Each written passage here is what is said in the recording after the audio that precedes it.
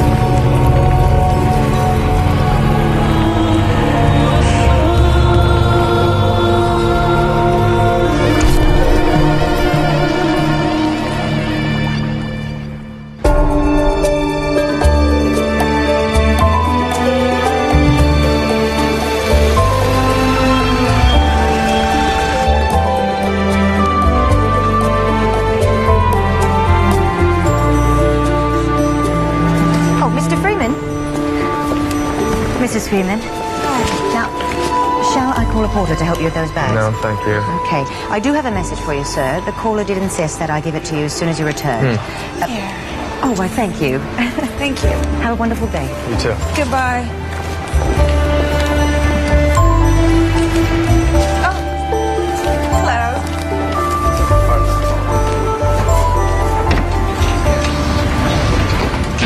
What floor? 9. But I'll do it. Not a problem.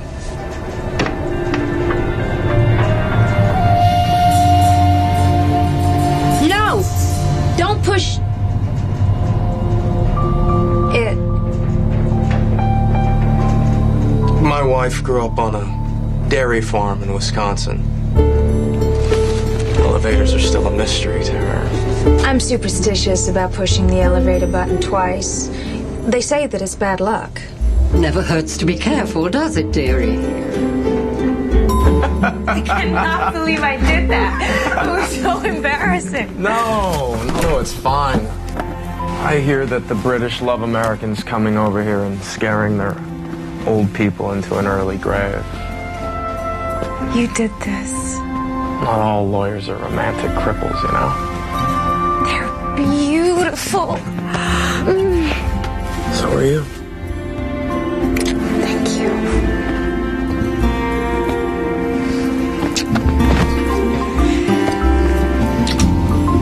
My mother told me to marry Anita Fenberg. Oh. I couldn't get my head around spending the rest of my life trapped with someone whose last name translates into Swamp City. Well, look at you now, Mr. Freeman. You got caught. No, I surrendered. You know, we keep doing this. We're never going to get to the Victoria and Albert Museum. I'm devastated.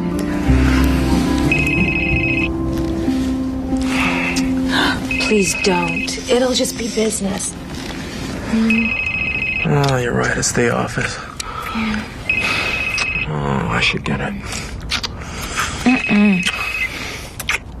Hello? Hey. Your ambition can wait. Now, what you should take is me.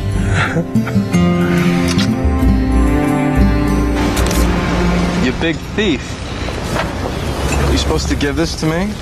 Forgot all about that. Dear Lonnie, now that you're finally here in London, you must come to the house for dinner tomorrow at 6:30 if that's convenient. Regards, John Squalls. Who's John Squalls? He's our solicitor, lawyer here in London. We worked together on the Bet and Steel merger. He said that I was uncommonly bright. Actually used the word uncommonly. I may have added that last bit, but he did say that I was smart. Yeah. Rumor has it that he's the next head of the executive committee. You okay about having dinner with him tomorrow? It would be tonight. He sent that yesterday. Oh, crap. Oh, battery low. I just charged you, you sucker. What are you going to tell him? We're coming. It's our honeymoon. Can we be alone? Please, there's not a chance he's still expecting us. Hey, John, Lonnie Freeman. You're not going to believe this. I just got your note. Listen, about dinner tonight. You saved us a spot. Great, sure, fire away. Right. Cab to Crouch End.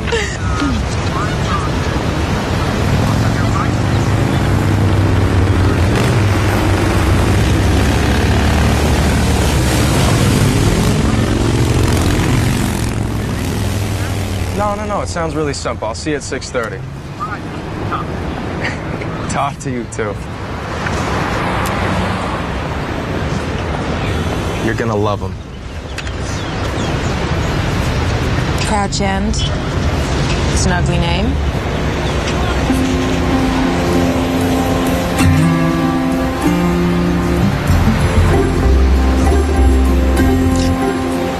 You owe me. Big time. Yeah. Thanks. You're welcome.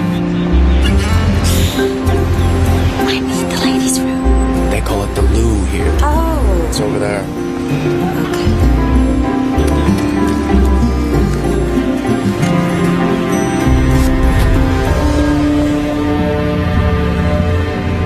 You know what I was thinking? At the rate we're spending money, I'm gonna have to work until I'm 90. No, I was thinking that if we thought we had time, maybe we could go back to the hotel and renew our wedding vows. Which vows? You know, the ones that go, I do you do me, till death do us part. Those vows. Uh-huh. I love those vows. Yo! Excuse me. Hey, what can I do for you, man? My wife and I are trying to figure out how long it'll take us to get somewhere. Where is it you want to go? Grand Hotel? This time of day with traffic? 30 minutes? Okay. And how long will it take us to get from the hotel to Crouch End? I'm sure I can't help.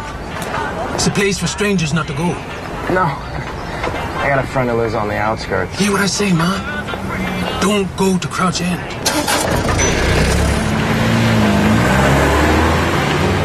What happened? I don't know. I mentioned Crouch End and he got all weird on me. What did he say? About strangers don't go there. Between the Jamaican accent and the reggae, I'm gonna miss something. What do you want to do? Besides that. Still got time. It's only a little before 5. I'll get a cab. You relax.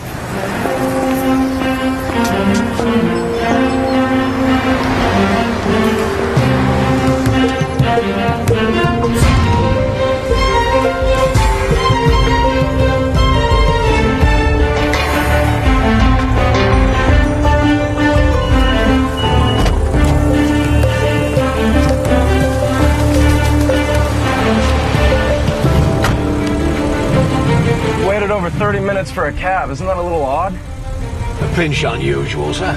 Unusual. I'd say it's close to unheard of, my friend. Yes, sir. Where to, then? Crouch End, please. Crouch End, you said? Right. Hey ho for Crouch End.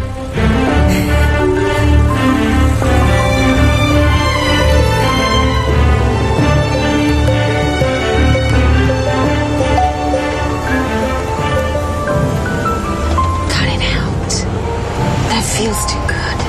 I think that's the point. Stop it. What about the driver? I tip him well. He sees nothing. Lonnie, anybody can see him. Okay, all right. Remember, if I happen to keel over in the middle of dinner... Don't say that. Take it back. What? You don't joke about something like dying. Take it back. Fine. I take it back. Good. Pardon me, sir. Do you have an address? Yeah. Somewhere.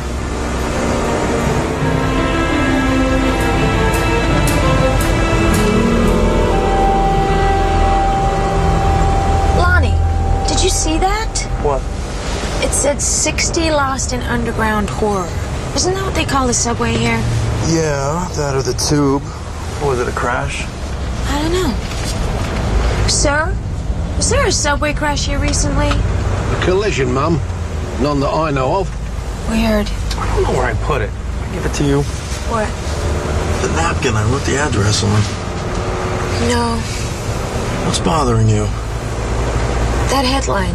60 lost in underground horror. It's like sailors drowned at sea. Oof. Gooseflesh. My grandma always said that someone was walking over what's going to be your grave. Honey, Grandma's a wacko. Don't be mean. She may be a little eccentric, but she's sweet. Think about it. The woman will only plant her vegetable garden at midnight when the moon is full. Sweet or not, she is not from our dimension. She is a little weird, isn't she? Oh. Pardon me, sir. Did you say dimension?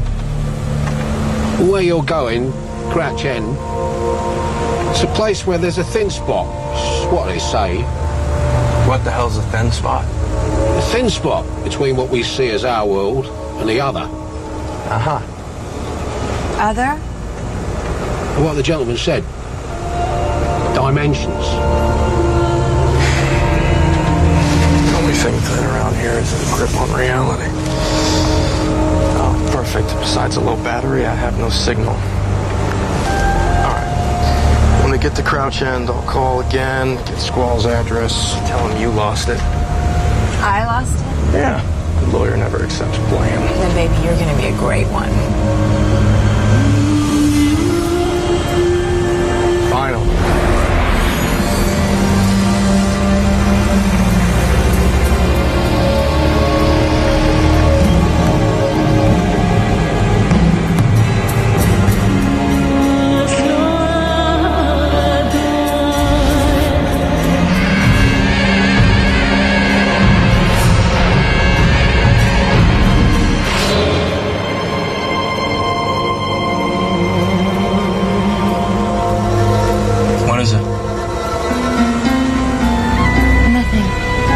I guess.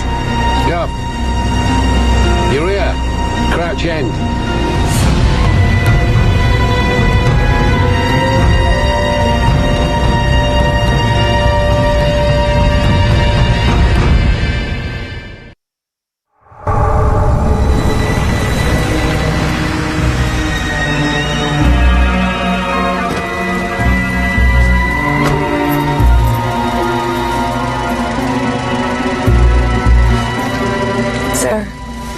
Archibald, Mum, but everyone calls me Archie.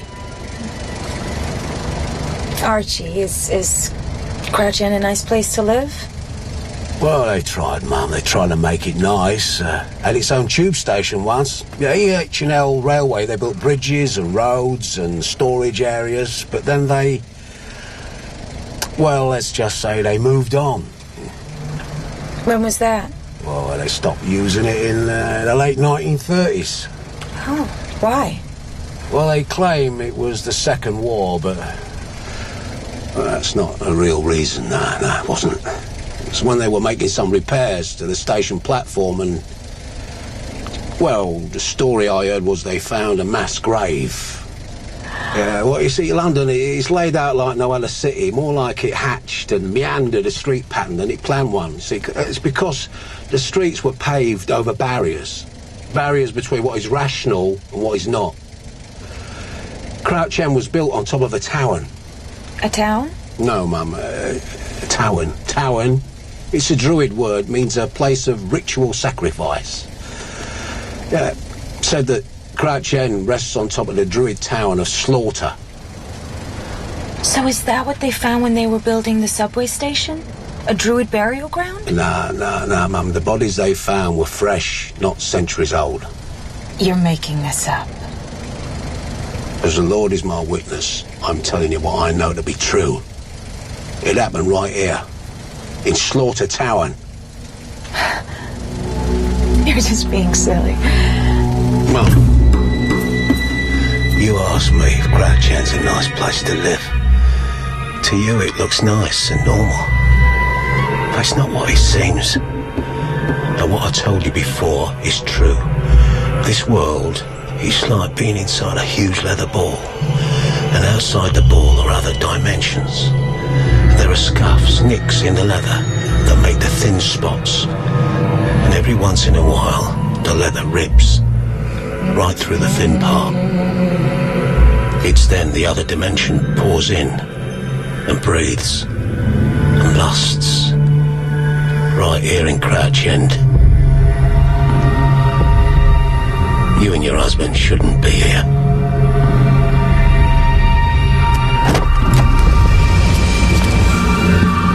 Yeah, Parkinson's fine. I like pot roast.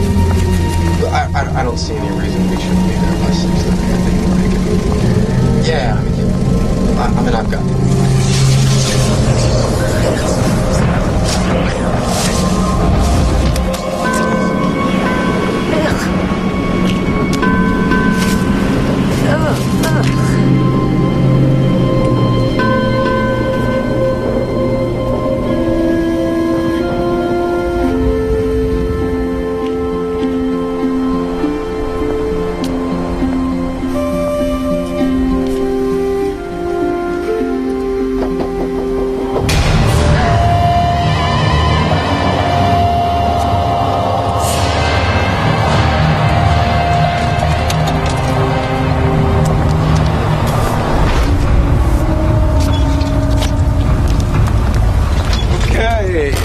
Got Squall's address.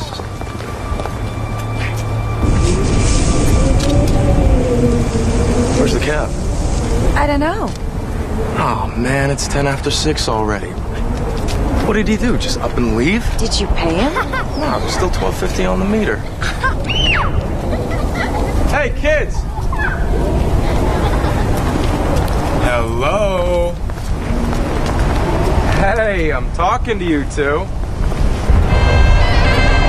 You American, sir? Yeah. There was a cab over here. Did you see where it went? Bugger off, Joe! Sir!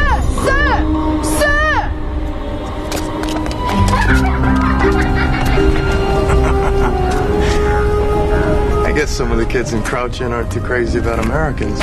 Rude little brats. Did you see that little boy's hand, though? Poor thing. Huh? Looks like we hike. I'm not sure I want to. What if those kids went to get their big brothers? Well, there's much else we can do. The street's not exactly overflowing with taxis, is it? That was so odd that he just left. He seemed nice, a little creepy, but nice. The cabbie was weird, was what he was. Dimensions, thin spots, honestly.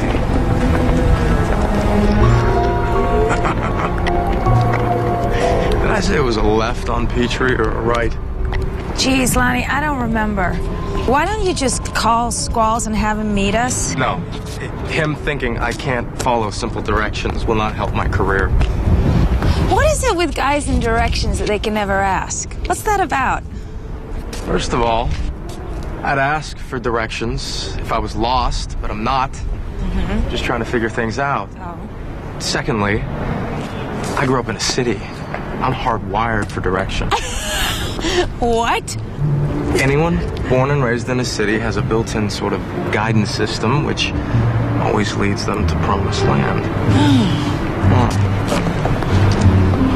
But baby, you grew up in Madison, Wisconsin, Oh. not Manhattan. And that is hardly a city. A city is a city, Doris. And we're not lost. Baby, would you just go into that police station and ask some directions to Brass Butt Lane? Please, for me. Okay. On the brass end, not brass butt. Okay. Wait here.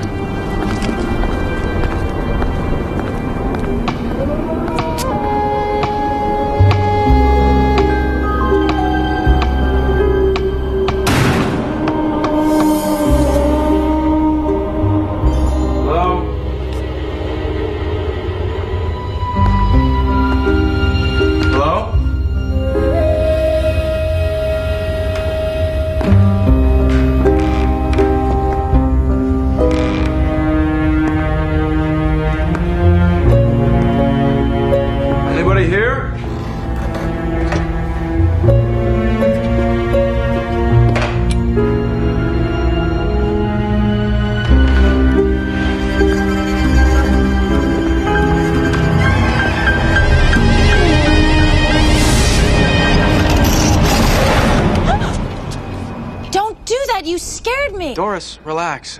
There's no one here, okay? Making me jumpy. Did you get directions? Yeah. I messed up on Hillfield. It was a right, not a left on Petrie. No, we made a right on Petrie. No, I don't think so. Yeah, Lonnie, Honey, we made a... Let's not be late for dinner.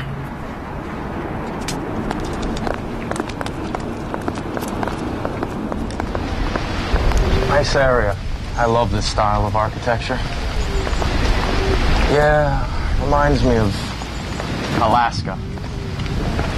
Can't you just see the sled dogs frolicking in the snow, little ice balls clinging to their fur? What? Oh, you're back. I missed you. Lonnie, this isn't funny. All that stuff from the cabby, does it really bother you? Yeah, it does. Everything around here is creepy. Creepy? Yeah. I see. Doris, there's something that you should know. In all fairness, it's something that I should have told you before we were married. I'm not just a lawyer. I have another job. It's a really important one. It's actually more like another life altogether. In the vast world of darkness, I am better known as Lonnie, the Creep Slayer. You are such a jerk. Perhaps, but it was you who summoned me. Now, where are these creeps who menace you? I am walking next to the biggest one. Ah, obviously the creep's leader. Formidable, evil, but undeniably handsome. And uncommonly bright. You are uncommonly something. Yes.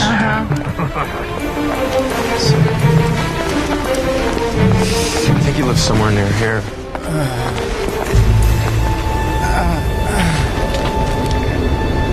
Did you hear that?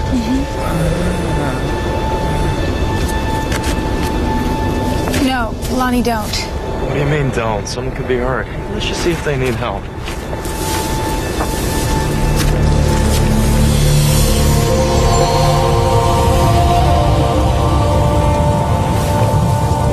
That's strange. What is that? Must have been a crash or something.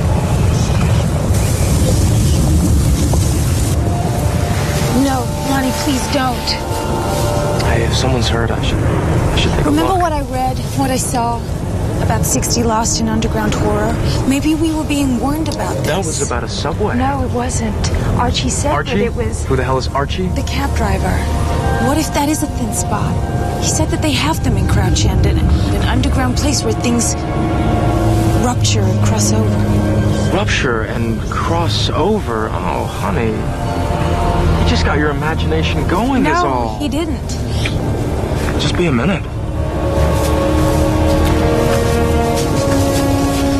Lonnie, please come back. Oh, there's another trail. Looks like it goes off around the side of the house. Damn. Where this stuff is, it's sticky. Oh, there's another hole. Be careful. Yeah. There's something down there.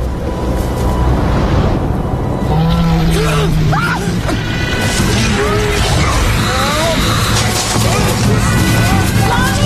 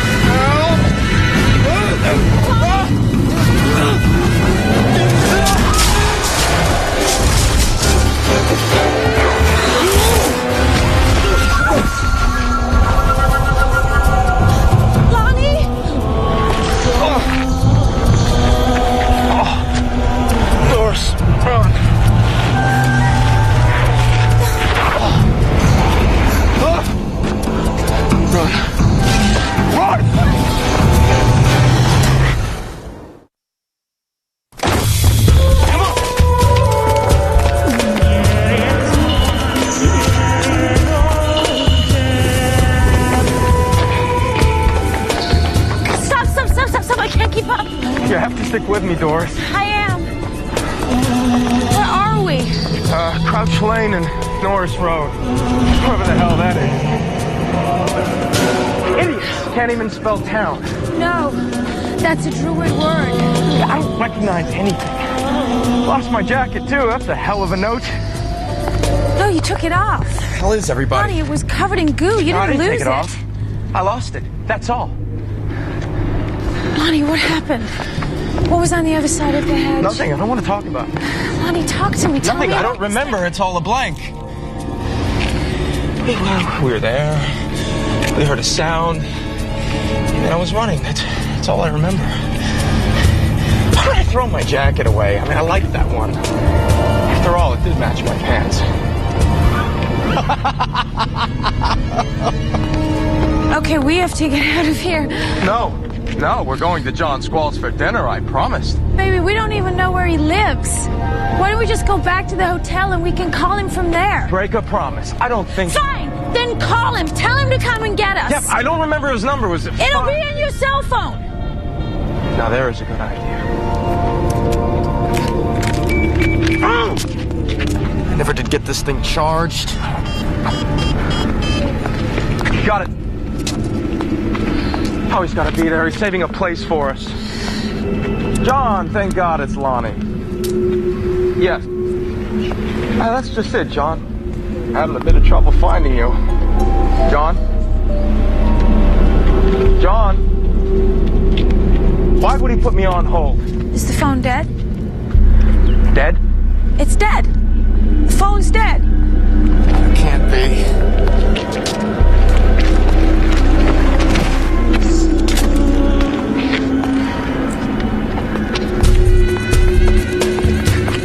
Where are you going? John's place. For dinner. Forget John. This is wrong. Everything about this is wrong. I just want to get in a cab and go now. Oh, how can we do that, Doris? How can we go back to the hotel when we are lost?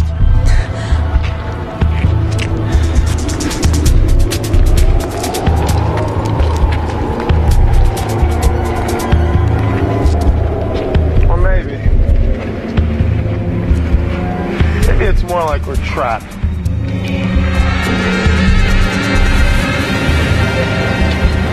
Crouch End was east to the hotel. So if we go west, we'll get back to the hotel. No, but that means that we have to go back, means we'd have to go back the way we came. No, it'll be all right. Baby, we're gonna be all right. Come on. Come on.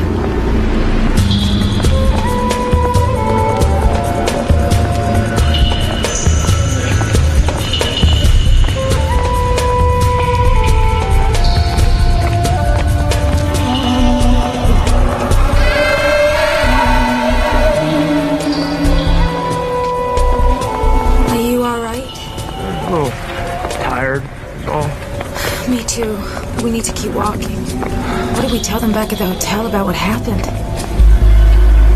Don't say anything. Well, honey, look at us. They're going to ask. You can't say anything about what happened. It'll only make it worse.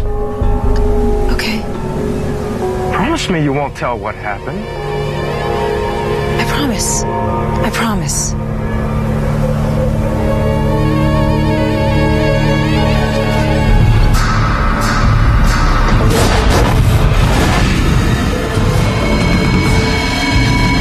I won't go this way. Lonnie, it's the shortest way back to the hotel. No! Lonnie. I won't go this way! We'll try this street. We'll see if this takes us back. Come on, let's try this way.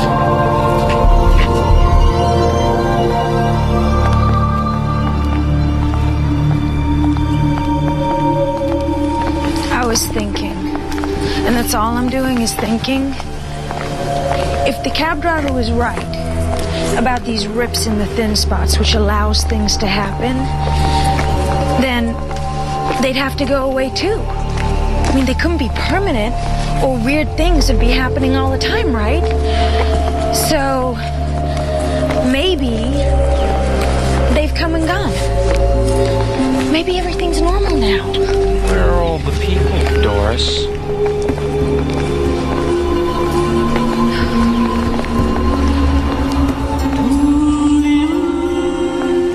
The clock tower. I saw that. In the cab on the way in.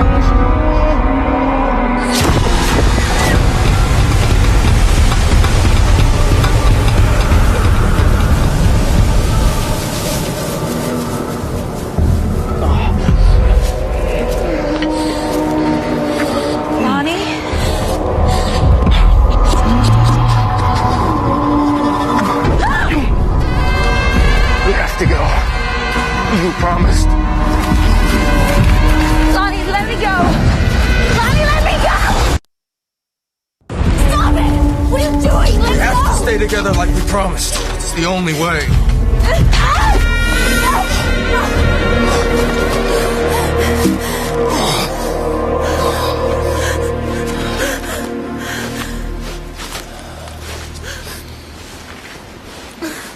Why did you slap me?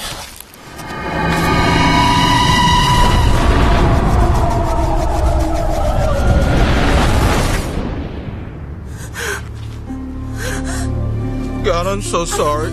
Doris, I don't know what's happening to me.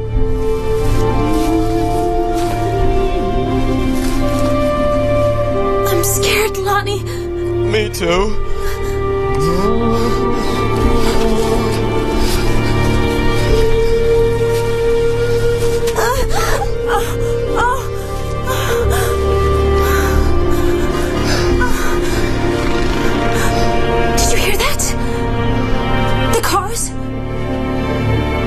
Be near traffic.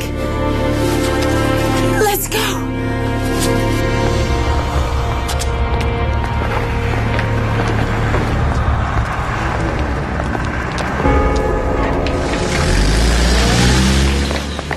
Lonnie, did you see that? Did you see the cab right up ahead?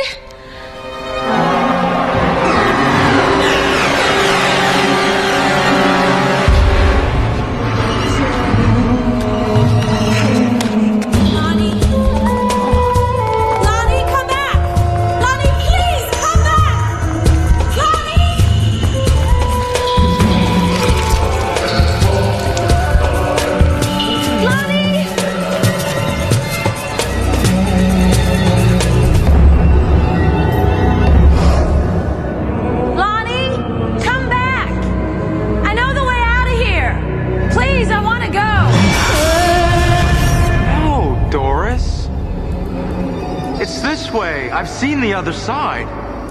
You're wrong. It's the other way. You promised not to leave me. You promised me.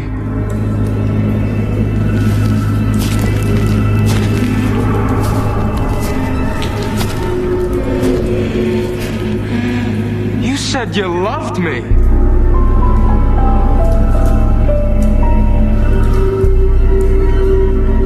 Doris?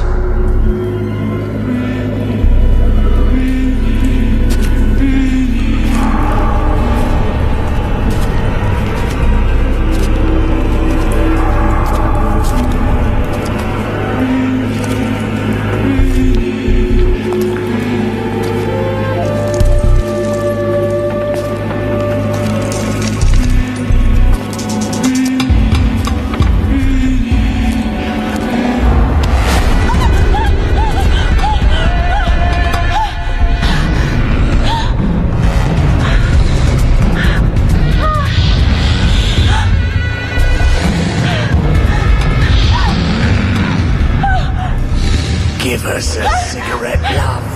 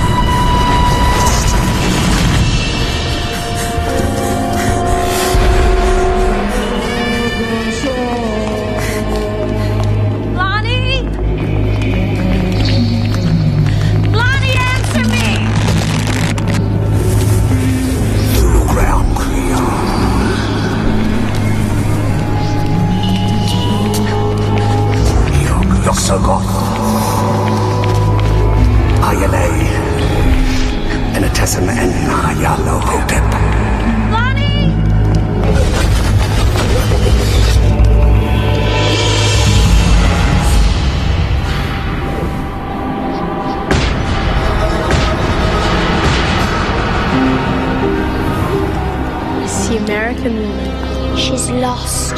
Lost her husband. Lost her way. Found the darker way. The road that leads into the funnel. Lost her own. Found the whistler from the stars. Eater of dimensions.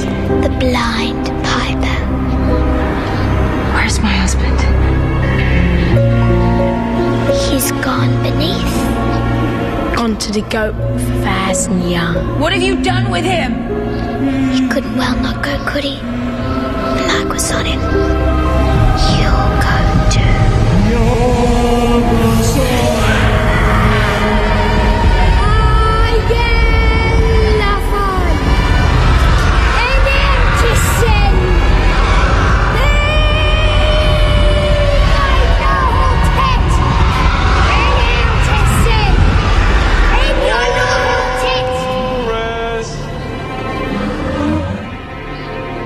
You made it, baby.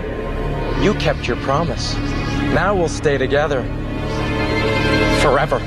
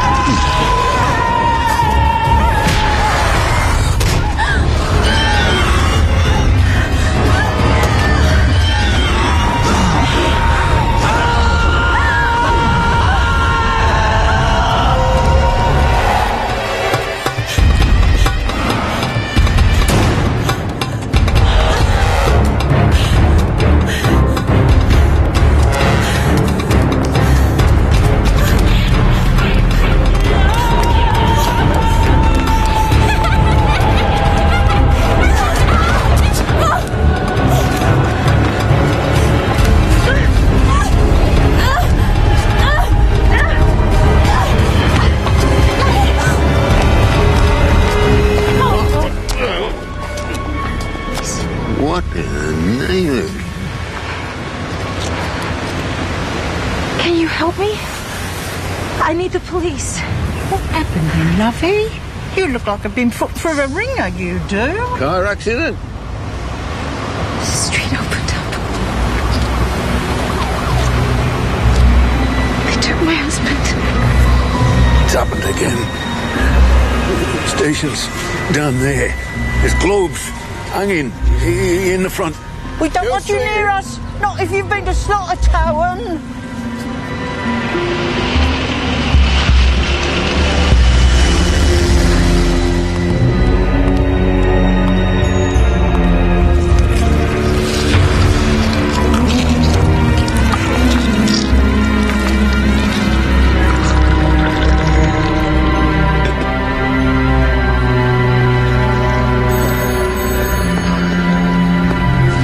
Careful, Mum. It's bloody hot. You were saying? My husband is lost. He's missing. Here in Crouch End? Yes. Happened today? Why do you keep asking me the same questions? I've already told you what happened.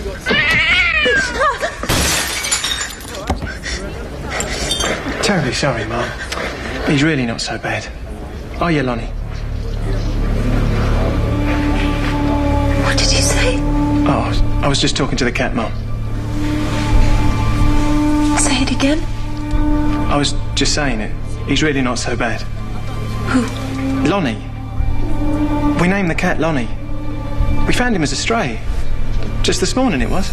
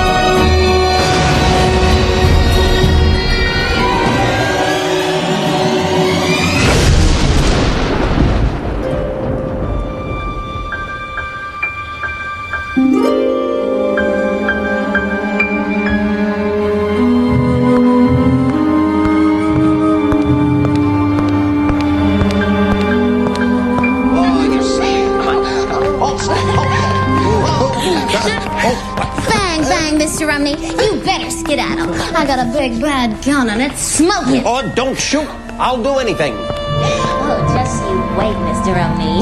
Oh, slippery. Oh, I like them slippery. You're nothing but a high-class gigolo. Low class, baby.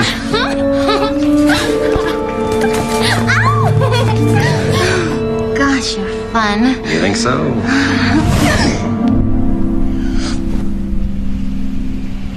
Mrs. Sternwood, have a drink? Clyde, you stinker. Mr. Sternwood was the stinker, remember? And I got you out of it clean and square. Oh, Clyde, I thought we had something special. We gave it a go. Right. Well, no more daydreaming. I know you don't love me. You've made it more than obvious. So, I am going to end my life. What is that? Drain cleaner. Drain cleaner? Somehow I don't think so. You know, Mrs. Sternwood, I don't believe I've ever really seen you the way I'm seeing you now. What do you see? You're lovely. Cunning. You are, Mrs. Sternwood, the last eternal mystery. Scorching. Beautiful. Built for love. Not the kind of woman who would ever clean her own drains. Oh, my God! Shh. Sugar crystals. Just as I suspected. Oh, my God. Oh! Clyde Umney, private investigator. I'm a fool. And you're awfully sweet. Trouble at Blondie's. I've got to go. But Mr. Umney, wait. Get some coffee for her, Sugar. Will you, doll?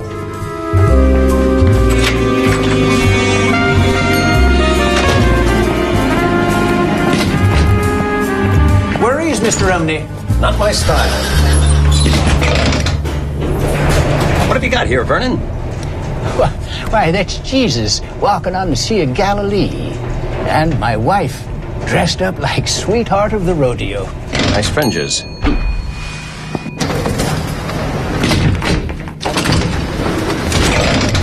Vernon, you've invented something here. We are standing in the world's first moving up and down picture gallery. Why, it's art for the modern age. Efficient, cost-effective. Look out! He's got a gun!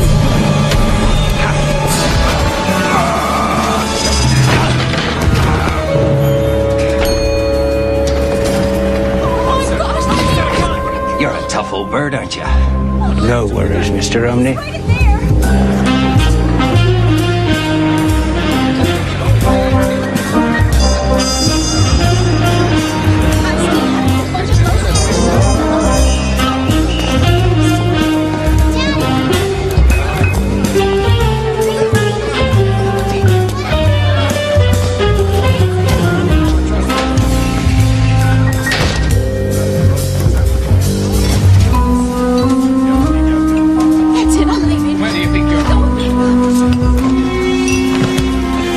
Turn you in. What's your problem, artist? You got popcorn for brains? I saw what you did, Dunninger. I couldn't help it. I was on that street corner waiting for the bus when you pulled up and shot 3 innocent people. Now, don't go soft. They were double-dealing dope addicts. I can't just forget it. You can if you're smart. If you turn yourself into the police, they'll go easy on you. That's right. They'll fry me nice and slow. When my little sister was lost, drowning in sin, I just waited thinking, God will protect her, that she'd come to her senses and it'd be all right. You know what, Mr. Dunninger? God is out to lunch. Go to the police and they'll be scraping your little sister's face off the pavement and shoveling it in one of Blondie's homemade mincemeat pies. Let her go, Dunninger. Bow wow. The talented Mr. Umney.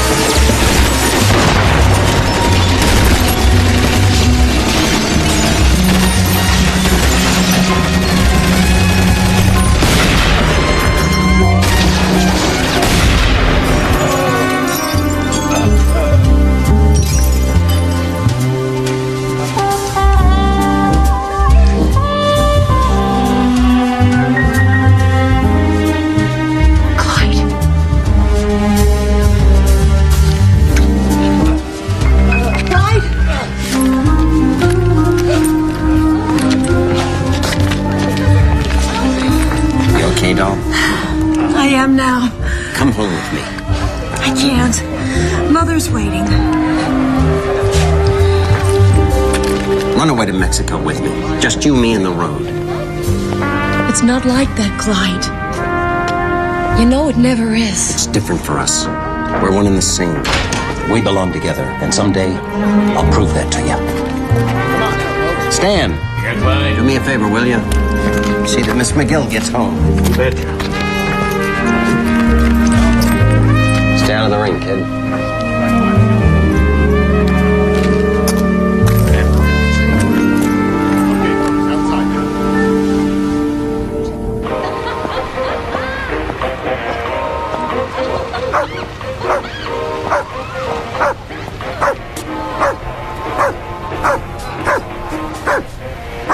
Shut up, Buster. Get a job.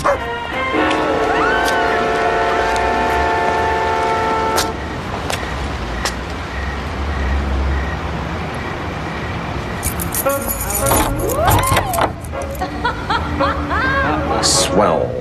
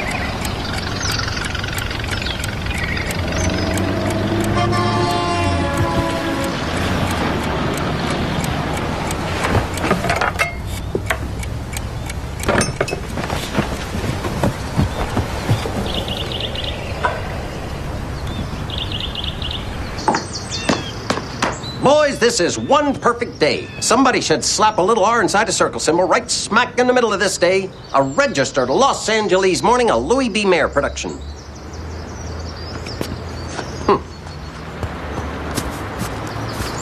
What do you say, George and Gloria? Something okey pokey? Feeling an eatsy-weensy hangover? Look, Buster, a cat. Hey, what's the beef? Why don't you yap when I need you to, you ignorant mutt?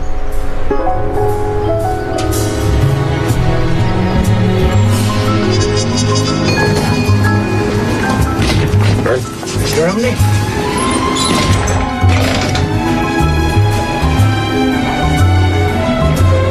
What happened to Jesus walking on the Sea of Galilee? Where's the sweetheart of the rodeo? What is this? Remember, the party is on Friday. Wait a damn minute. What party? What's going on? Retirement. The hell you say? Mr. Landry's coming. Mr. Sam Landry, owner of this building. If you don't want to come, fine. You've been acting crazy as a loon for the past 6 months anyhow. What's gotten into you? You know what? It's the big C. Terminal cancer? Since yesterday? I'm retiring to Arizona. Gonna live with my sister for as long as I have. Let's face it, I don't expect to wear out my welcome. You're supposed to be here, right here, sitting on your stool, with Jesus and your wife over your head, not this. For how long, Mr. Umney? Since you know everything, you can probably tell me. How long do I have to keep driving this damn car?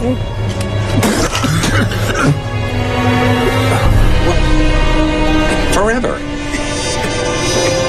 Forever, Vern. You can't retire. No?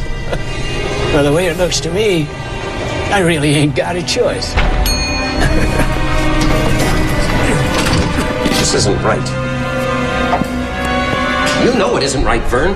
What's not right, Mr. Umney?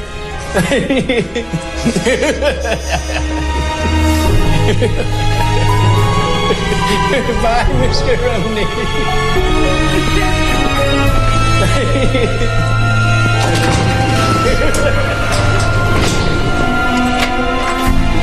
Give me the file on the Mavis Well case, will you, doll?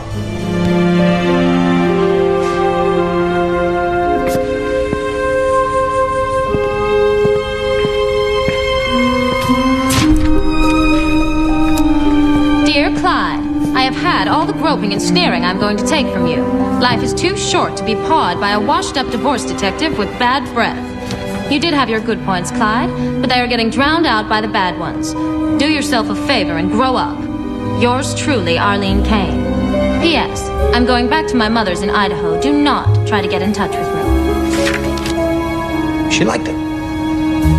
She said she liked it. Bad day, Clyde?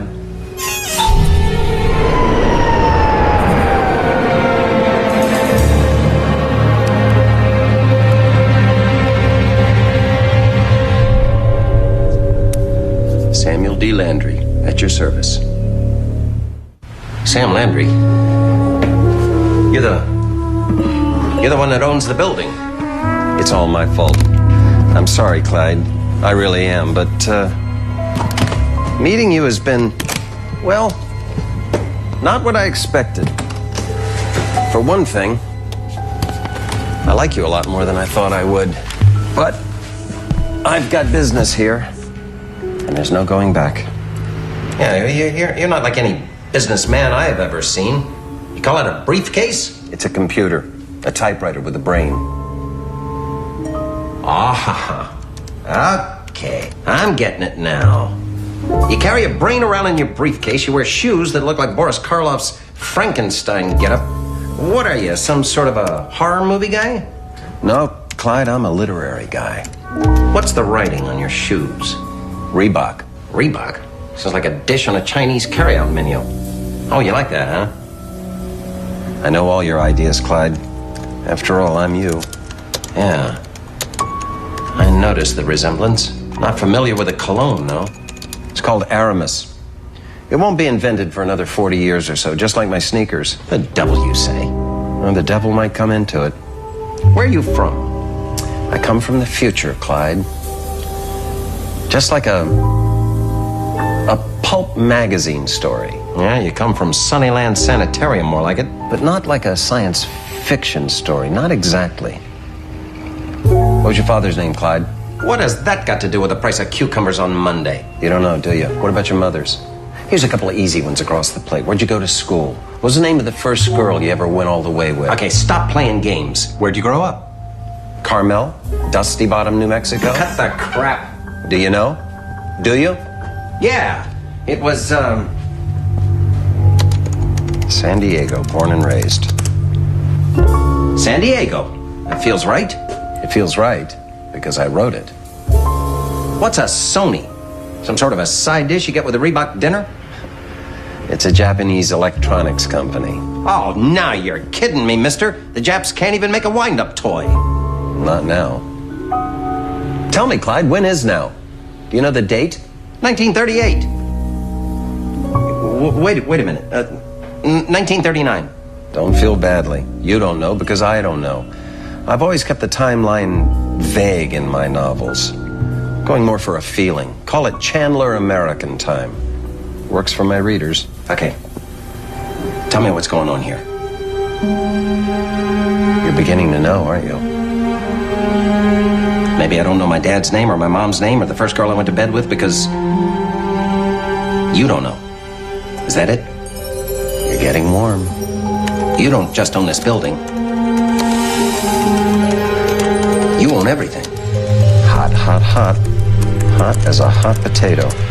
You see the picture on the wall to the left of the door? Don't do it. On the wall to the left of the door, a revered leader hangs, but always slightly askew.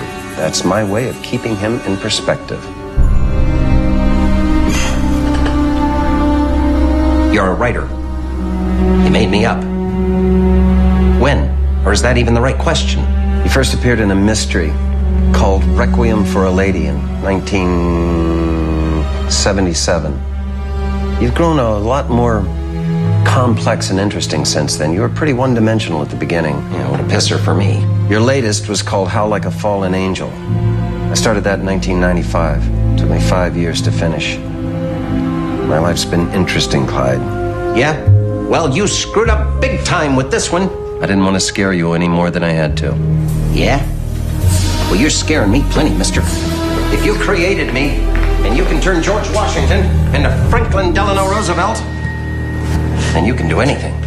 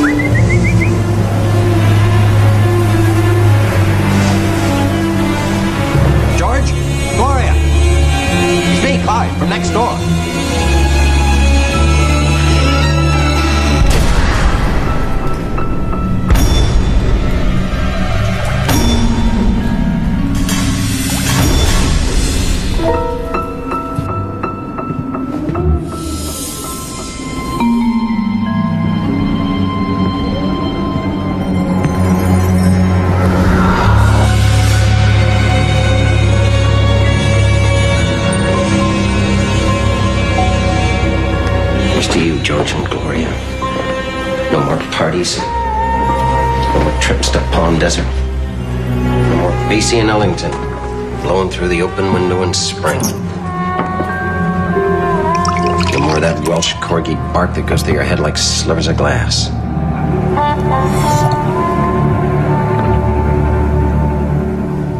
You did this. You made George kill his wife, you stinking bastard. You're a clever boy, Clyde.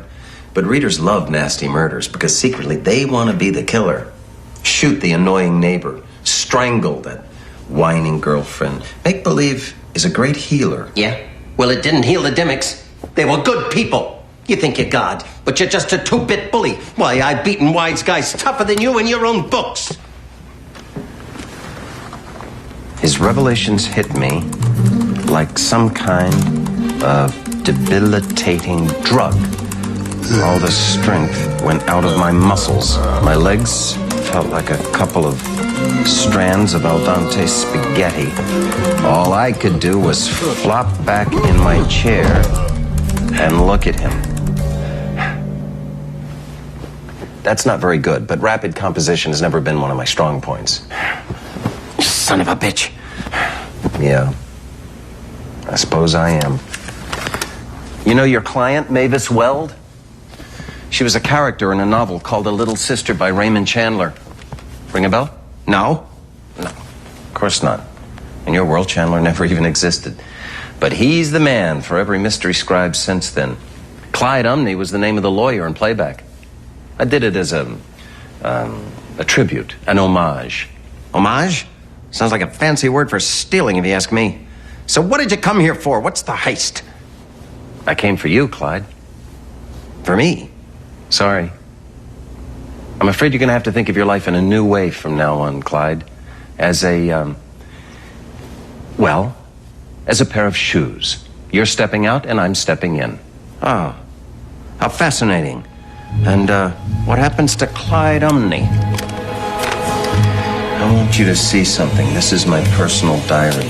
Don't even think about it. This is stuff I didn't make up. This is my life. The interesting part. Why did you come for me? There.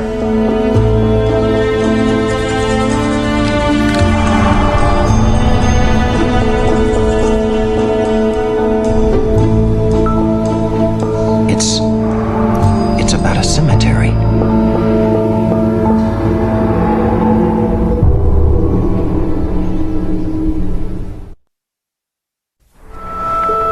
Linda and I went to see our son's grave every week. I'm sorry for you, Landry.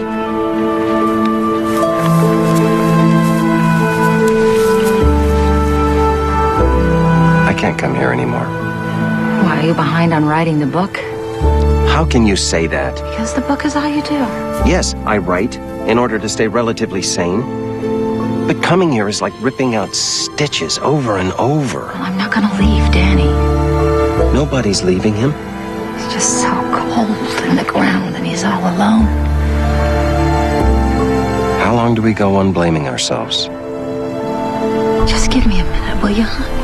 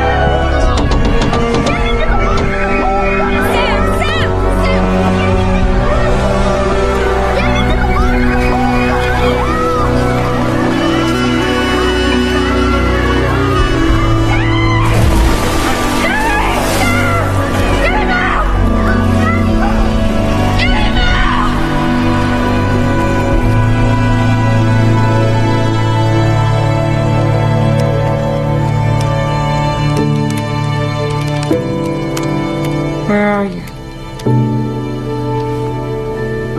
Page 187. No, what freaking page you're on. Where are you? How are you? Because you're not here with me. I'm working.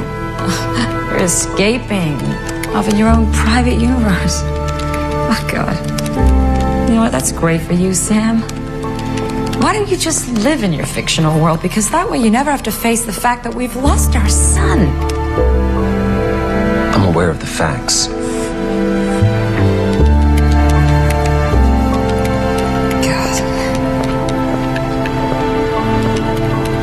You know what? Maybe I'm as nutty as you, but sometimes I wish Clyde Umney were here. He's definitely younger. I mean, remember when he saved Artist McGill from going crazy when she lost her little sister to a life of prostitution, and how he consoled Mrs. Norris, and how, like a fallen angel, he gave her hope. He brought her back to life. He screwed her brains out. You just sit there staring at that screen.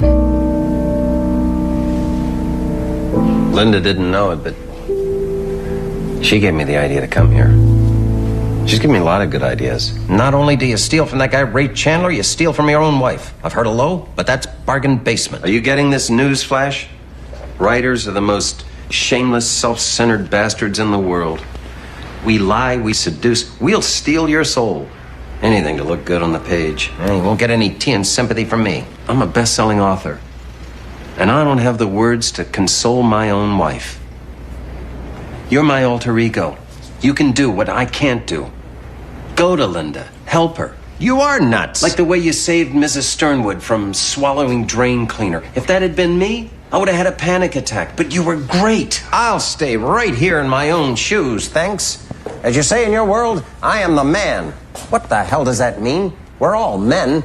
Here, take a powder. I got work to do. Don't get snotty. I made you. Oops.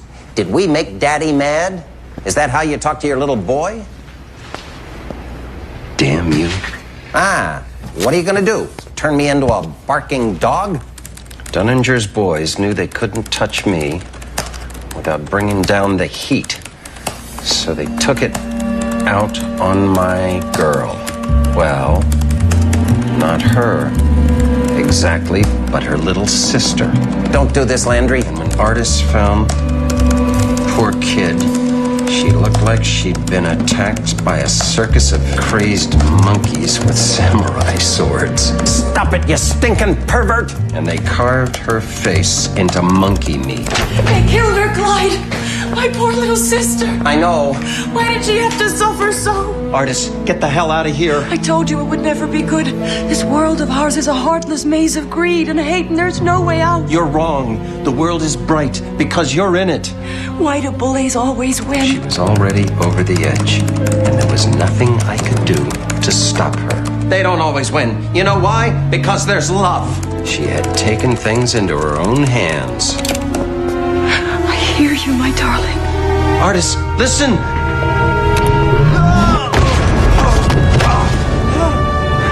I wish you all the love in the world.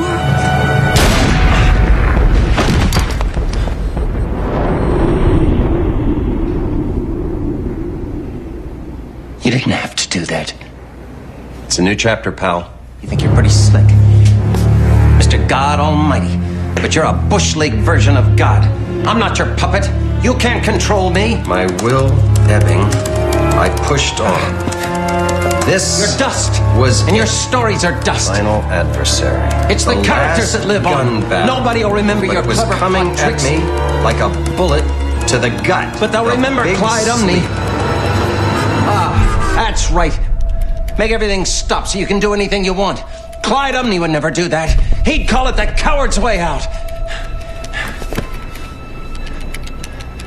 Let me live. This is my life. Too late. It's my name on the windows. I have always wanted to be a private eye. Ever since I was a little kid. To live in a world I could understand. Where sweet little boys don't drown. And husbands and wives don't stop loving each other.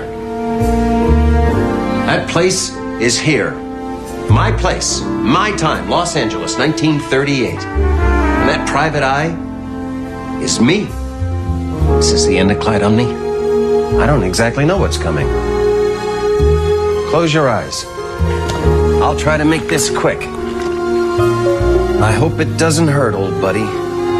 But you could care less if it does, you arrogant prick. And so, I left town. And as to where I finished up, well, mister, I think that's my business, don't you? The end.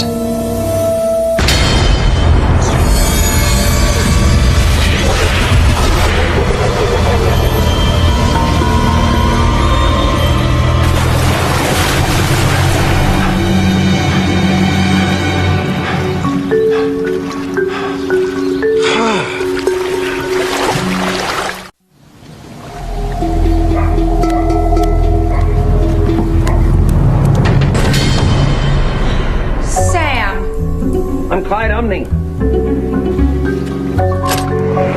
Gosh, Sam, what did you do? You grow a mustache while I'm mopping the floor? I'm Clyde Umney, Mrs. Landry from 1938. It's a little early for Halloween, honey. Can I come in? The pool is cold. What do you expect? Nobody's used it in months. I guess nobody would. Not since your son drowned. Danny. He was 6 years old.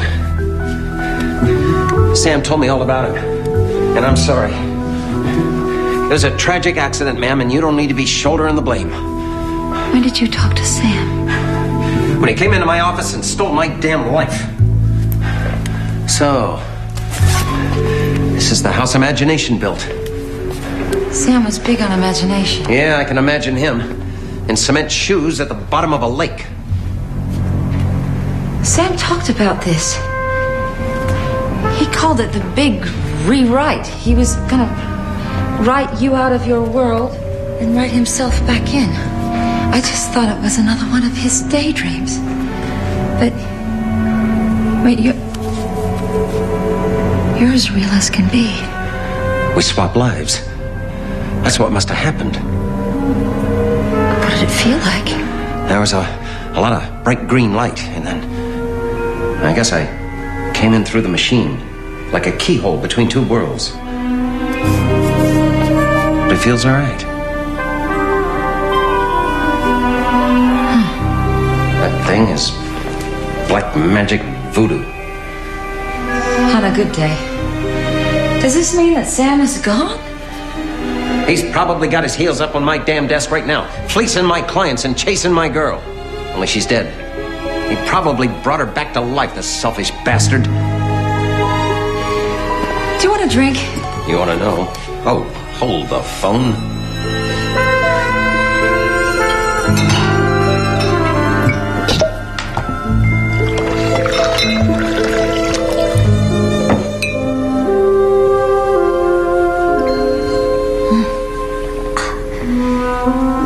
You're a lot more fun in person. In the novels, you're very grim. Murder is grim, Mrs. Landry. What the hell are we supposed to do now? Well, you're a hard-boiled detective and I'm a dame. We could always find some lonely, gullible type and shoot him for the insurance. Irony. You didn't have that in your world.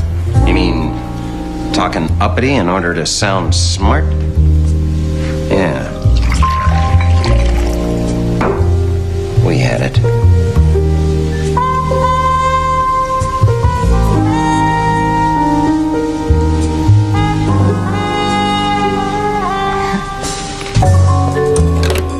Sam Landry, private investigator.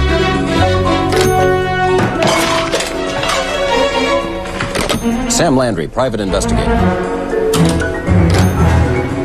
Sam Landry here. Ring. Landry here. Doll, I told you, don't call me at work.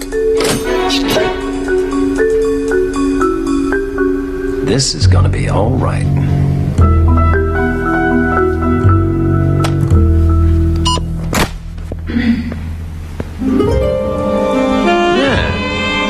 That's swell of you, Mrs. Landry. Well, I want you to feel at home. Say,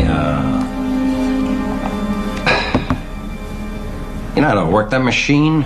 Not if you keep calling me Mrs. Landry. Couldn't be any harder than flying an airplane. Like you did in Wings of Deceit. You know, that was not Sam's best. He had some success and then he got fat and lazy. Are you getting this newsflash, Mrs. Landry? Your husband cared for you. He didn't want you to suffer anymore because of the kid kicking off. That's why I'm here. That's why everything's loused up. And somehow, I gotta get back. But you can't because that's not the way Sam wrote it. Well, screw him. Sam was right, though. Being with you is having a very positive effect. Yeah? Well, I call it hell. Frozen dinners you cook in a box. Sneakers that look like Frankenstein shoes. Music that sounds like crows being steamed alive in a pressure cooker. There's a lot to recommend in this world. Sushi, caller ID, 300 thread count Egyptian cotton sheets, available by catalog. Wait a minute. Bite me, Clyde. I'm just a tramp. I know who you are. You're Cora Papadakis. The Hellcat from Requiem for a Lady. You know, Sam stole that name from a man called James M. Cain. He was a greedy little thief. You're no good. You're a bum. Just relax, will you? We're a married couple. If you and my husband are the same person, then technically, we must be married. Artist McGill was always supposed to be my one true love. But we don't have to play by his rules, Clyde. We can write our own story. Let's just drive to Mexico, baby. Just you, me, and the road. Let's make a baby. I know it's gonna look just like you. When did you open shop, Detective Landry? A few chapters ago. I see. So, what up? You suspect your wife of fooling around?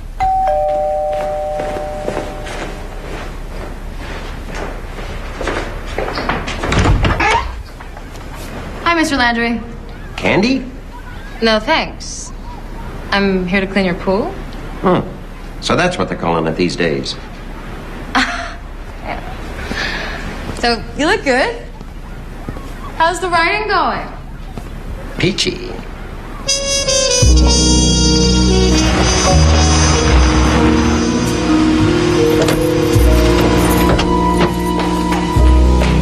I'm home, honey.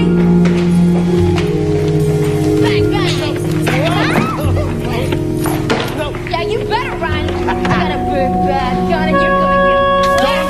Don't shoot.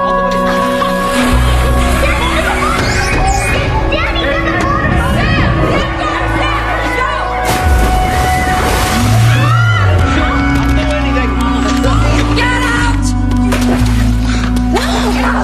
Wow, leave my boy alone! Lousy two-faced... All right, calm down, calm down. Divorce All right, detective with bad breath. Calm down. Calm down, Mrs. Landry. I just want Sam and Daddy. Get a hold of yourself, Mrs. Landry. I thought we could start over. I thought we could have a baby and it would look just like... I bought clothes. I was gonna surprise you with a second honeymoon or first or whichever, but you're with her. It's never going to change, Mrs. Landry. This is who I am. This is how it's written. No, because Sam changed the end. Sam thought he was God, but he forgot one thing. Character is destiny. Clyde Umney's never going to change. If it makes you feel any better, I don't want to be here either. In this groaning world of yours with its freight of disease and senseless violence.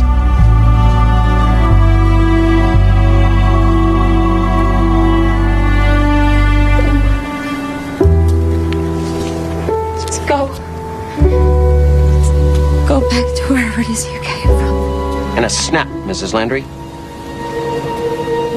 Only God didn't leave the directions.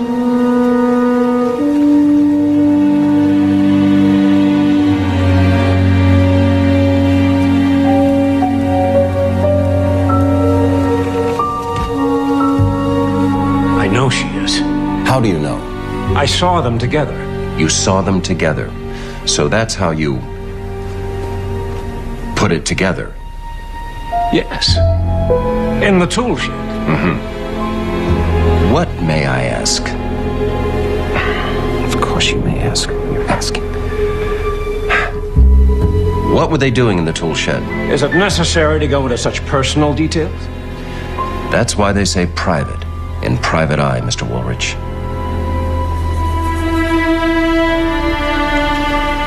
That's pretty good.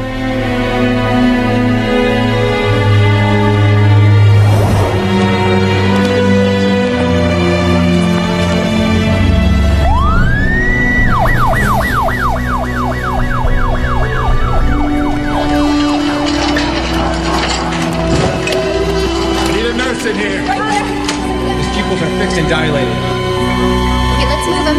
Yes, doctor. 1,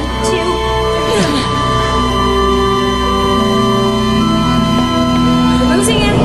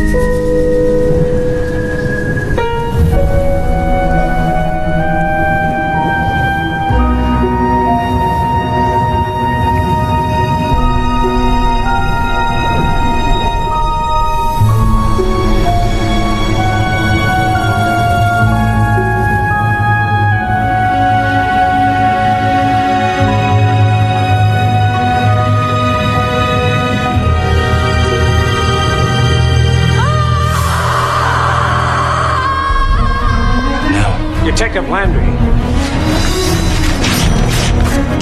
No. What on earth? No.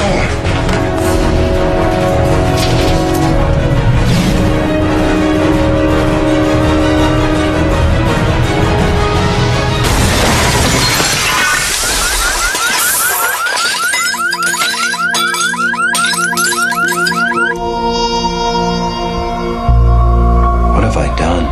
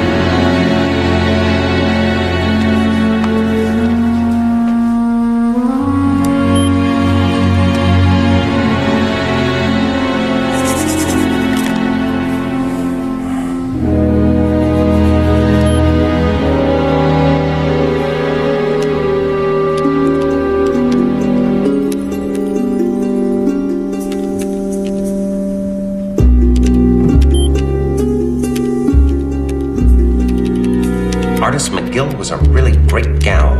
I mean, really great. In the sense that you'd never met anyone like her before. Take me back. Through the looking glass. Now. Wow. Honey, that's really bad. Okay, it isn't perfect. It sucks. But who says you can't learn? God. I guess it's a one-way thing. You can't just type the words, you gotta be a real writer. Which is what? A writer wakes up with his mouth full of pity. Hemingway said that. How did I know? I didn't.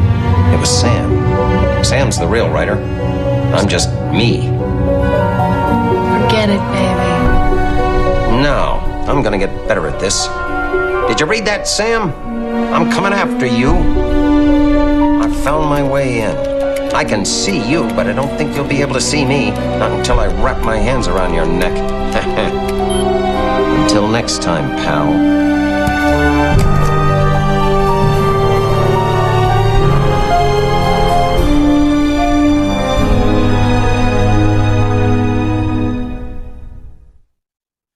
New story from Nightmares and Dreamscapes from the stories of Stephen King. Next. You're watching Nightmares and Dreamscapes from the stories of Stephen King on TNT. Brought to you by Autotrader.com and Quiznos.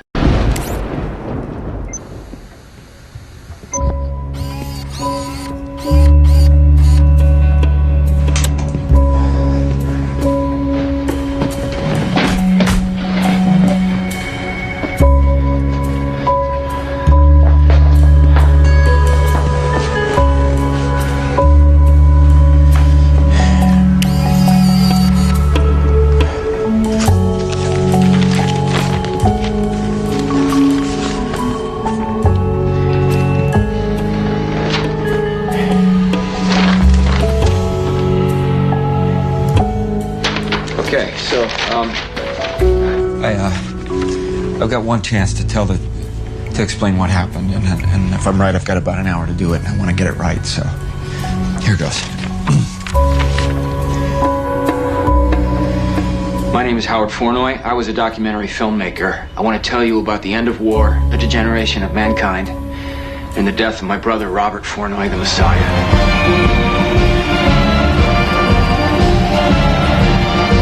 It's an epic story, and it's deserving of ours, but if anyone's watching this, you'll have to settle for the Cliff Notes version. What better way than this?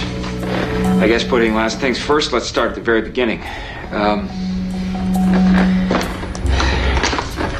This is us. The Fournoys of D.C. and New Hampshire. Our summer cabin was overlooking a lake that faces the White Mountains. It's a chain that dates back about 500 million years, which by anybody's definition would be a beginning. Okay, let's forget the very beginning. My dad, Richard, was a history major who made full professor at Hofstra by the time he was 30.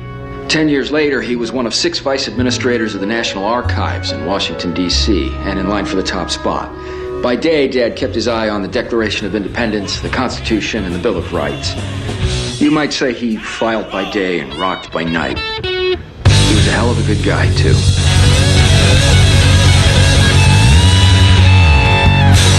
Give it up, DC! He had every record B.B. King ever cut, and he was known to play a pretty mean blues guitar himself. Good times roll! I don't care if you're young or old. Get together, let the good times roll.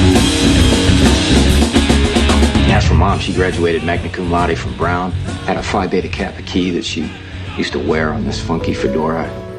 She became a successful CPA in D.C., met my dad one night at a Springsteen concert, and took in her shingle when she became pregnant with yours truly. I came along in 1977. By 80, she was doing taxes for some of my dad's associates. By the time Bobby was born in 1982, she was handling taxes, investment portfolios, and estate planning for a dozen powerful men. She called it a little hobby. And me, I was no disappointment to a couple people with Mensa gold cards in their wallets. I maintained A's and B's throughout school, and thanks to Dad, I had an affinity for film.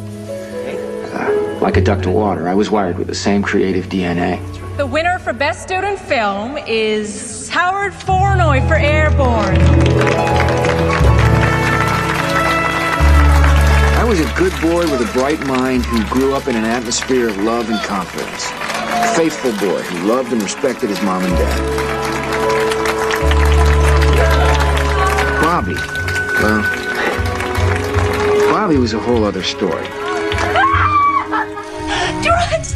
More drugs! Come on, honey, you can do it. Come, you can do it, babe. Just one more push. This kid is so gonna pay!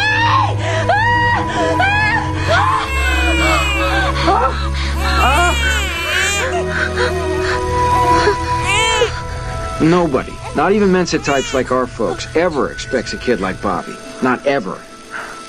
Can you say Dada? Come on, Bobby.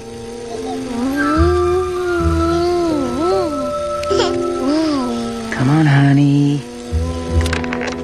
Say Dada. He's only a year old, Richard. He'll talk when he's ready. Can you say Mama? Say Mama, honey. Howie, leave your brother alone. I mean it, Howie. Honey? Honey, the boy is speaking. He's saying your name, Howie. My name is Howie. Bow wow. Bow wow. Bow wow it was. And bow wow it was to be. In spite of the nearly 5 years between us, we were inseparable. He could be a royal pain, and I could be a brat. But when push came to shove, we were the fabulous Fornoy boys, and there was nothing that I wouldn't do for him. I remember the time we found one of those 1,000-piece jigsaw puzzles up in the attic. Except we'd lost the top of the box it came in, and no one had a clue what it was of.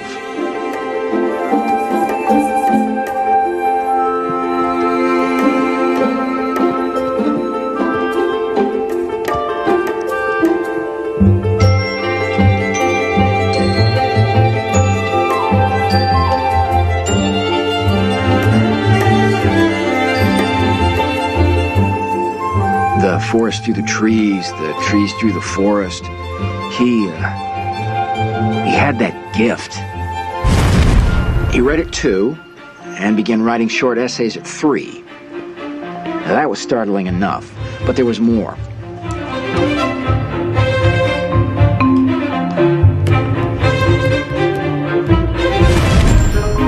If handwriting was no longer a factor, you would have thought you were reading the work of a bright, if extremely naive, 5th grader.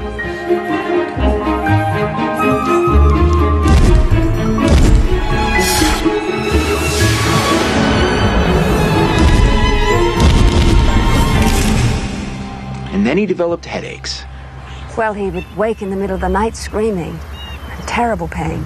We were afraid he had some physical problem. Hey, son, are you sure this is on? Yeah, Dad, it's fine. You don't have to talk so loud. I can hear you just fine. Go ahead, Mom. Yeah, well, we were sure it was a brain tumor.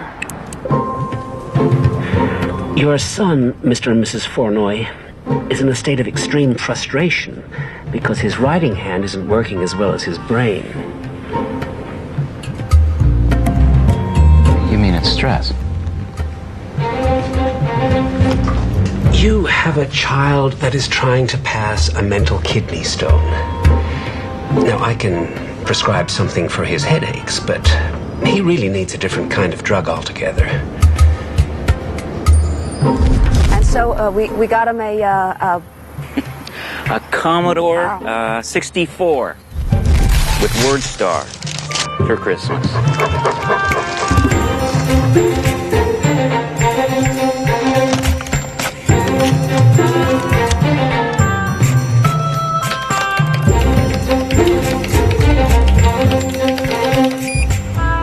And the headache stopped.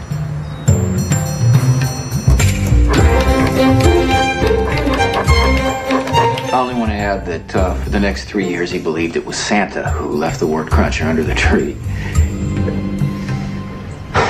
Deadline.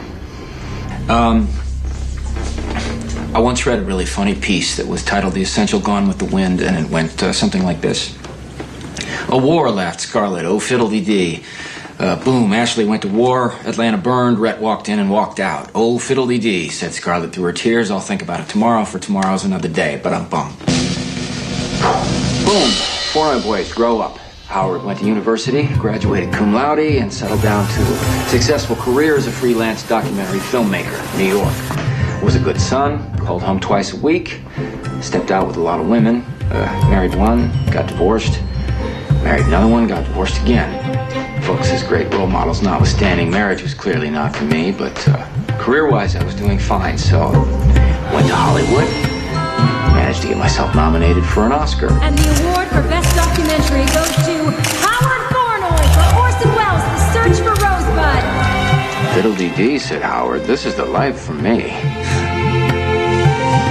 Yeah. But I'm getting ahead of myself. When I was 12 and he was 7, he told me that he'd invented an airplane.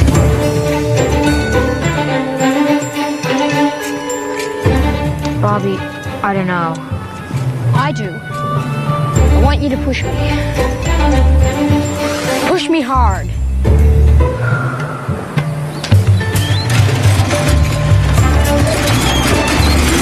There's no seatbelt on that freaky thing!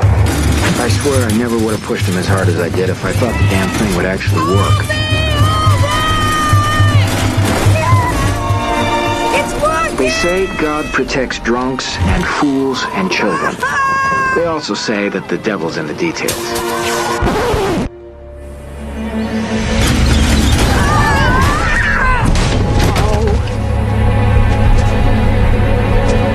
Bobby? Bobby!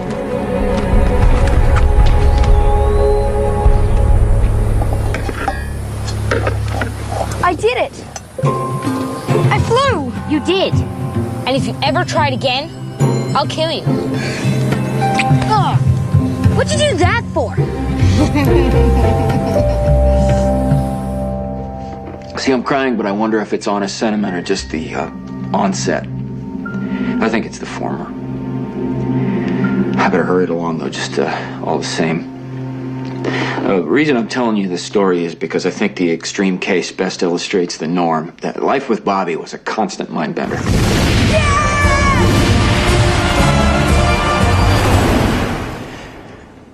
What I haven't told you is that 4 hours ago I killed my brother by shooting him up with his own discovery. He called it the calmative. But very serious mistake. Might have been a better name.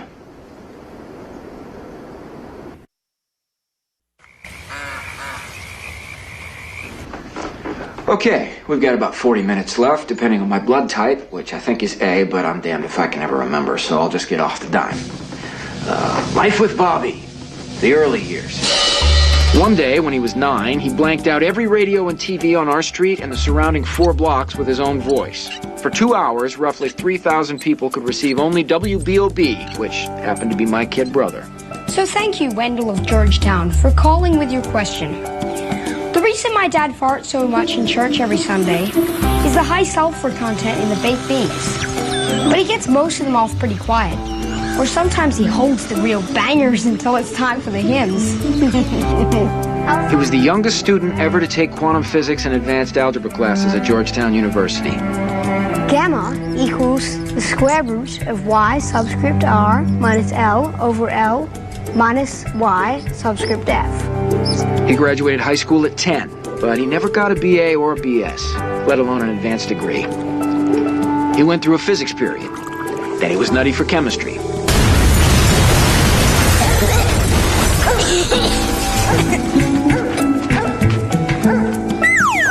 See, guys like Bobby, they come along maybe once in a lifetime.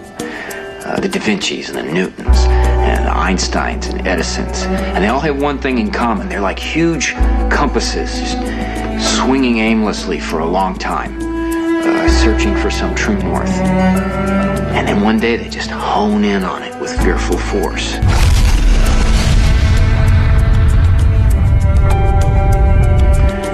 Bobby was no different. You know, by the time he was 14, it was archaeology. then it was anthropology. He was the only teenager ever invited on an expedition into the rainforests of Burma.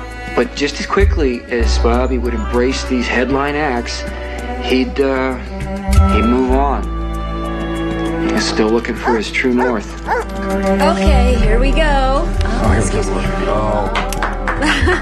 Yes, I was up all When night. he came back from his latest adventure, he was cheerful, but his little boy exuberance was gone.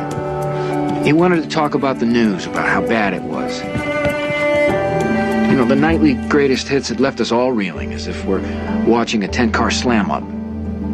It depressed everybody. But it depressed the hell out of Bobby. Sonny, it's the hair. I told him you should have a little trim. It looks good. I said to him Thank you. yesterday. It's always with the hair. Why are people so damn mean?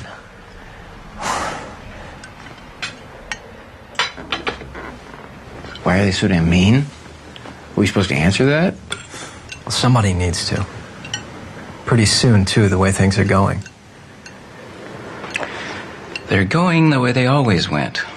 And I guess they're doing it because people were built to be mean. Yeah, you want to lay blame, blame God. No French, Mom. None taken, dear. That's cynical. I don't believe that. And don't try to tell me that it's because of economic pressure or conflict between the haves and have-nots, because that doesn't explain everything either. Original sin, then. That works for me. It's got a nice beat. You can dance to it. A year later, here we were. Right here. Labor Day had come and gone, as had the summer people. But we'd stayed an extra week because we just couldn't bear to go our separate ways. Now, most of the stuff was packed up, and the place had that sad, deserted look that it always got. But it was a sweet, sweet morning. And it was a beautiful day in the neighborhood. I remember the light on the water was so perfect. The TV was on, and Diane Sawyer. It was Katie Couric. Oh.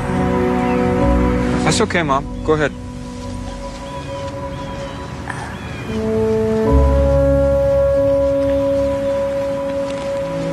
The show was interrupted with a special report. Your mother said... Dick? Karen, I need you Boys? for a second. There You gotta come see this. tremendous explosion. We can see thick ashen smoke rising. I'll tell you, but that second tower is not visible from here. There was a shower of sparks and fire, and now it almost looks like a mushroom cloud explosion. Large, billowing smoke rising in the second tower. This is the second of the two towers hit. I can't see behind them. Tower in front.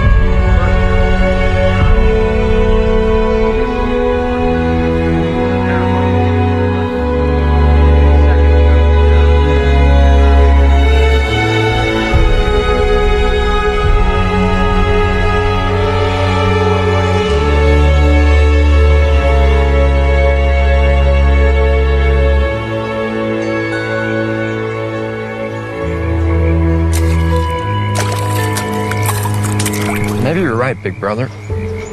Maybe it is original sin. But then what's the instrument? Have you asked yourself that? Instrument. Not following you. What do you mean? Maybe it is the water. Huh? It's that old joke, maybe it's something in the water.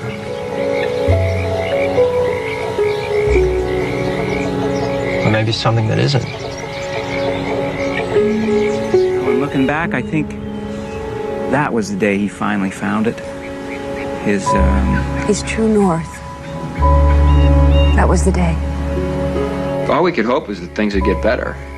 Of course, as you know, they only got worse. And the world continued on its merry way, looking for a Band-Aid here and Band-Aid there. Quick fix and fast relief when and I think instant cure wasn't even remotely possible anymore. As for Bobby, he continued on to points unknown. We'd get a postcard back for a birthday or an anniversary and always promised that he was coming home soon. But I didn't see him until he showed up in my apartment 4 years later. Bobby! Hey, Bow Wow. Hey! Come here, you jerk! Where the hell you been? Good. I got a lot to tell you. Yeah, well, I should think so. It's certainly been a while. What can I offer you? Beer? Sure. Oh.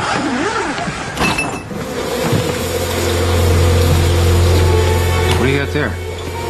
Bees and wasps. Wasps and bees. Okay, what kind of crazy-ass thing are you up to now? Do you see this? What is it, water? White lightning? Well, it's both, actually, if you can believe that. It came from an artisan well in La Plata. It's a little town in Texas. Now, before I turned it into this concentrate, there were 5 gallons of it. It's only water, but it's still the damnedest popsicle the human race has ever seen.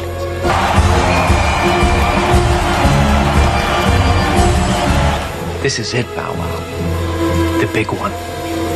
The cure for the worst disease to which we Homo sapes fall prey. Cancer? No. Wars, barroom brawls, drive-by shootings, meanness. This, big brother. This is gonna change it all. This is gonna bring about an end to the whole mess. Every 30 seconds in America, someone disappears. He's been gone for nearly 2 hours. It's the missing persons unit's job to find them. Here we go. But before they can find out where they are, they have to find out who they are. She's changing her appearance everywhere she goes. I think you ought to get your hand out of there now, Bobs. Relax. You ever see a bee sting a flower? You don't look like a flower. Hell, you think bees actually know what flowers look like? No way, man. They know I'm sweet because I excrete sucrose dioxin in my sweat. Although I did eat a box of chocolate-covered cherries on the plane. Jeez, Bobby. Ow. Some 400 bees had investigated him. Only one had stung. Ow. Make that 2.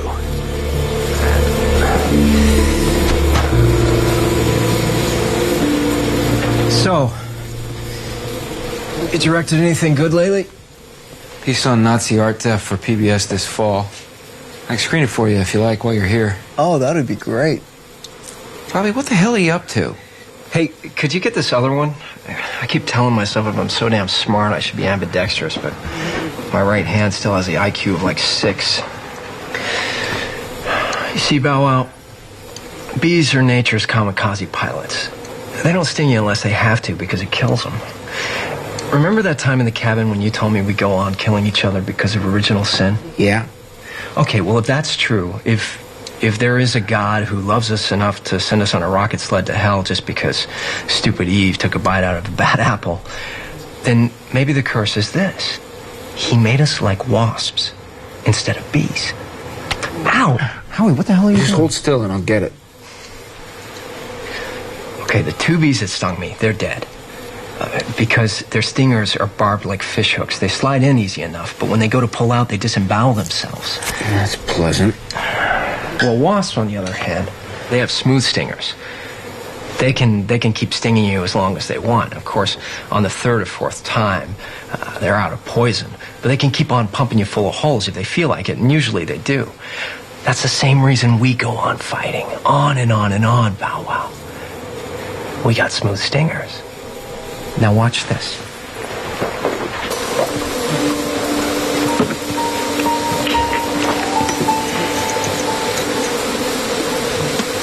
So, what's with the folks? They're good. I missed the hell out of you. You should try to see them while you're here. Yeah, I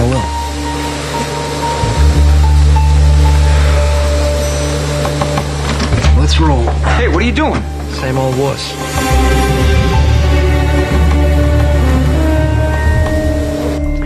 See, the thing with Bobby is that when you were with him for more than 5 minutes, he hypnotized you. He was Lucy holding the football, promising this time for sure. And I was Charlie Brown rushing down the field to kick it. Hey. Hey. Don't kill him.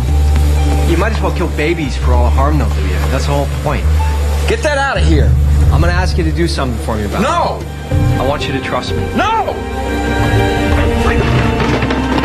Are you out of your mind? Come sit down over here. Come on, come sit down.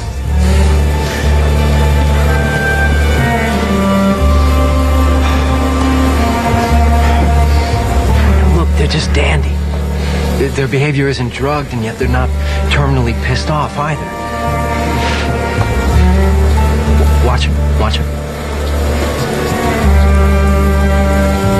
Pretty cool, huh? I think I knew even then that something was going to go terribly wrong. These are amazing. 精仔，給我們嚟分手神。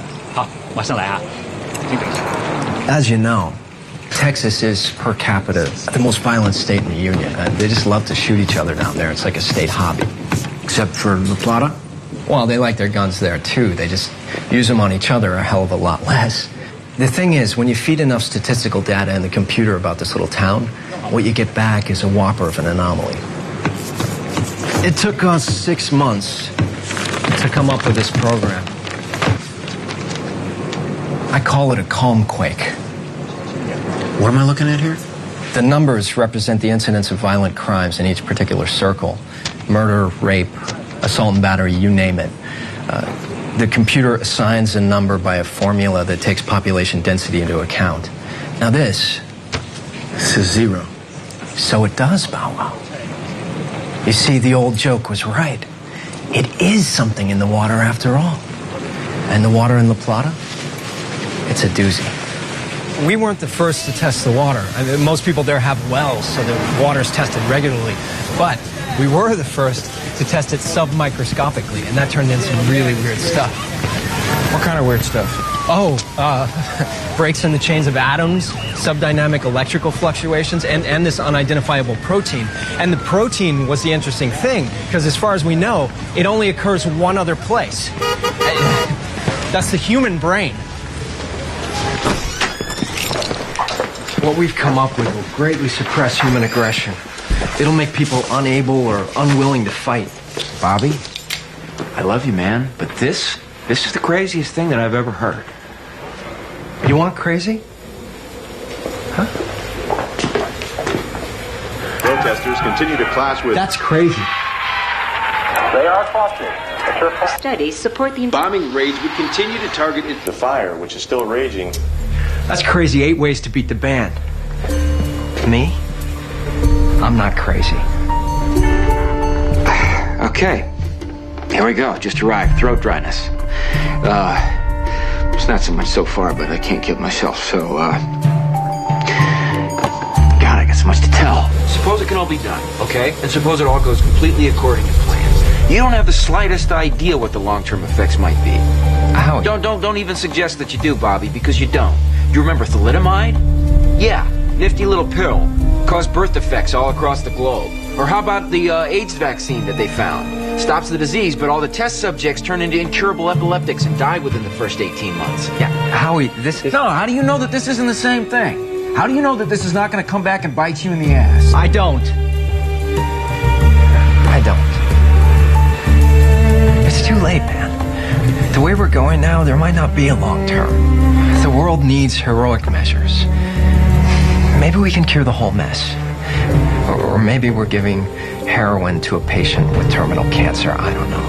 But either way, we stop what's happening now.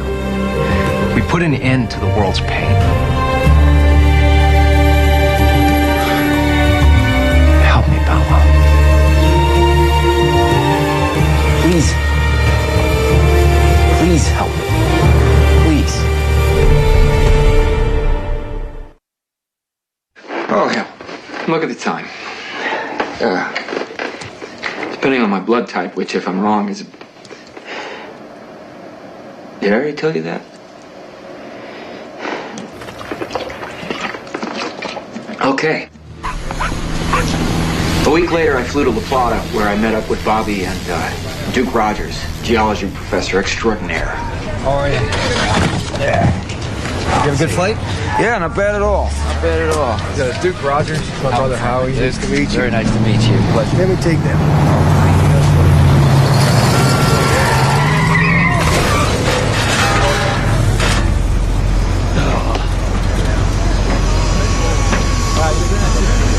See that? Watch this, you're not gonna believe it. Two males, 30s. Intoxicated.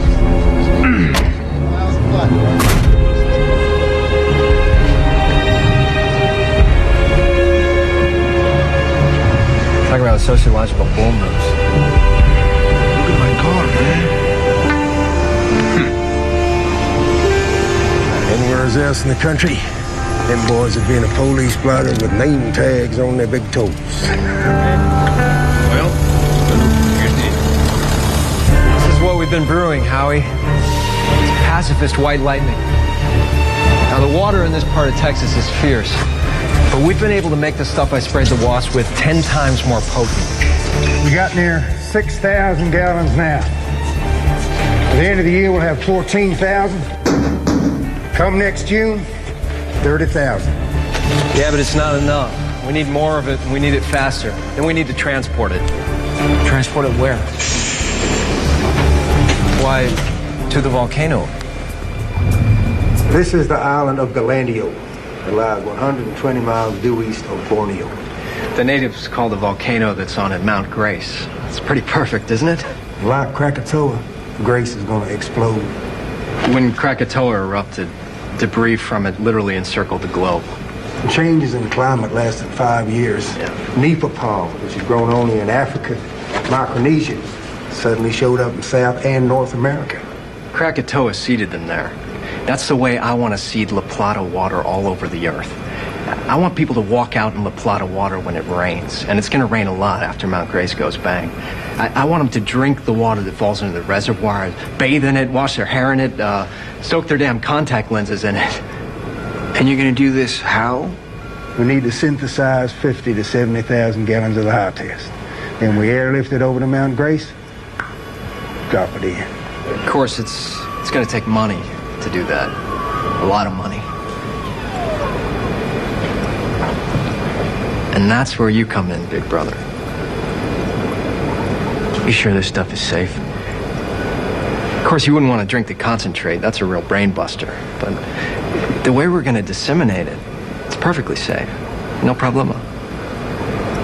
And this little time bomb of yours, when exactly is it wired to go off? By October next year, probably sooner. How much money? Cost millions. Lots of millions.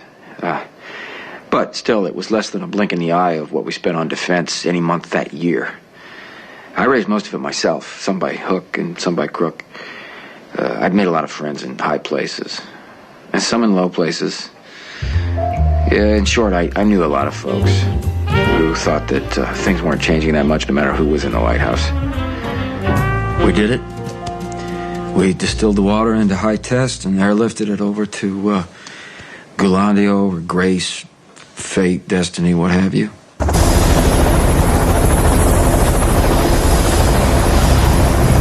Oh, man, that blows. What is that? Hydrogen sulfide. Talk about your ultimate fart, huh? It's as if God himself busted through all the business as usual transmissions with a special bulletin. This is your last chance, jerkwads. You sure about this, Bobby? As sure as I can be. I ended up running at the football while my laughing, wildly intelligent brother held it one last time. That volcano we called Grace blew just when it was supposed to.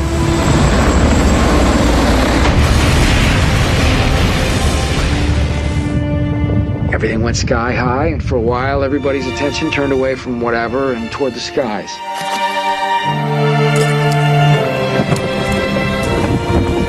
And then fiddle-dee-dee, just like that. It happened pretty fast. There were 3 years of Indian summer. 3 years like Eden.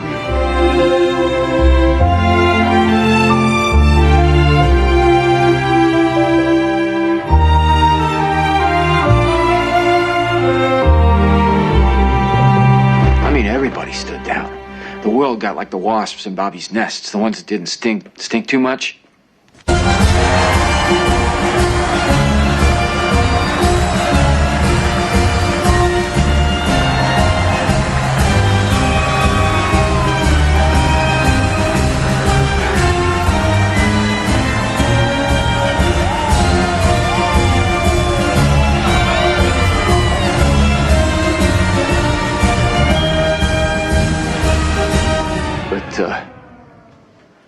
Like they say, the devil's in the details. Okay, Susan, you know how we play the game. You have 6 starts, 10 balloons on the board. 3 balloons have prizes. Pop those 3 and you'll... Mom, I've been trying to reach you all day. Where you been? I've been so busy. I wanted to get this done before the baby was born. How was school today, dear? It's about Mom. Dad and I just got back from the doctor's. Bobby, she's got Alzheimer's. Uh-huh. What do you mean, uh-huh? This is our calm-quake graph, charting the acts of violence, increasing as you left La Plata. Right? Now this graph shows the incidence of something else. Something else? People are gonna get very silly, very young. Alzheimer's? In spades. It's gonna sweep the land. You're sure? There was no way to know that the potency, rather than level off gradually like we thought, would keep increasing exponentially. How many? Oh, everybody. Everybody in La Plata? No, everybody.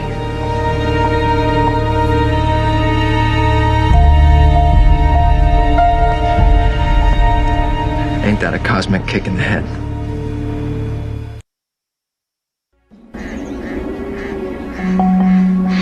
My gears are starting to get a little sticky. Should have hurried more.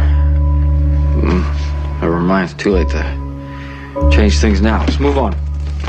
Moving on. Zippity-doo, roll tape. All our prognosticators suggest that this new virus will make the AIDS epidemic look like a mere blip on the radar. There appears to be simply no, and I repeat, no way to contain it.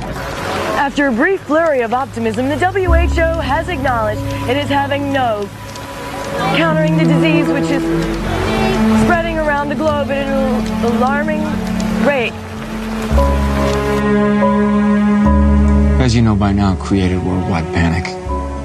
Me and Bobby were as careful as we could be for the next 2 years. Drank only bottled water and wore big slickers in the rain. So no war, but everybody got a little silly. Almost everybody on this big round world of ours. It wasn't reversible. There was no immunity to it, no vaccine, nothing we could do, nada, zip.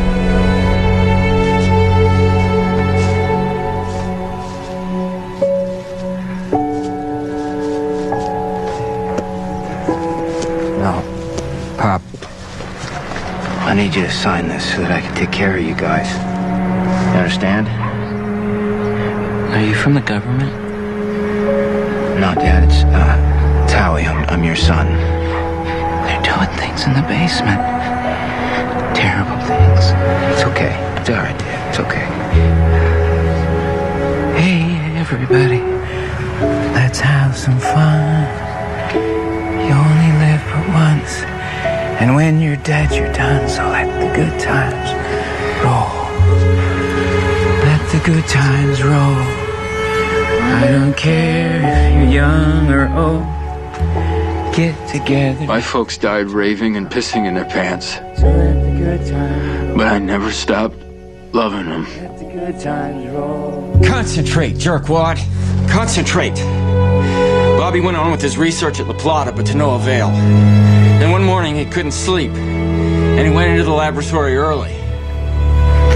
Hey, Duke, no loafing on the job.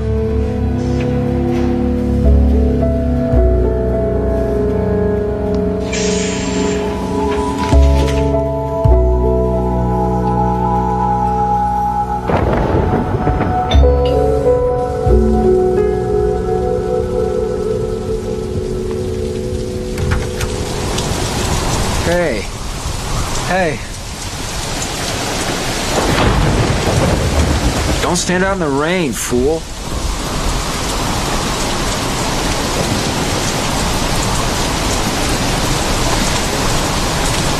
Glad to see you.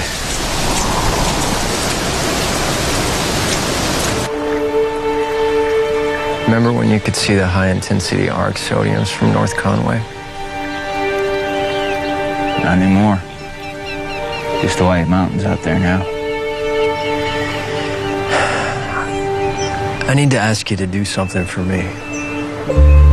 I need a favor. Big favor. I'm not doing it, Bobby. I can't do it. A wuss right until the end. Yeah, I'm a wuss. I'm a candy ass, all right? I always was, I always will be. That's who I am. It's no big whoop, kiddo. Just one little push and a final ride. Bobby, come on. There's got to be another way, please. Push me, Bow Wow. Push me hard. So I did it. I killed him by shooting him up with a highly concentrated dose of his own discovery 4 hours ago.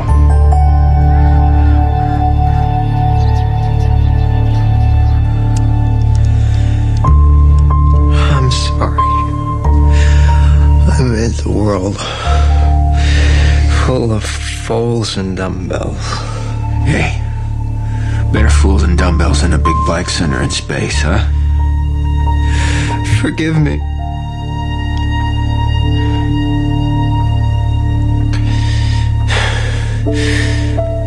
Promise me. Tell us, Bow Wow. Tell the story. What happened?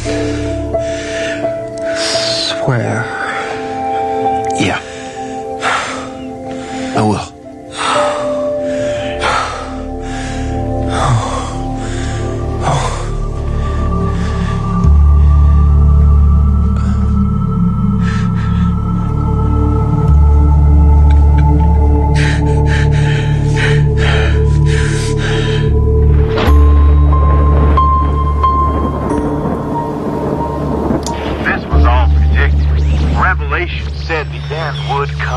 That God would strike the infidels and the judgment would be his. And now the end has come.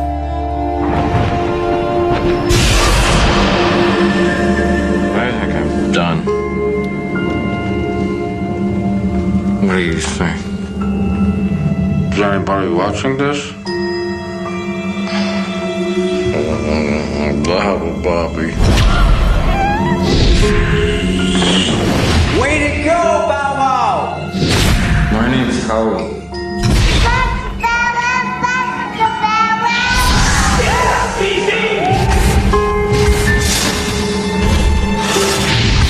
Good boy, good boy. Time to stop. Good boy, Bobo. Not your fault. Hi, Dad.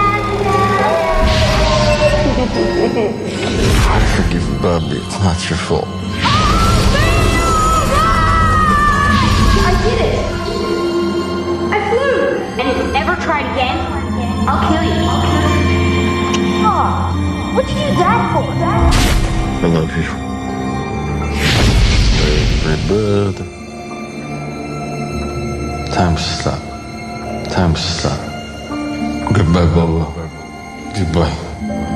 Goodbye. I forgive you. It wasn't your fault. I forgive you. It wasn't your fault. I forgive you. I forgive you. I love you. I love you. I love you. I love you. I love you. I forgive you. I love you. I love you. I love you.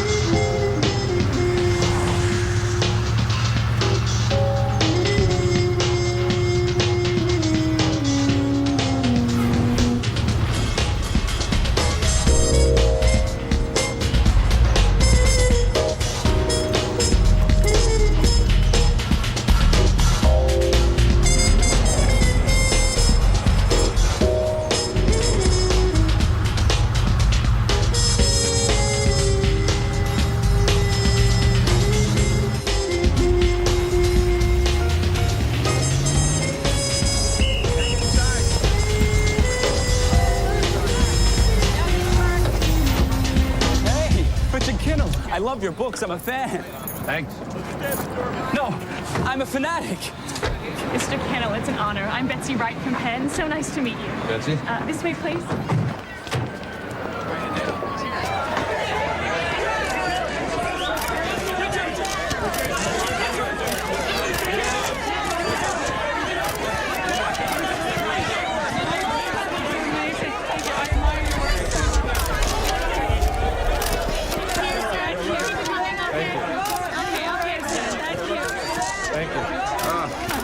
A hand of glory. I made it myself. Thank you. There you go. Weird. I get at least 10 of those a year. How was the drive, Rich? Oh, tranquil, thanks. I've been trying your cell phone all morning. No service? No phone. You turned it off, you son of a bitch. I'm wrestling with some ideas. Anything I feel when my one client won't take my call. I apologize. Still love me? 10% of the time. Please, make sure we connect after this panel. Warner Brothers wants to shoot night vision. They brought the Brinks truck. Mr. Kennel, where do you get your ideas? Mr. Kennel, do you ever scare yourself? Richard, you gotta check this out. Huh? Cool, huh? Yeah. Could you sign it for me? Got it? Yeah. How about a signature? Sir. Come on, buddy. Come on, guys. Come on. Oh, Richard, I love you. Get your shirt back on. Was that me? Yeah, if it is, you need a waxing. Ah, Sarah. Richard. Well. Will you two excuse me?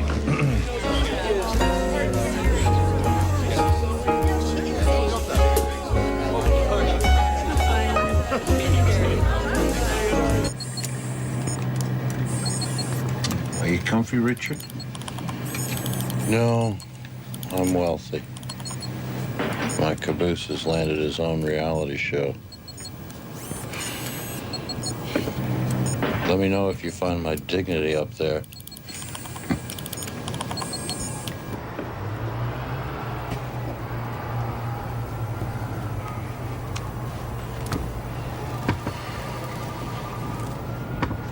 I have a problem, don't I?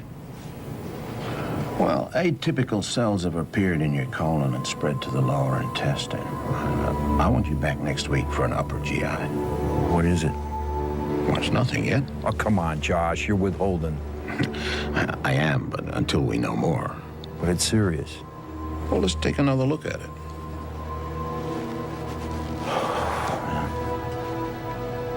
Frigged by the fickle finger of fate. Sorry? I mean, I'm not surprised. My mother died at 44. My father at 36. You're looking for a reason. Oh, yeah, there's lots of reasons. Red meat, cigarettes, unprotected sex. Look, the reason is the same for all of us.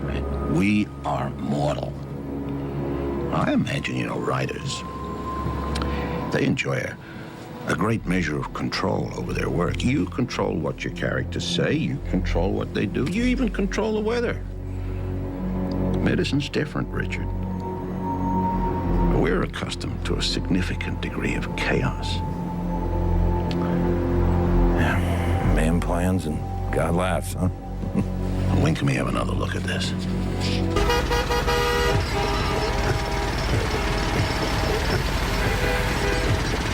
Oh, move it.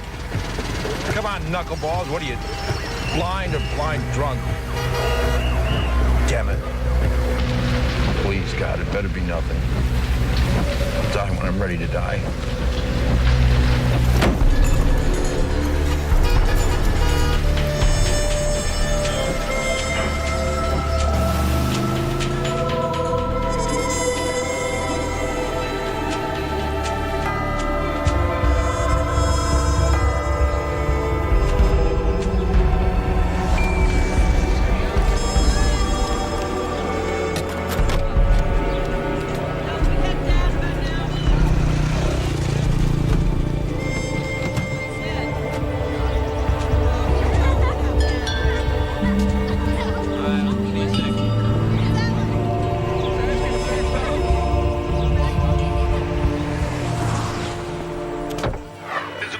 business has never been so cheap. You can do it.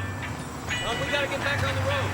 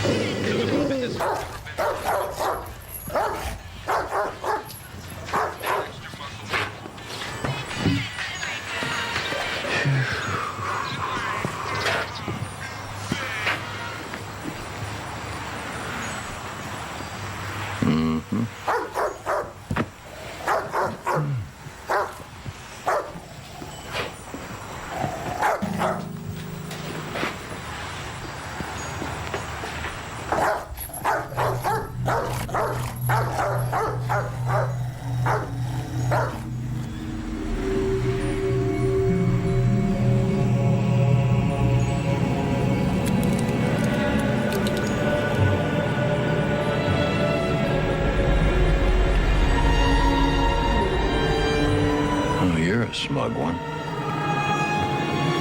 What do you know I don't know? Aren't you Richard Kennel? Yes, I am. I should have known you'd go right for that. It's so you. It is, isn't it? I'm Judy DeMint, live down the street. What can you tell me about this painting, Judy? It's original. The artist was Bobby Hastings. He's the reason I'm selling off all of the Hastings things. The house was theirs. They even left a dog. The subject looks like a rock and roll cannibal. Bobby was like that. He wore the same T-shirt day in and day out. It had a picture of the Led Zeppelins on it. By the end, Bobby was just skin and bone, dirty all the time. At the end, what? Suicide. Bobby was just 23. He was the tortured genius type, you know, but still living at home. It was the drugs.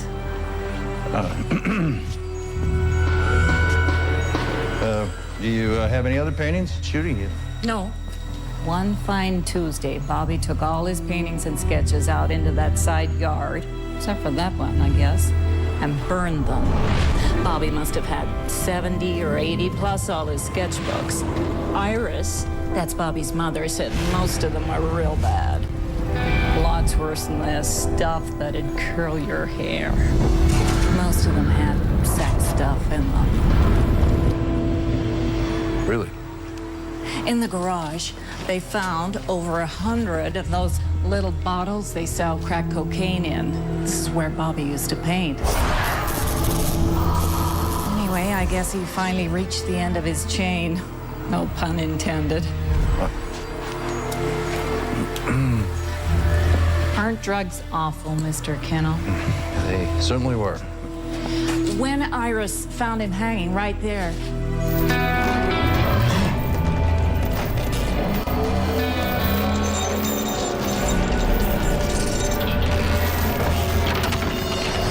there was a tiny note pinned on his shirt. It said, "I can't stand what's happening to me." Really?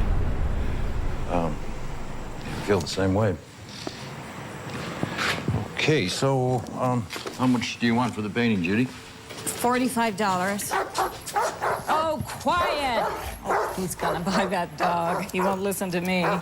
I'll be honest with you, I started at 70, but nobody likes it, so now it's marked down.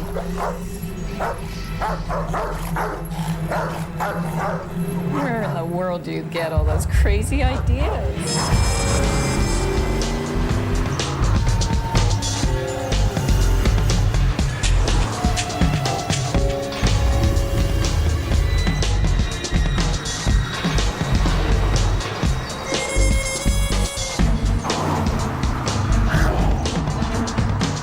Given the choice, I'd rather live.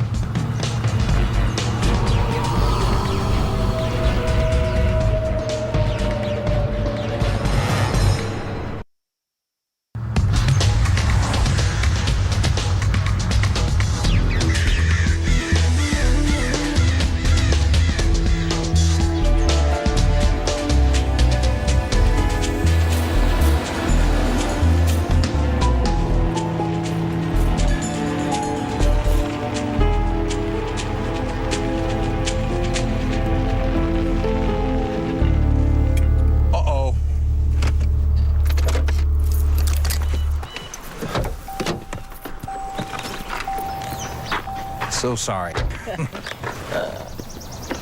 I stopped at a yard sale on the way. Oh, did you find any treasures? I always do. Well, let's see. Okay.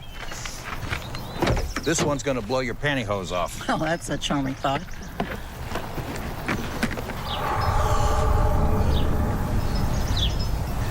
Well? Oh, Richard, it's horrible. I hate it. Oh, come on, it's not that bad. Oh. The road virus heads north. Fitting, isn't it? Ooh. Who would paint such a thing? Surprised you weren't more sensitive to it yourself. You're the master of fear. Always were an imaginative fella.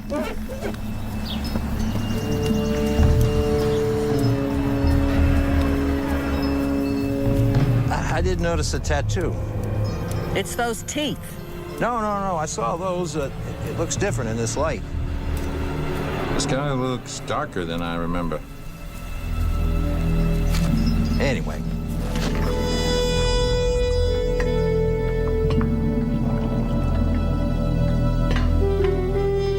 Thanks for lunch. You liked it? Delicious.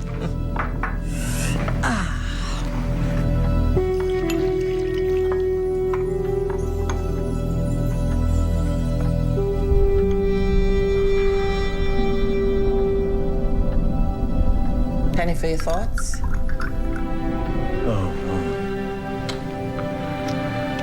I had a checkup today. My very first colonoscopy. And they found something. I have to go in for more tests. Have they done a biopsy? Next week. Oh. That's not so bad. It's not so good. You're thinking about my sister. It's not like it was in her day. Well, what am I, 50? Mom was 40 when she got sick. But she had 4 good years. You know that artist that hung himself, he left a simple note.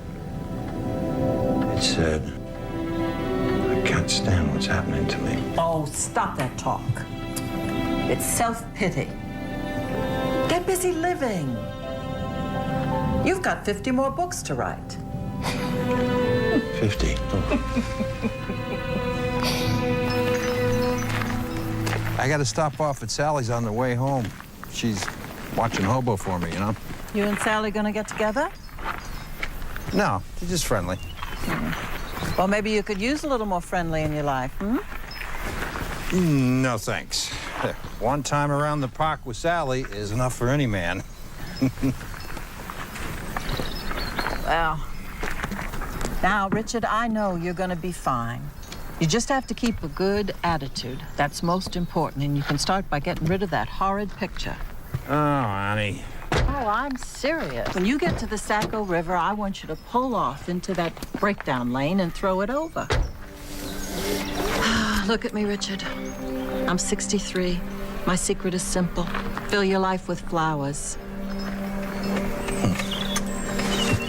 Hear that, road virus? Aunt Trudy wants you to go for a swim. No, sink. I love you. I love you. A bushel and a peck.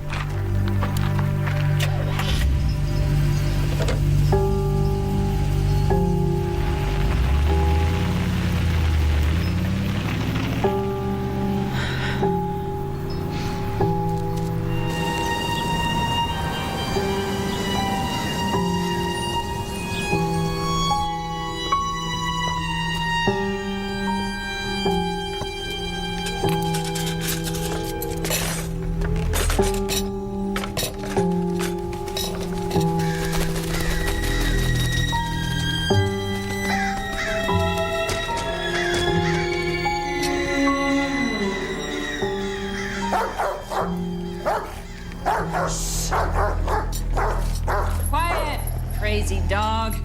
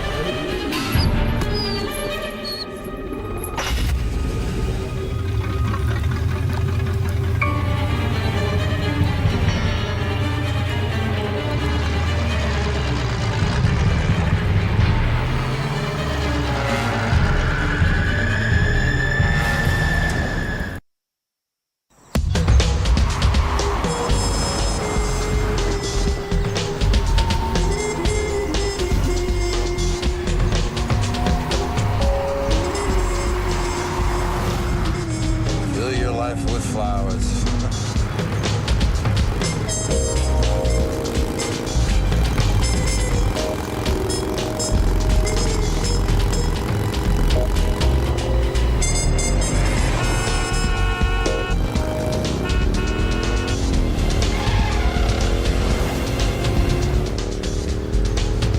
So much for flowers.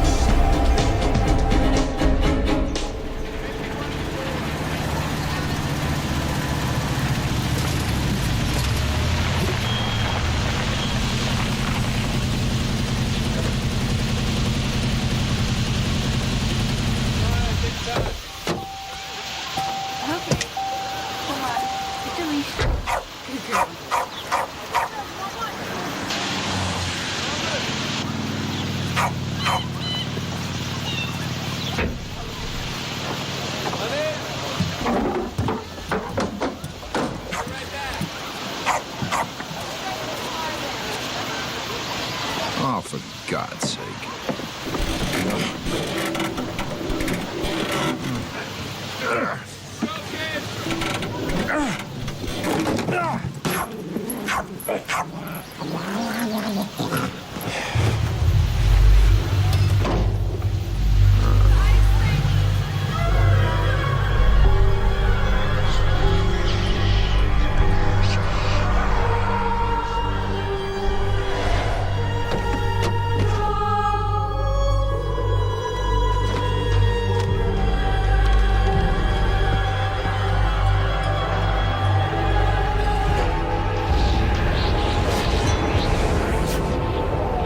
Rosewood?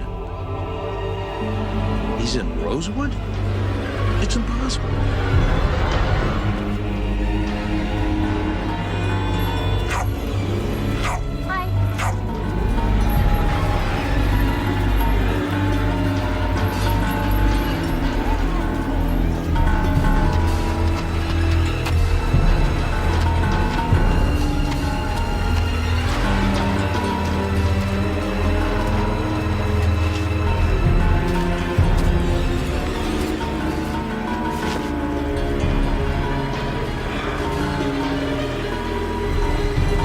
No wonder that kid killed himself.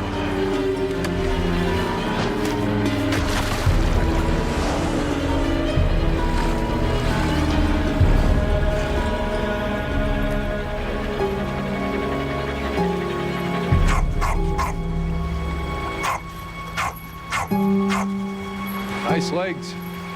I'm sure you ate your fiber.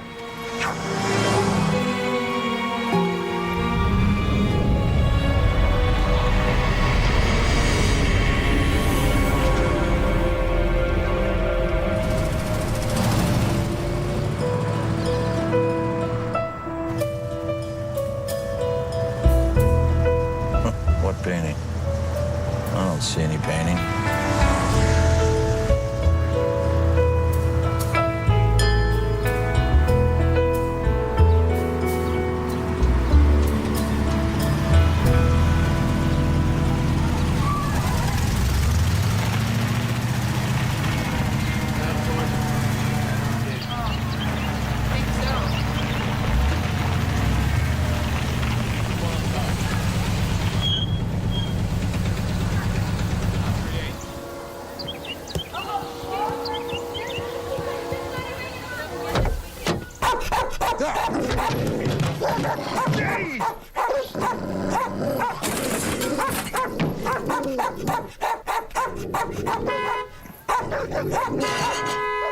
Down! Marston, down! Come here! Come here! Sorry, Richard! Rescue dogs are loyal but needy. Good girl. Did he need to eat my wiper? It's okay now. You can come out. Here. Oh, sorry, Richard.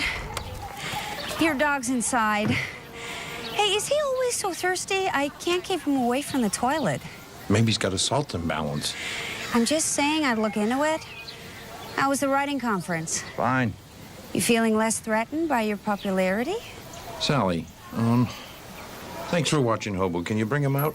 You're not coming in? No, Quiet. it's late. It's late. I got 2 more hours to get up to Derry. Oh, I understand. You probably have someone waiting. No, nobody's waiting. Oh, my God. What happened to our car? I mean, your car. Did someone break in? It's a long story. Were they trying to steal your painting? Huh? I bet you stopped at a consignment shop. You're always treasure hunting.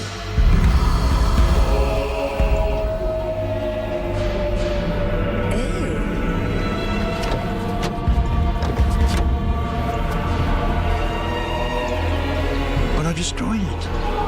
Oh, tell me you didn't buy that. Or is it a gift from one of your sick fans? Richard? Are you okay? I destroyed that. I threw it in the river.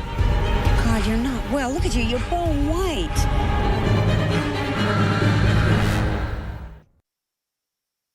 The stock market seems Hey, to be you look marked on better. its usual year-end You rally. got some color back. Remains to be seen, however, whether this rally will last to the new. Richard, you're acting weird. You're freaking out your own dog. The yard sale was in, Rosewood, New Hampshire. What yard sale? The yard sale where I bought the painting. When I bought it this afternoon, the Firebird was crossing the Zakim Bridge in Boston. Now it's in Rosewood. The painting is changing. It's following me. You're drinking again. No. The pills? No. Then what is it? Richard, you had a checkup after the writing conference. I mean, what did your doctor say? He found something.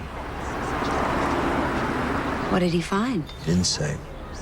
Energy prices are expected to remain high. Why didn't you tell me this? Were you expecting to drive home alone and keep this inside? Now tell me exactly what the doctor said. Whatever he said is the least of my worries. Right now, there is the distinct and terrifying possibility that I might be losing my mind. You're not losing your mind, Richard. You just had a terrible day. I think you need a healing. Oh, Yes, a healing. Gotta get you out of these clothes first. Come on out back. Upgrades to their homes will be able to take advantage of valuable federal tax credits starting in 2006. We interrupt now for a breaking local news story. A Rosewood woman has been brutally murdered while doing a favor for an absent friend. 38-year-old Judith Dement had been conducting a yard sale outside her neighbor's home when she was savagely attacked. Neighbors heard a loud car accelerating away from the vicinity along Route 1. Okay, so we have to adorn your chakras in crystal. Do you think that crystals will tame a runaway imagination? Yes, they will. My God, it's hot in here. Yeah, well, that's the point. Your body is releasing toxins. Okay, now take this. It's a flower extract to combat fear. Open up. Come on. I'll take a pint.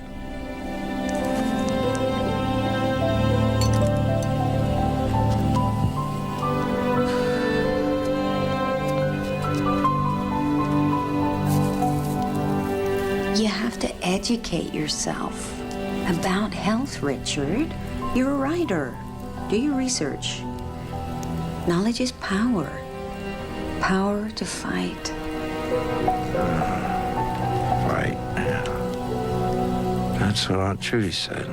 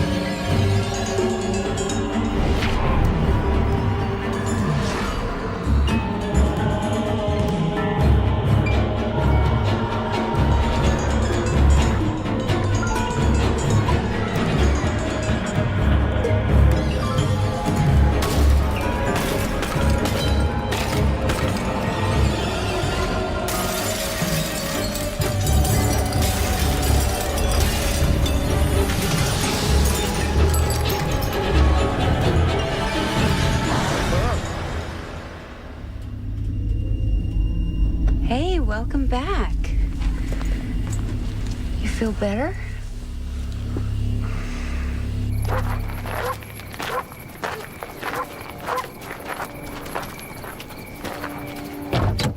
Come on, get in.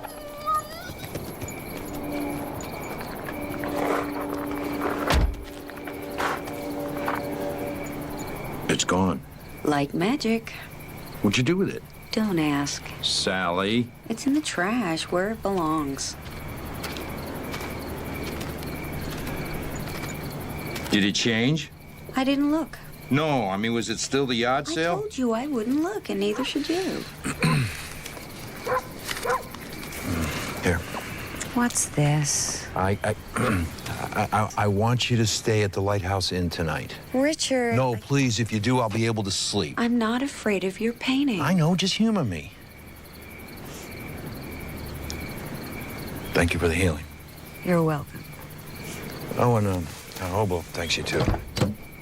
Anytime, Hobo. Hey. Find your way back. Maybe I will. Maybe I'll beat this thing inside me and just, surprise everyone.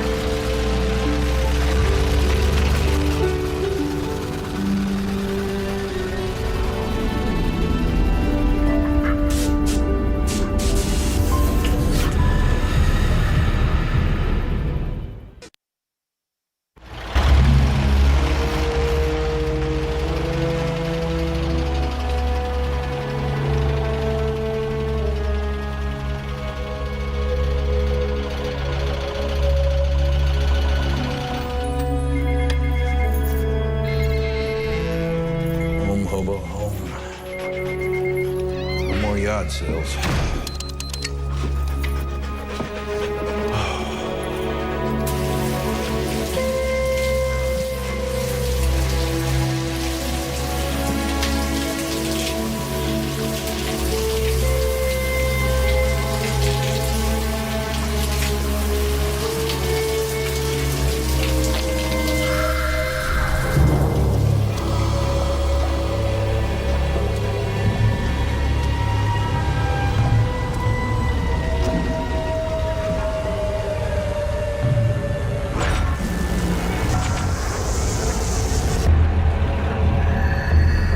Send her away.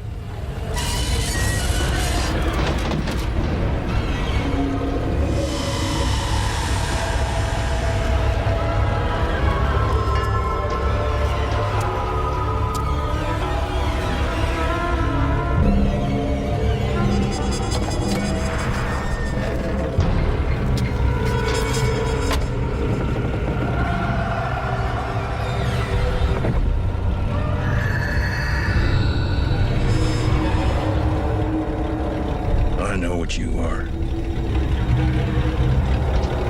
You're a disease growing in my body. If I die, you die. I want you to think about that. Killing me would be your suicide. We need each other to live. I'm not your damn disease, you egomaniac. I'm what you don't know. I'm your fear.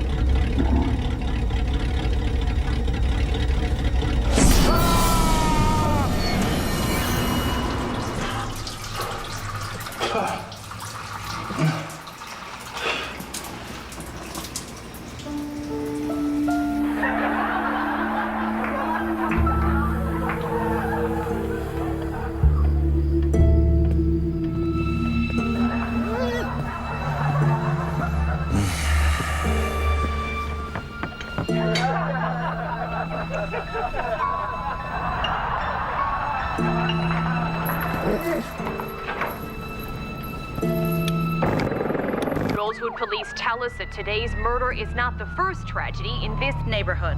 Just last year, a boy next door committed suicide in this same house. That's very sad, Claudia. Very sad for the Dement family and all their friends. I'm Claudia Clemens, reporting from Rosewood. It's real.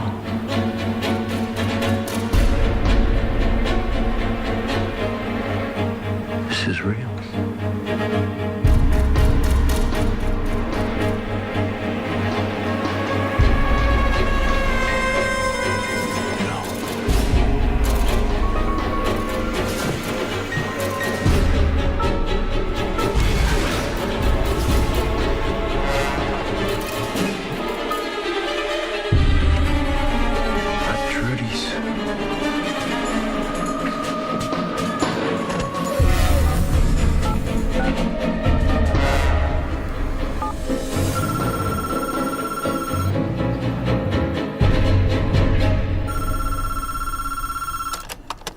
Judy. I know it encourages burglars to say things like this, but I've gone to Kennebunk to watch a movie. If you intend to break in, please don't take my China pig. If you want to leave a message, do so at the beep. Trudy? Call me when you get back home. I don't care how late it is, just call me.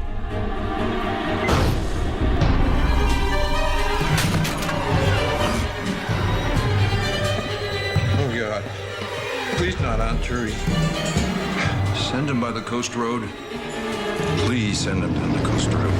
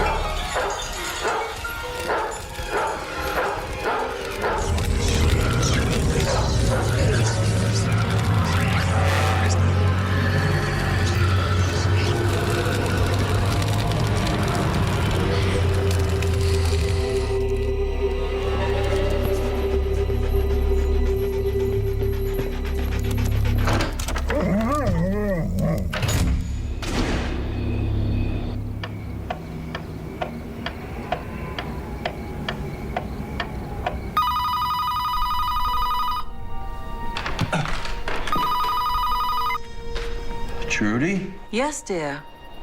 What is it? Are you all right? I'm better now. What's wrong? Your voice sounds all funny. It's trembly. What is it? It's that picture, isn't it? It's that damn picture. Well, yeah, you were right. It's evil. So I burned it in the fireplace. Well, good. Scatter the ashes, too. You were worried about me, weren't you? Because you showed it to me? Yes. Fire was the right idea. That's how they used to kill evil, right? Well, you've used it a few times in your books. You're right. I did. Now, I'm fine, Richard. You get some sleep. You've had a hard day, huh? You gotta stay strong and healthy. We'll talk tomorrow? I think so. Good night, dear.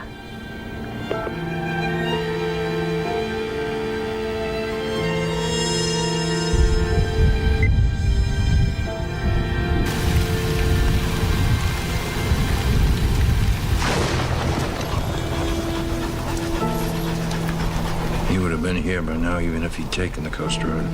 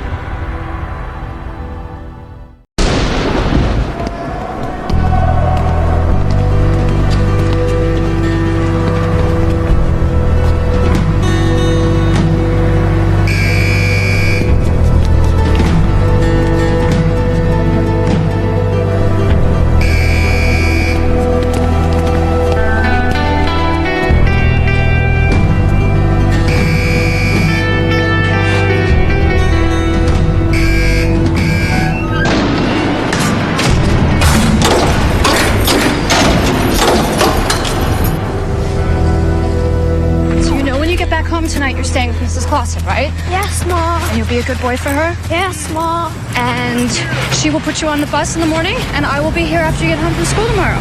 Yes, Mom. All right, off you go then. I love you. No.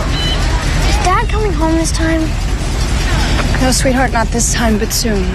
Why can't I go with you? Because it's nowhere for you to go. I want to see him. Soon. Real soon. Off you go. Go learn something.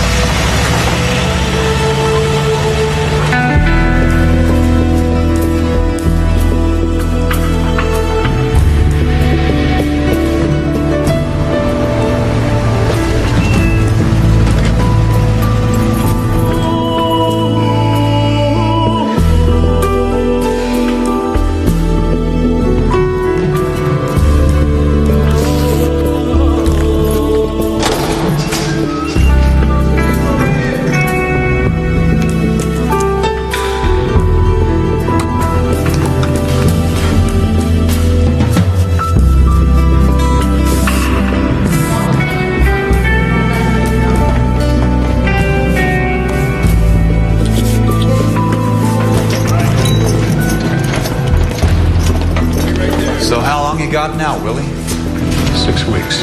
Best keep your nose clean then. Box of Kleenex today, officer.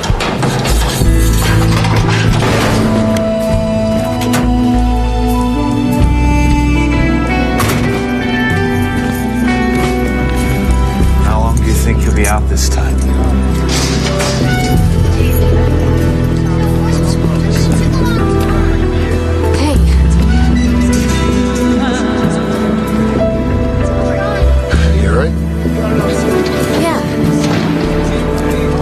Sit down. Sure.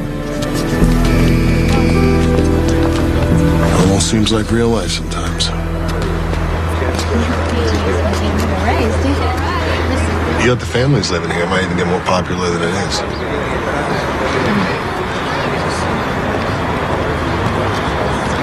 Barney's gone. Gone? Gone where? I don't know. He just packed up and left. You and him have a problem? No problem.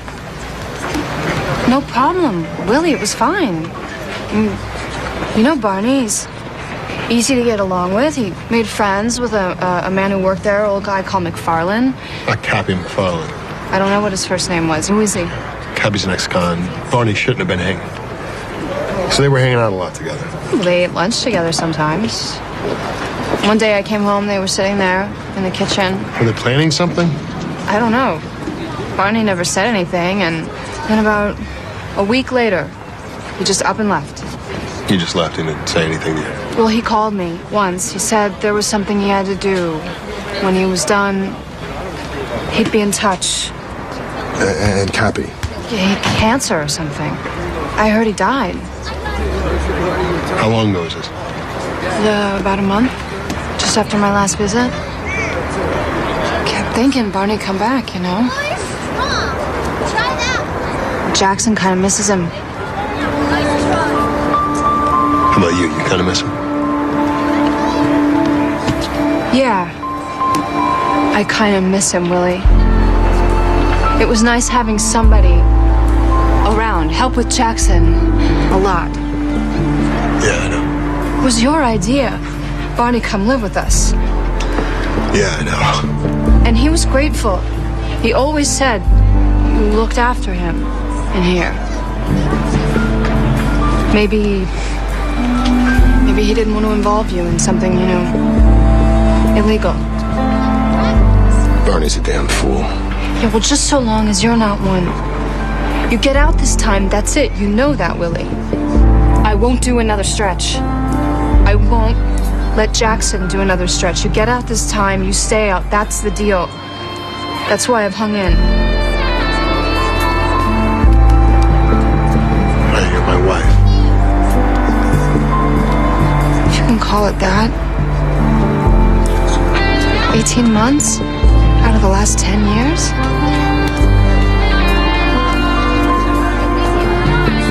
It's my wife.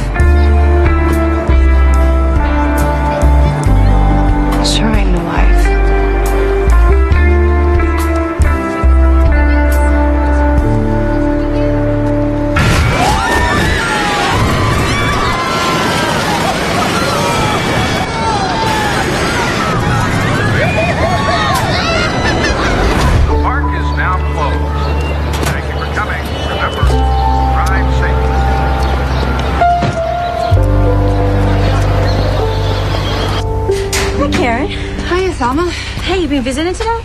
Yeah. How's Willie? He's hanging in. He's out soon, ain't he? 6 weeks. God willing. Guess that's why you had to get rid of that young fella who used to work here. What was his name? Barney, right? He was a hunk. How'd you find a lodger like that?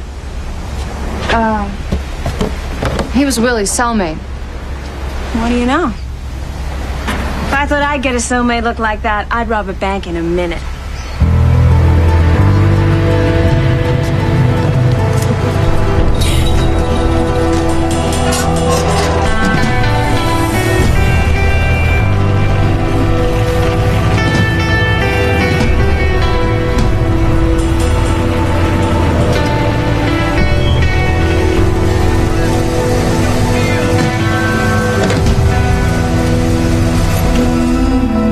Home sweet home. Welcome back, Willie. Thanks. Dad! Thanks, Mrs. Clausen. You're welcome. Bye, Willie.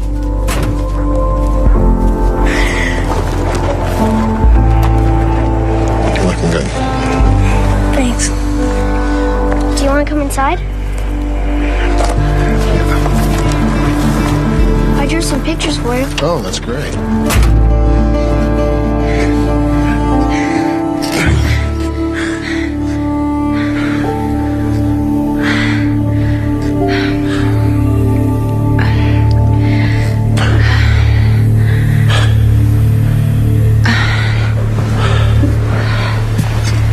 Where you going? Just gonna check in on Jackson. See if he slept through it.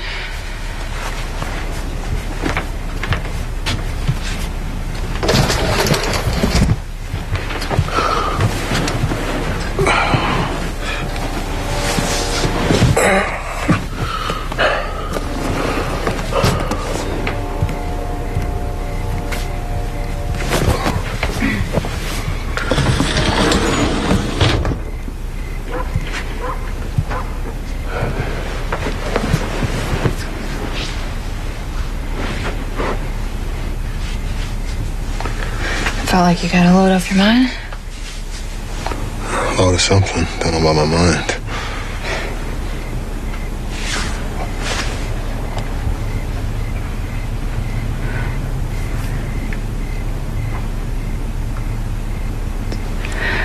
So how'd you manage inside? What kind of question is that? Okay.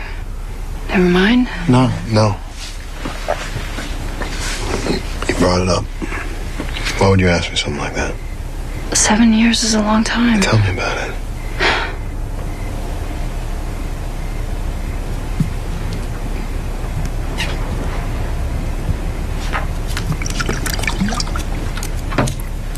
We're gonna get out of this dump. I'll get through my parole. We'll move out west. Barney and I used to talk about it. Start something legit. Yeah. Looks like Barney decided not to wait. I asked around the joint. Word was Cappy had a score plan, but he got too sick to do it. So I think he was trying to get Barney involved. How's that? Cappy's dead, is what I heard. Well, let's hope Barney didn't get past the talk. Hey. What are the chances you can get me a job at the park? If it doesn't close down first. They don't have anything against hiring ex-cons.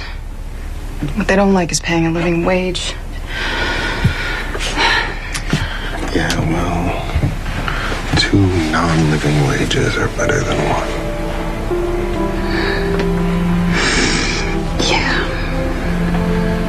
Yeah, that's the truth.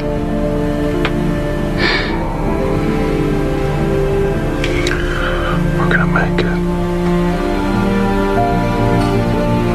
See if we don't. What would that mean? I don't know.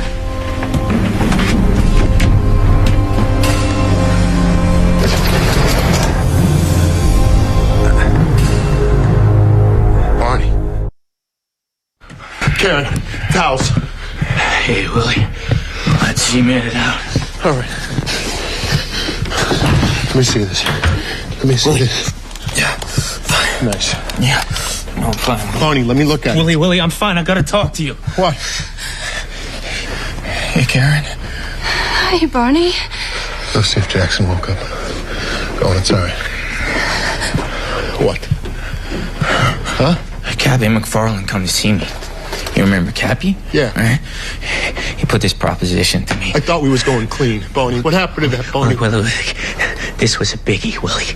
A biggie. We're talking $3.5 million, split 4 ways. Be serving cokes at the park. All right, just let me look at this. Oh, God. We gotta call 911. Oh, no, cops. Willie, I'm not going back in. Willie, he's hardbound.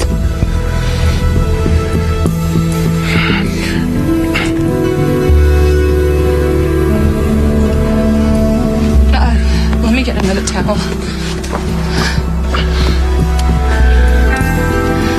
I thought Cappy was a goner.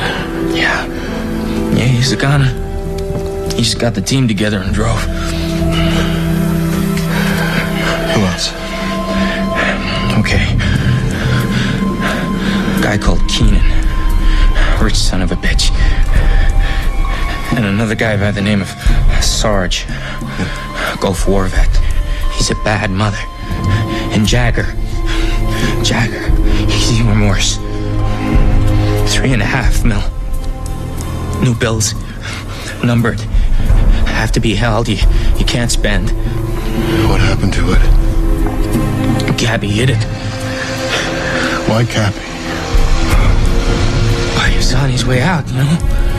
His last job. He went to bury it before they buried him. He didn't tell nobody where. He made this map. 4 quarters. Each piece had a letter on it with a name. Buttercup, Camellia, Anemone, Rosebud.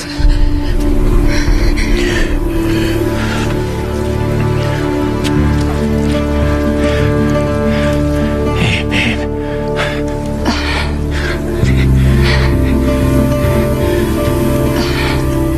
Oh. You want something for the pain? Let me see if I can find something for the pain, all right? Hold on to that.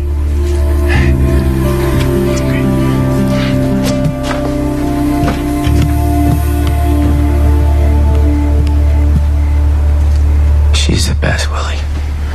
Yeah. So how'd this happen? She just took pity on me, Willie. That's all it was.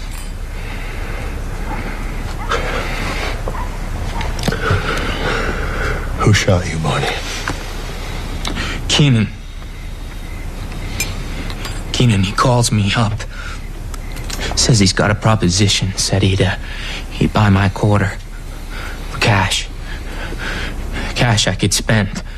How much? 100,000.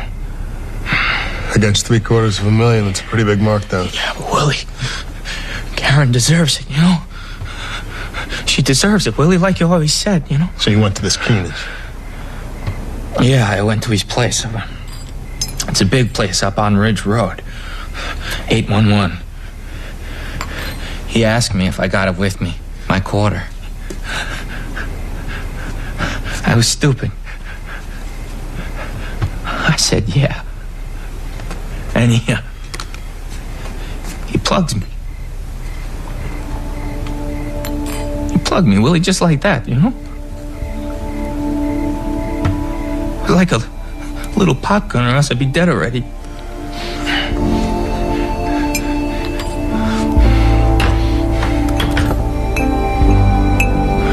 Man, she's the best, Willie. I owe you, Willie. Looking out for me. In the pen. Karen looking out for me.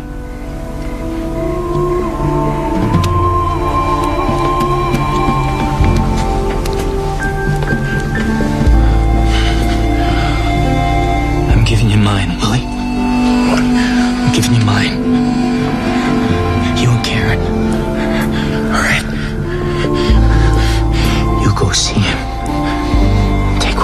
pushing Karens.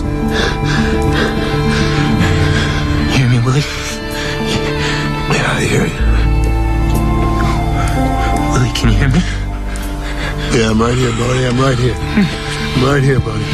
It's all right. No hard feelings about me and Karen, okay?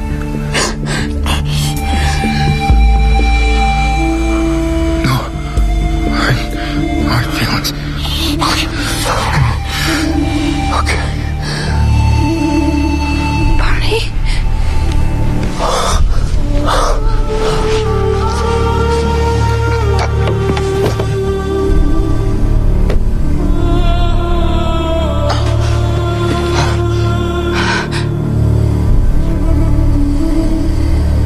Is he?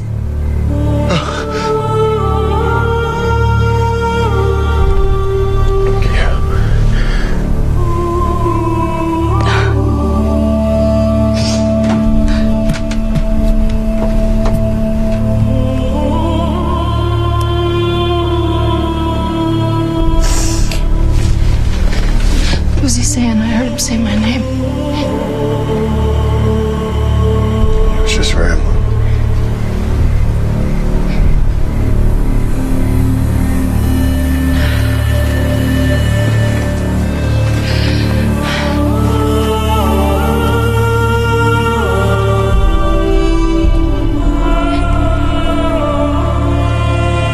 What are you doing? What is that? It's part of a lottery ticket.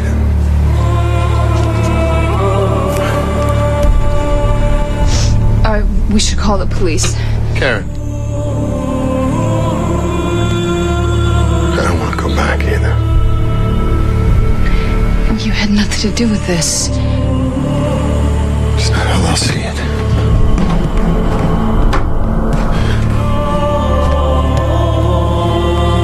This is about money. From a robbery, isn't it? That's what you mean about a lottery ticket? You think these people are gonna share it with you? It's not theirs to share. These people are dangerous. Willie, they killed Barney. You don't think I should do anything about that? What can you do? Mom.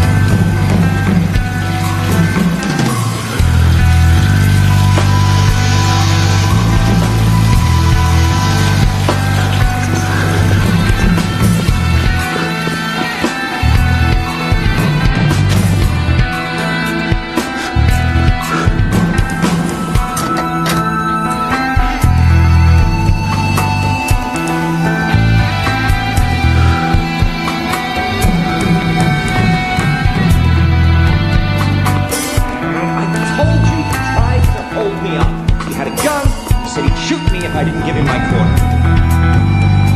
I keep a gun in my safe. When he made me open it up, I got the drop on him. Yeah, well, it surprised the hell out of me, too. No, he ran off. I was too shocked. I don't know where he went. That's why I'm calling you. Jagger, too, but he wasn't there, so I left him a message. He's out there somewhere, is all I know, and we've got to find him. Yeah, sure, I'm scared. I never shot anybody before. No, I'm not going anywhere.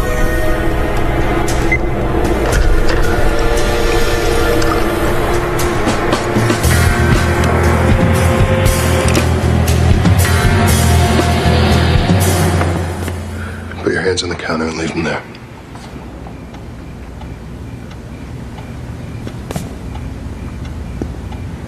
Who are you? Just think of me as the fifth quarter. You're a friend of Barney's. He just tried to kill me. Not the way Barney tells He's lying. He came around, tried to sell me his quarter of the map. When I refused, he pulled a gun. Tried to make me hand mine over. And you got the drop on him, right? Who were you on the phone to, Jagger or Sarge? He told you about everything? He told me what he could before he died. Hands. Leave him where I can see him. He's dead. Them gut shots will do it every time. So where's the gun you shot him with? It was self-defense. All right. Where's the self-defense weapon you shot him with?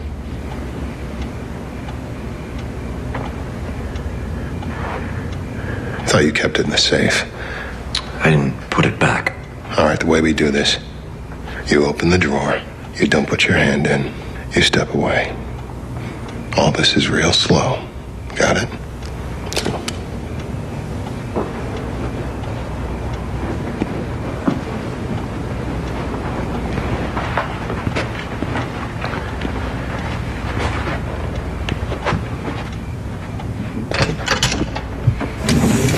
Oh, that's fine.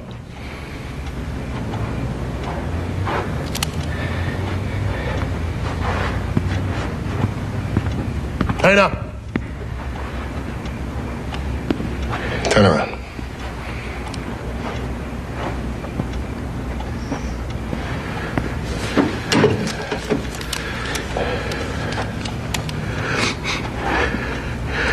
It's a lady's gun, Keenan.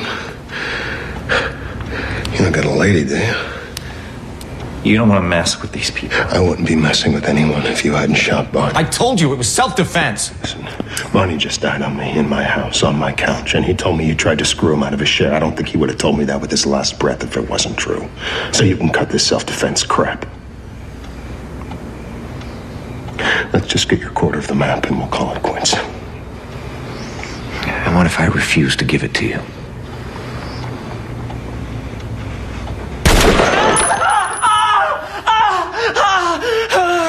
Well, think about what one of those feels like in the gut and tell me you won't give me what I'm asking. Hey, what are you doing? Hey, easy. Hey, stop! All right, keep going. There you go, put it on the... This way. Whoa, whoa, whoa, whoa!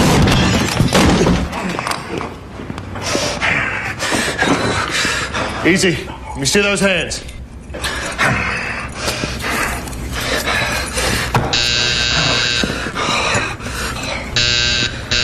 Where's that? I don't know. We'll find out.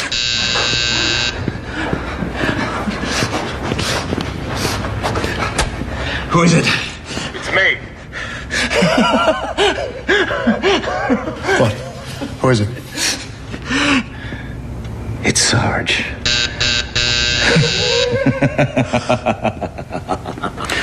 Buzz him in. Buzz him in. Now get behind the bar and stay there until he's in the room. You try to warn him and I'll kill you. You hear me? Shut up! Keep your hands where I can see them.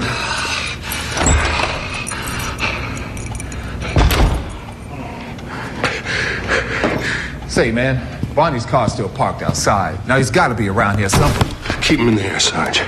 Save me from shooting you. And who the hell are you? The way we play this is the guy with the gun gets to ask the questions. Open your jacket. Use your left hand, one button at a time. Quit that whimpering, Keenan.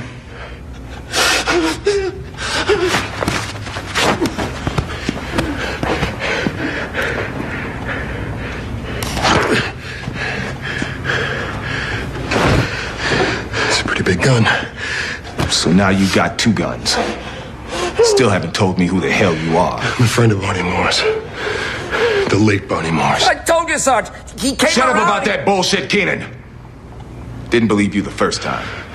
So I guess you know the kind of scumbag you're dealing with. Yeah, but you're the scumbag I don't know.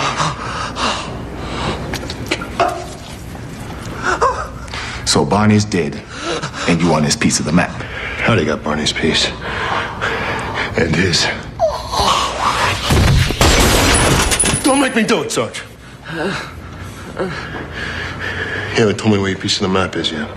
You're a pretty tough mother. For white trash. Shut up! Go check on him. Keep those hands in the air.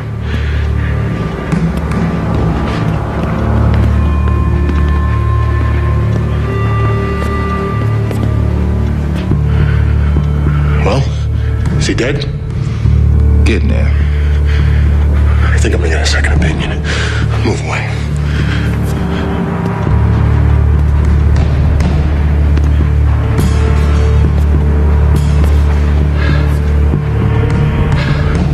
Look, you got his piece of the map, and you got Barney's. Ain't that enough? That's one I started with. The way I see it, you and this other guy, Jagger, you won't let me take half. You won't even let me take Barney's quarter. So that means I'm gonna have to take it all. That's greedy. What makes the world go round? And what if I don't give up my piece of the map? And I'll shoot out your kneecaps, make you get down on them and clean up the blood. You're Willie Ganson. Barney's bunk buddy from Stir. You know what's funny? It didn't stop him from poking your wife. I got a real good look at her once. Not bad for a hoochie mama.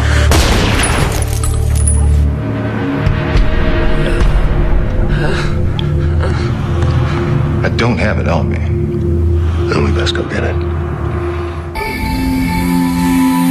Where are you going? Just gonna get my crunchies. No. It's the middle of the night. Come on. Go to sleep. Mom.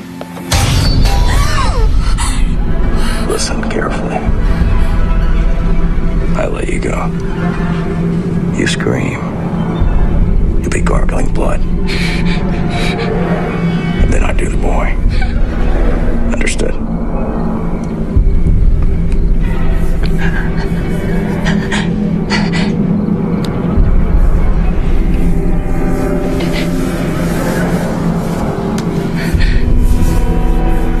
Now tell me. And don't hold anything back.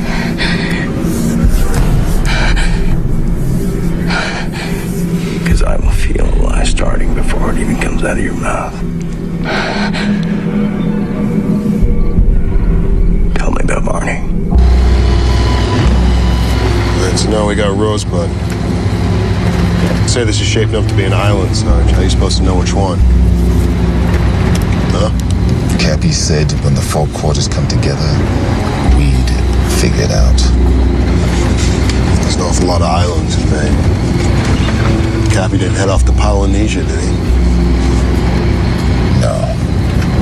Not the shape he was in. It's around here someplace. Yo-ho in a dead man's chest, right?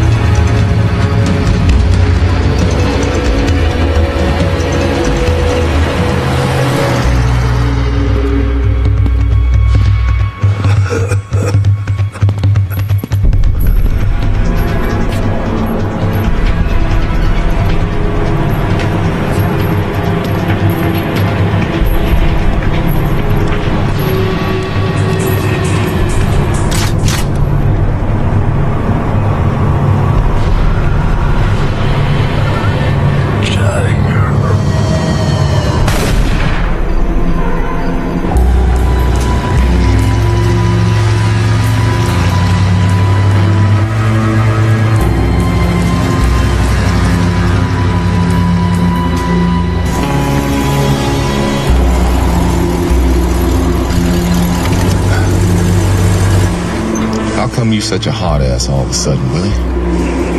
I mean, Barney told me you two were gonna go straight when you got out. Yeah, well, it's not every day you get out of the pen and fight $3.5 million bleeding to death on your couch telling you we're screwing your old lady with no hard feelings. Kind of changes your perspective on things.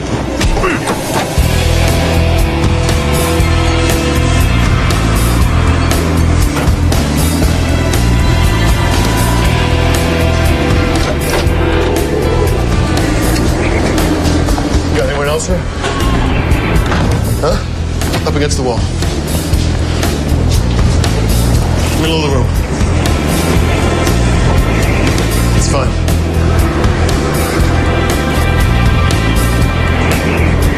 All right, where is it?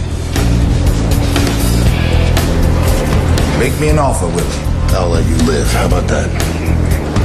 How about I don't believe you? I told you I'd shoot off your kneecap.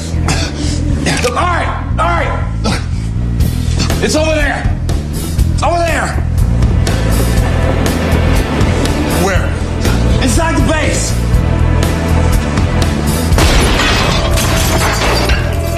That wasn't so hard, now was it, Camellia? You're out of your depth, Willie. Way out.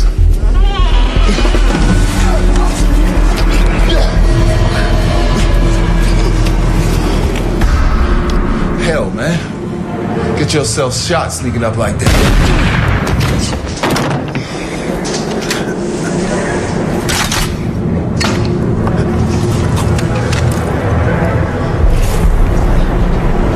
You know who this is, Willie? Anemone. It's just you and me now.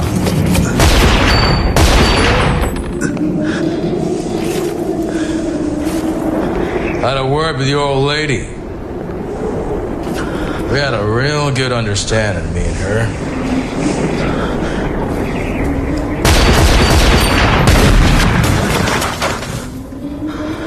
She told me what I wanted to know, and I didn't cut her throat.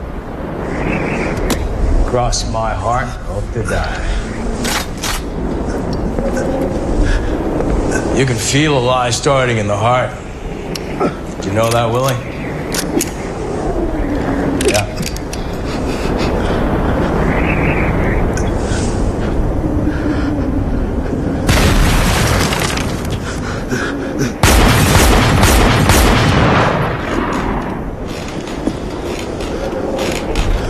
She told me you dumped Barney Buttercup, then went to see Rosebud. I didn't see you there, so I figured either Sarge got you or you got Sarge. Either way, it's all coming back here. Now, I could say, why don't we split this, Willie? 2 ways. But you wouldn't need to have your hand on my heart to know I was bullshitting you. So why don't we just get up on our hind legs, count to 10. Last man standing takes all. 1, 2, 3, 4, 5, 6, 7, 8, 9.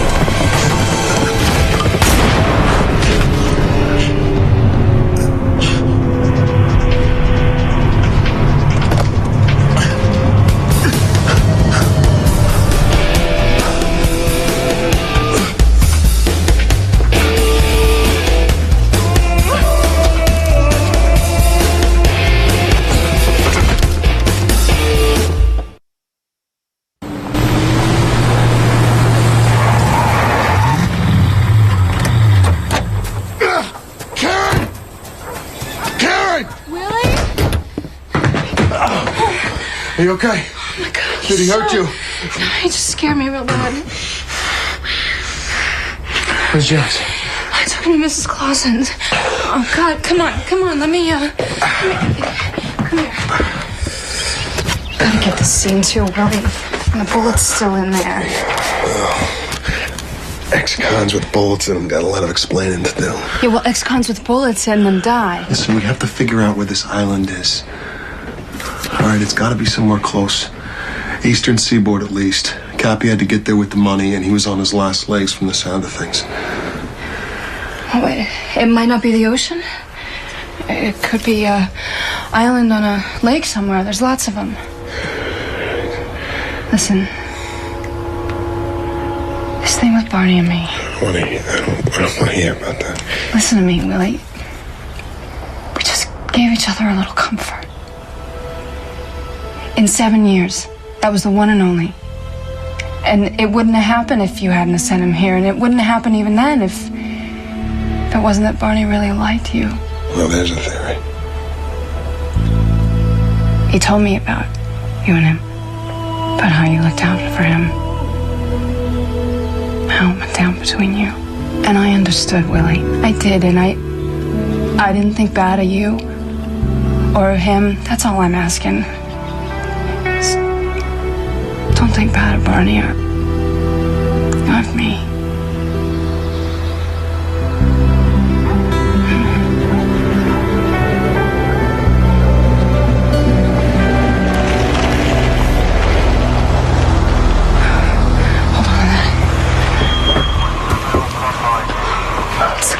Willie. Like this. Look, if they can't connect us to the robbery, we're okay. And there's no reason they should. I was in the can when it went down.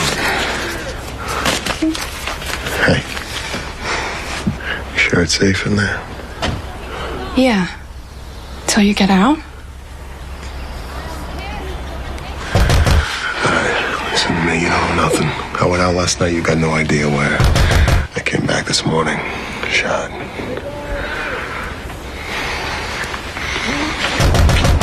All right, I'm coming.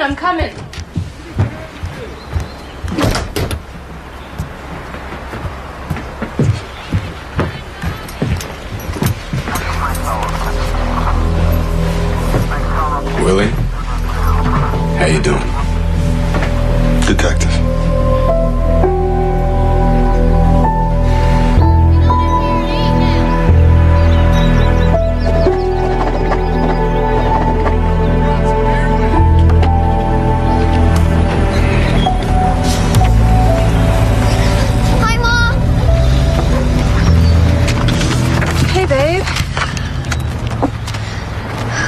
Hungry. What would you like? Honey Crunch. Wet or dry? Dry. Okay. Have a seat.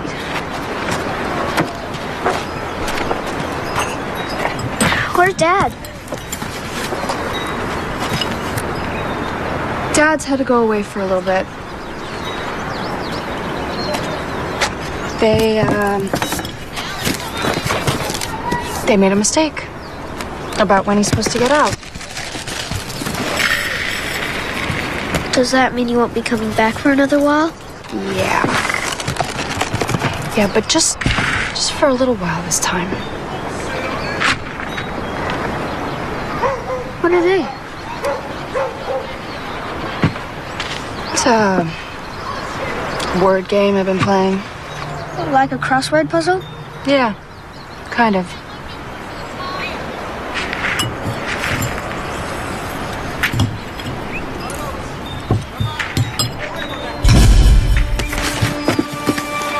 Buccaneers of the Caribbean Adventure Ride? B-C-A-R. Buttercup, Camellia, Anemone, Rosebud. What's your friend? Jackson, don't talk with your mouth full.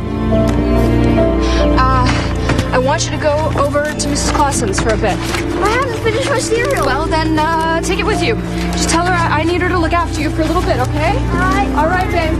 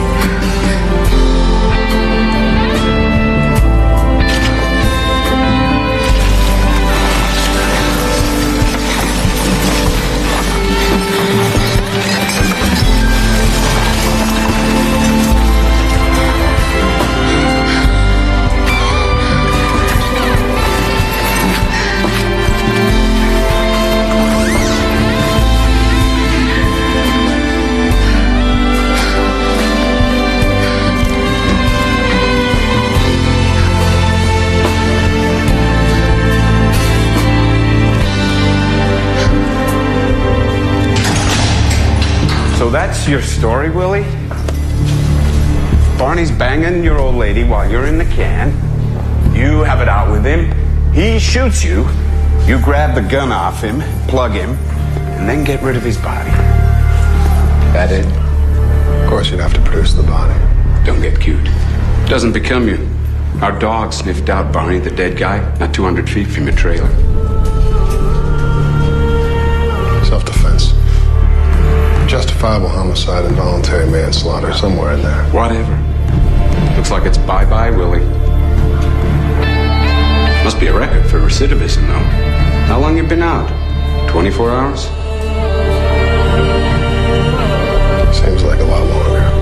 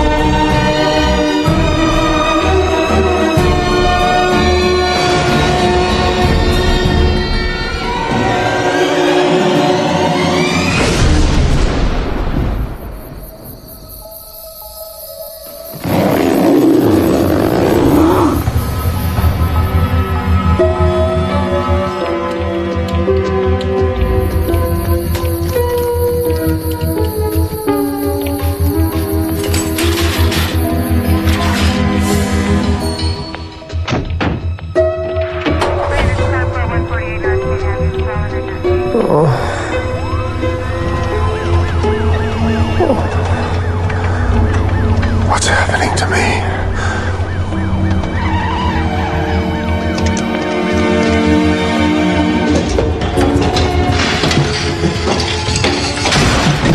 What was that?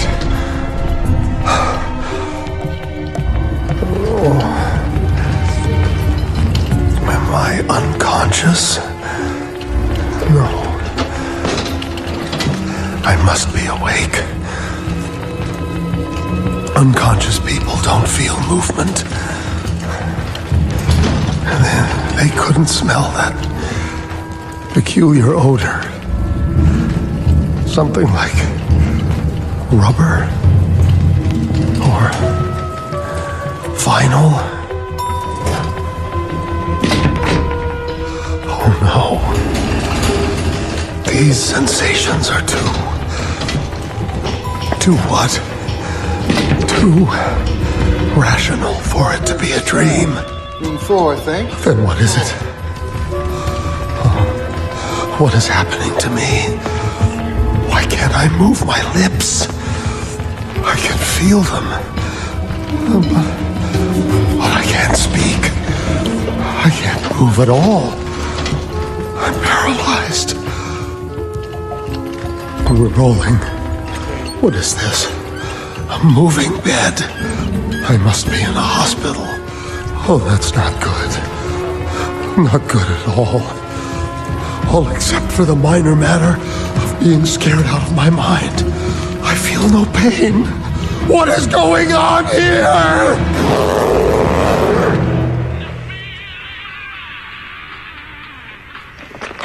Howard Cottrell.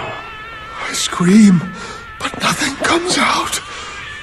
If I'm dead, how can I feel? You're looking good, Howie. How can I hear that idiotic music? Rusty, Oh, turn that off. what kind of a mess have I gotten myself into? So, Mike, what are we doing here?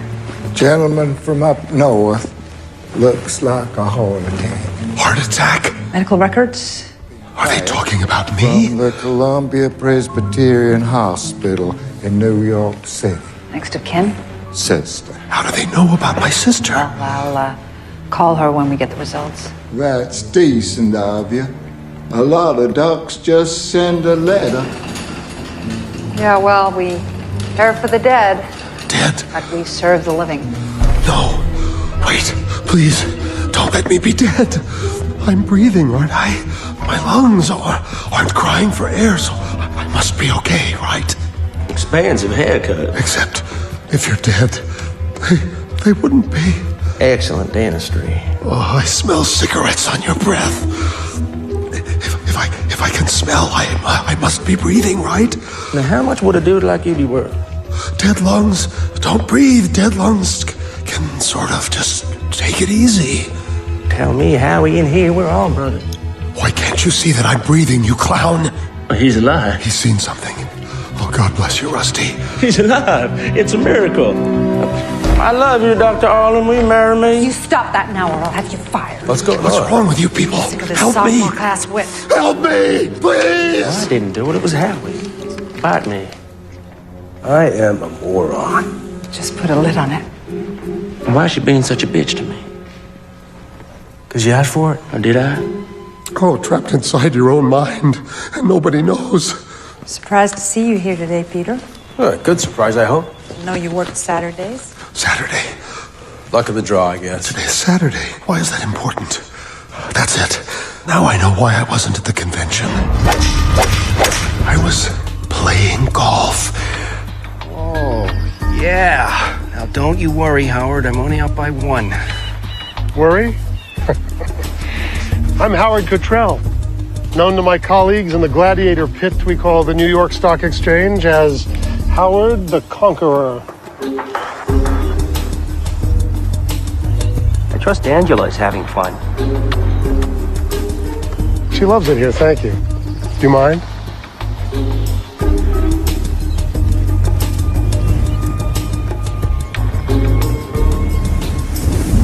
What the hell is that?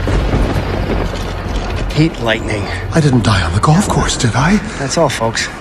Get out of here, I still got my shot. You get zapped by lightning, pal. You're going home in a Ziploc bag with a side of South Carolina barbecue sauce. Feeling threatened, Ed? Afraid your mighty one-stroke lead might suddenly evaporate?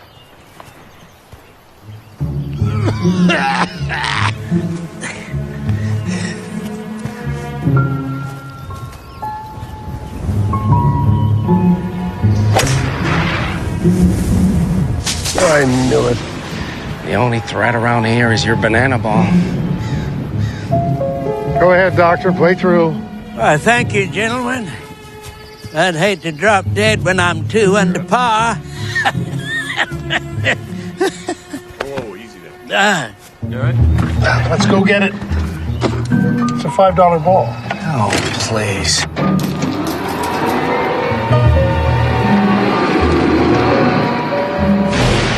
Sign here, please. Bear down hard. There's 3 copies.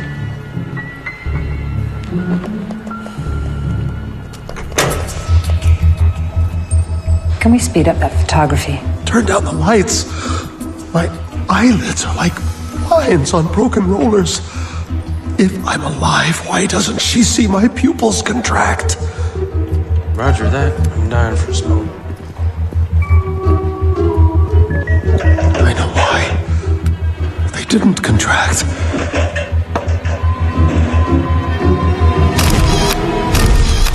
I hit a wide shot and... Oh!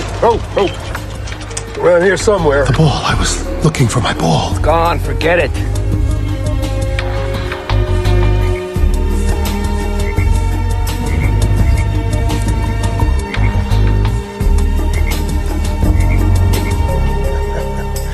There you are, you little bugger. Well, don't make it an opera. Just pick up the ball. I know what you're trying to do. There's no way you can make that shot. Come on, Ed. Just let me play my game. Who's stopping you? You know what your problem is, Ed? What's my problem? I'll tell you. You don't see the larger picture. Oh, are we back on the Montero deal again? We blew that deal because, as usual, you were thinking cheap. Oh, I'm cheap? For the price of a ball, you put our lives at risk. You are such a wimp. Oh. Wimp. Oh, grow up. You know what? You go on. I'll walk back.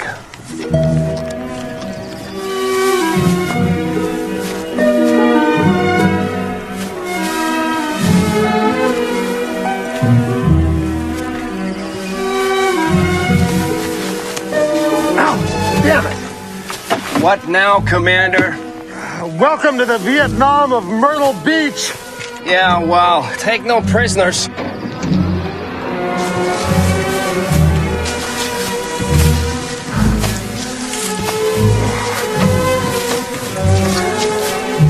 Would have to be the 18th. Place is probably infested with ticks. Ah!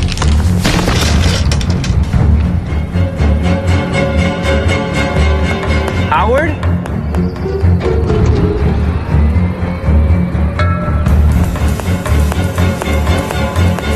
Howard.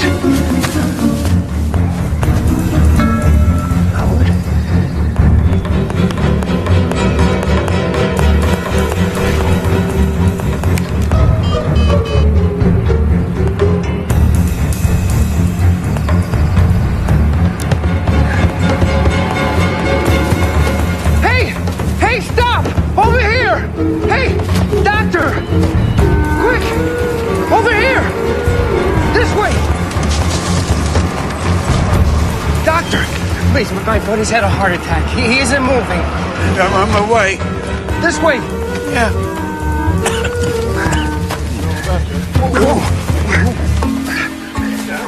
What? Easy, boy. This way! Ah, yeah.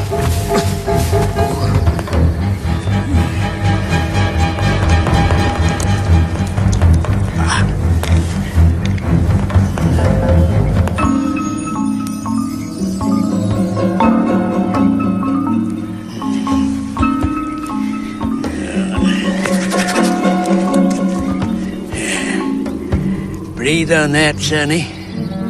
Smell that $20 bill.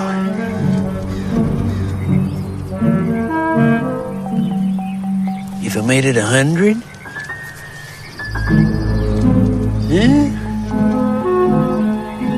Huh? He's dead. What? Heart attack. I've seen it before. These Yankees come down here. They can't take the humidity. No. This is a joke. You can't just say someone's dead. I just did. Is that the way you crackers do it in the boondocks? Ever heard of CPR? This is Howard. Okay, this is my buddy, Howard. So please, could somebody call an ambulance? Yeah. New York, Chicago, old Paris, France. Dad is dead, Sonny. Except when the deceased is still breathing. The deceased is a well-developed, well-nourished Caucasian male. A rigor mortis is not discernible. No signs of medical intervention. Incompetent morons. Rusty. Oh, this must be hell. We're all out of body diagrams. Yeah. And I'm being punished for every bad and selfish thing I've ever done. I refuse. I won't go out this way. Humiliated by a bunch of small-town losers. Where did you get that guy? Crawled out of a petri dish. Poor Rusty. You're breaking my heart. Patient was pronounced dead by... Who was he attending? Kazalian. Is he still around? He's the guy that performed the physical on Noah when he grounded the Ark on Mount Ararat. Listen to her. She's laughing while they're getting ready to cut me. Like the field autopsies I saw in Vietnam. The blades snap through the sternum. The rib cage pops apart. They pull off your face like a kid's Halloween mask. And then you're nothing but a piece of human garbage. I'm being allowed to do this? In Dr. Katie Arlen's autopsy room? Despite my reputation, I do know how to share. I am flattered. Don't be. You're holding them upside down. Oh, for God's sake, don't help him. I knew that. It's a whole different thing from looking at slides under a microscope. Yeah, I'm grateful for the hands-on experience. Oh, it's tough making a career change. Keeps life interesting. Shut up and pay attention. I remember what happened.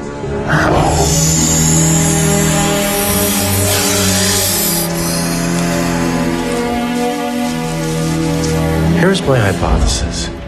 IHSS. Idiopathic hypertrophic subaortic stenosis. No symptoms, and it wouldn't show up on physical exam. IHSS? Good bet. $1 in the kitty. You're on. My leg. Look at my left leg. That's the trouble, not my heart. I was bitten by a snake. Why can't you see that? Please, you can't do this. You can't cut me up. Help me. Don't you realize I can still feel?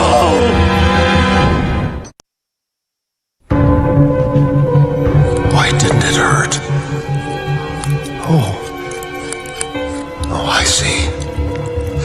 It's just the beginning. But guys, look at my chest. Oh, you must see it rise and fall. No matter how shallow my respiration, you're the damn experts. Oh, this table is ice cold. Can't they see goosebumps? Ow! It's all wet from the jungle. Of course not. I don't do laundry. My skin is smooth as marble. Where is the lovable Rusty when you need him, huh? Outside, torturing small animals. What for? The torture chamber's right here. We have a dark blue polo shirt, short sleeves, size large. Grass stains, otherwise unremarkable. Watch it. Oh, if they snip me there, I'll go insane. But it won't matter, because they'll keep on cutting like it's one big joke. Boxers or jockeys? In Katie Arlen's autopsy room, we do not discuss the deceased's underwear, except in clinical terms. Jockeys. Boxers. I mean, look at the guy. The joke's on you, suckers. Wait till I get out of here. You're looking at one hell of a lawsuit. I'll sue you and your children and your children's children. I'll cripple you. Red. But it's not Valentine's Day. Just saving it for you, Angela. Like I save all good things.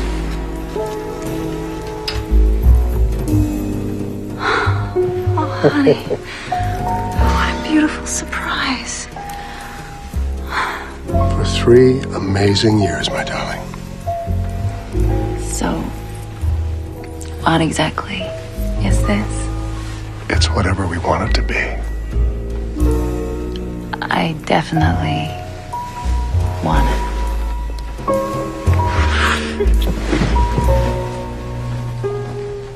Under other circumstances, having a woman do what she's doing would make me extremely happy. You hold him up. Now I know what dead is. My wiener is lying there like a stunned mole. Oh, no wonder he had a heart attack. I didn't have a heart attack. I was bitten by a snake. I'm in great shape. Where is Rusty? All this You're blind, lady. Blind with lust. Just my lousy luck. Piss me off. Oh, he does it because he's in love with you. Would you be interested in doing the autopsy? Or would you prefer to just observe? No. He's a rookie. What are you thinking? Why am I not in Columbia Presbyterian Medical Center in New York City where doctors are doctors? You want me to do the autopsy? Yeah, I think so. Okay. Sure. You'll assist, right? Your trusty co-pilot. I think it would be an excellent teaching opportunity. You bet. Please, don't. Please don't. I think you'll want to start with the external examination. Right. I can't take this anymore. Nerves. Wait, there is a way. A sneeze will show that I'm alive. I can't even sneeze. Screwed again. Head is normocephalic, covered by medium length, slightly graying hair with mild temple balding. All those hours at the gym, and what does it come down to? Mild temple balding. And the next thing you know, you're a teaching opportunity. Clea sclera, no petechiae sclera, or conjunctiva. So what does that tell you? No evidence of asphyxia. And what about heart attack? Still a possibility. Think, Howard. Use your brain. It's the only thing that's working. How can you get their attention? And make the presumption that the exertion was too much for the old guy. Old balls! And you wish you had some. And I will be very curious to open up his heart and to have a look. Yeah, so am I. Would I insult you if you were dead? Chest unremarkable. Abdomen mildly obese. Genitalia are those of an adult, uncircumcised male. How would you describe these? Multiple. I feel everything you're doing down there, so cut it out. I mean, don't cut it out. Just quit it. Get your pretty nose out of there. Lower abdomen and groin area. Oh, that's poetry. Scars from the war.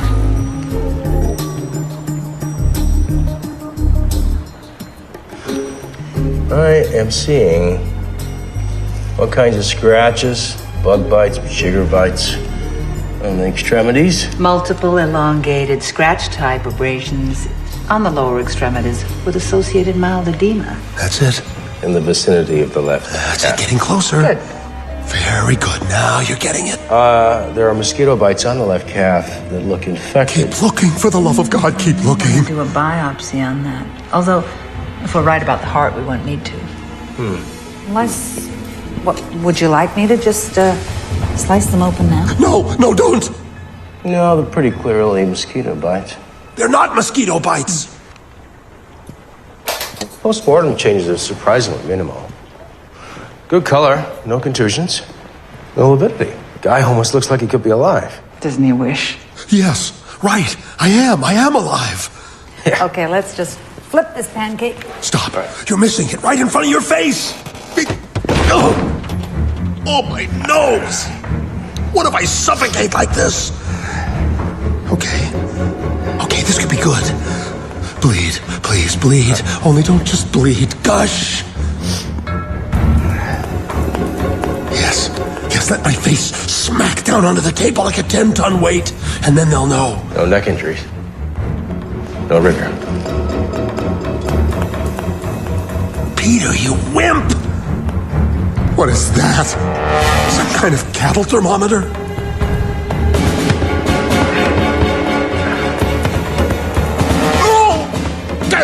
Take it back, dear God, and they didn't exactly go crazy with the lubricant. We have a gift, Dr. Jennings. Oh, think of something. Anything. Think of the mother of all dissection. Home runs. I don't It take was everything at once. Bucky Dent. Bucky Dent's 3-run homer against the Red Sox, 1978. All the relief. The Yankees clinched. That guy's remarkably elevated. No, seriously. Well, here's your diagrams. He still got his shoes. Whose fault is that? Got that? Oh. Wait till you see what's coming down the pipe. The hell will they do to me now? Drunken gas at a hotel. Got himself steam like a chicken dumpling in a sauna. Body's in the meat wagon. It's on the way. How does a corpse maintain a temperature of 94.9 degrees? It's a clue, genius. Pay attention. Well, they plucked him off a golf course on a hot summer morning. You want to know what did him in? A vampire. That would be consistent with your deranged worldview. 2 tiny holes right here. Oh, an ankle-sucking vampire. Well, explain the fact there are 2 tiny holes of equal size. Rusty, are you the only sane one here? Sock made in Taiwan, buddy. It was a snake. Did you bleach these tools? Dr. Allen, I know my job. And how come you're letting him do it? S-N-A-K-E, snake. Carry on. No, don't go. Don't leave me alone with Dr. Jekyll and Mr. Hyde. Well, it's all me. What's all you? The femoral stick. Stick? Second blood sample to cross-check the tox results in the heart blood. What stick? I know what a femoral stick is, Rusty. Oh, but have you ever done it, Dr. Hotshot? Not that kind of stick. You ever stuck it to a corpse? No, Rusty? I want a good, clean, vertical stab. One time only. No, Rusty, we're friends. Right in the vein. Rusty! It's a good thing this guy's feeling no pain. Will I still be alive when they cut out out my heart and hold it up dripping before plopping it into the weighing pan. Fascinating how the tools of autopsy haven't changed in decades. Don't they say the brain remains conscious after the heart stops? For how long? We have new technology. 2 seconds? Yeah, but basically it's still the same. 5? A whole minute? Welcome, the Dr. Katie Arlen Show. You are deranged. There are lots of secrets in the autopsy Don't room. feel the need to share, Rusty.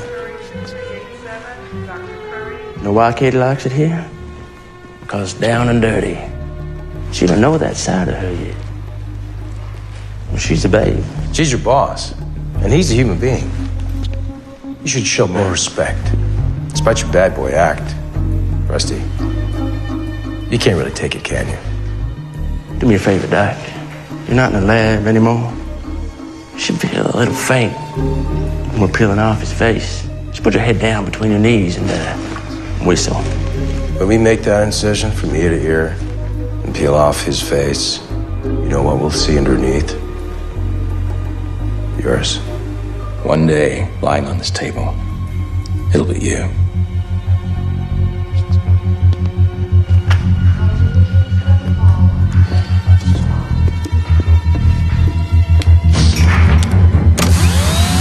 Turn that off. Well, stop fighting like school children and listen to me. Well, I need a haircut. Get that thing away from me! If he doesn't slice my nose off, I'll have a chance. It's baby's first autopsy. What am I thinking? You're cruising, bro. Okay, I'm still breathing. If I can breathe, even slightly, then I can make a noise. If I can make a noise, they'll hear.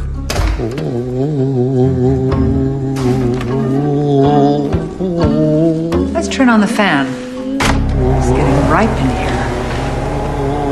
No, I'll take this smell any day. What do we got? Now what? Genitalia. Why are they obsessed with my private parts? According to his medical records, it's due to an anti-personnel device during his tour of Vietnam. Poor guy must have stepped on a landmine. That shrapnel is consistent with the old scoring we found on the external examination. It's going to be a challenge. How so? Well, we got to get out all those pieces and verify that they are shrapnel from the war and not some new injury which might have contributed to the cause of death. They're gonna cut out every single scrap Rusty? of shrapnel? Get me a long pickup with Oh, don't do it. Don't do it, and I'll I'm on my break. I'll establish a scholarship. The Dr. Katie Arlen Award for Humane Treatment. You like it? Please, leave me some dignity. Not exactly what you signed up for, was it? Stop feeling sorry for yourself. I'm thinking about you. I told you I'm fine.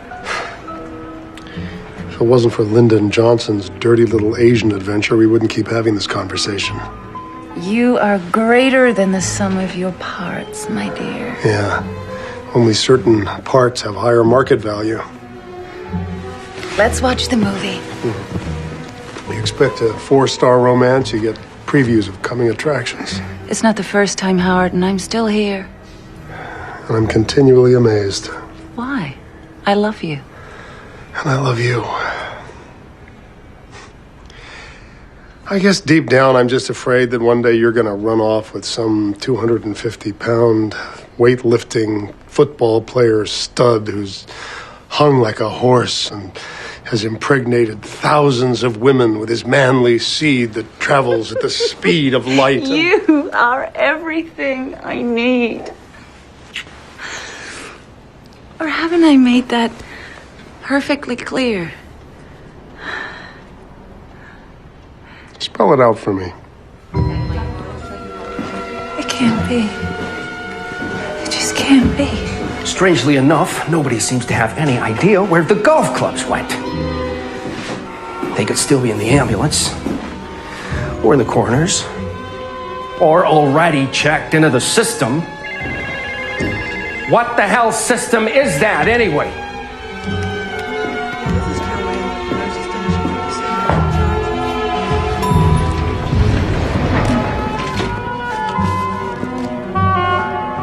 Howard bought those clubs in Scotland. I was with him. We played 7 courses in 5 days. I'll tell you this, Angela. We are not leaving this piss-poor excuse for a hospital until we find them. Who cares about the golf clubs? Angela! Angela! Angela!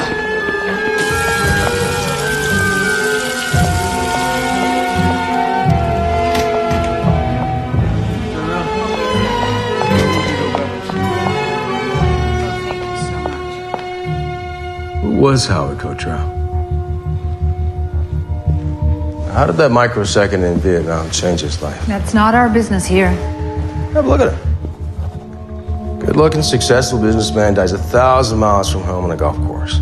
All we care about is what caused him to die, not our personal philosophy. Interesting how a body speaks to us for life lived. Damn right, Junior. And it's a life worth saving. Almost lost it once, but Howard the Conqueror came back. Half the man, but twice the fortitude. And I'm not giving up without a fight. Take it easy. Angela. You see this ring? Well, how do you think I feel? The last thing I said to him was, oh, grow up. We can't bring him back. I never got to say goodbye. Well, you can say goodbye at the funeral. We'll have the biggest funeral the stock exchange has seen since the dot-com disaster. What's the matter? That's where Howard is right now. He's in the morgue. We can't think about that. Come on, let's sit down. Come on.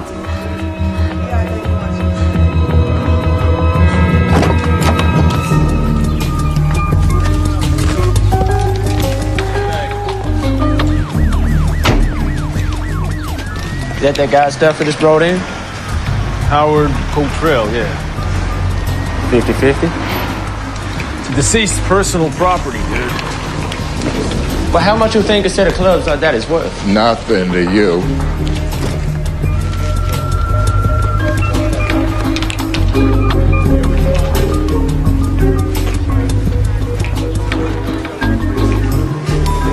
Those clubs are no good to Howie. His things belong in the vault. And that's where they go. Why these hackers need a big tour bag is beyond me.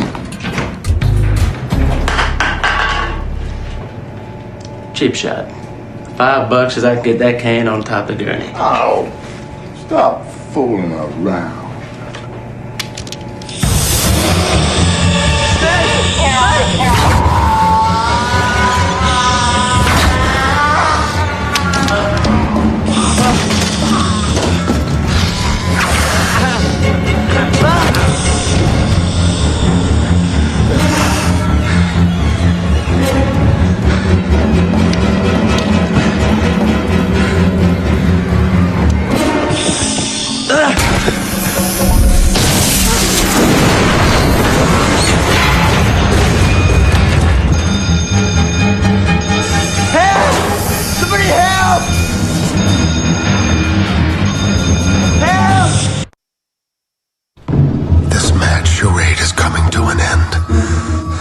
See Angela again.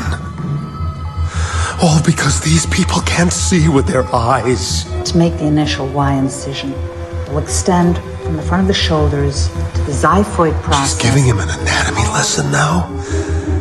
At this late stage, what difference does it make? Do it. Make it merciful and quick. Dr. Arlen. Yes? Can I call you Katie?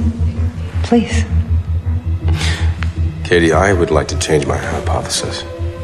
All right. Well, we have a body without a mark on it. And we know the deceased was playing golf, and, well, a metal club acts as an antenna for electricity. He could have been struck by lightning. I'd rather go up in a flash than lie here like this. How long can I stare into the white light of my own death? Very often. How much more can I take? Yes, no, stop, go. I'm freezing, invisible. To them, I'm just a used-up body. I've never actually seen anyone who's succumbed. Can you imagine what it's like? Yes, I can. surrounded by so-called experts. Go ahead. But totally alone. Go ahead with the incision. Somebody help! Security, we're here. What the hell took you so long? Anybody hurt? My buddy's dead! He bit by a snake! It's still in here! Hang on, we're working on the door. Now hurry up!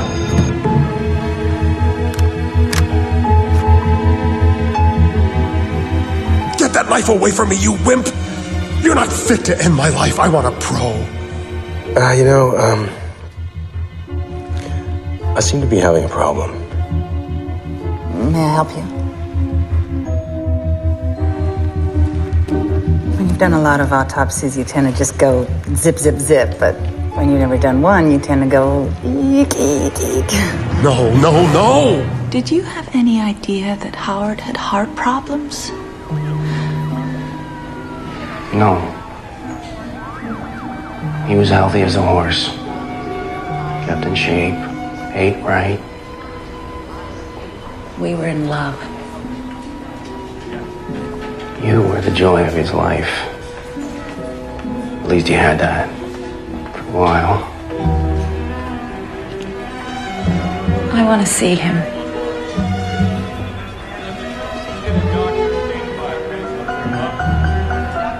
Put it out of your mind. He's all alone. We have to believe that Howard is at peace. Can you hear me? All right, man. What's going on? We're doing the best we can. You know, I seem to be having a bit of a problem, too. Spared. But for how long? You know, ever since you've been on this rotation, I don't know. Every time we're alone in this room together, I can barely concentrate. Luckily, you can't make mistakes with dead people. Otherwise, Oh, you wacky jokester, what a stitch. what can I say? I'm crazy about you.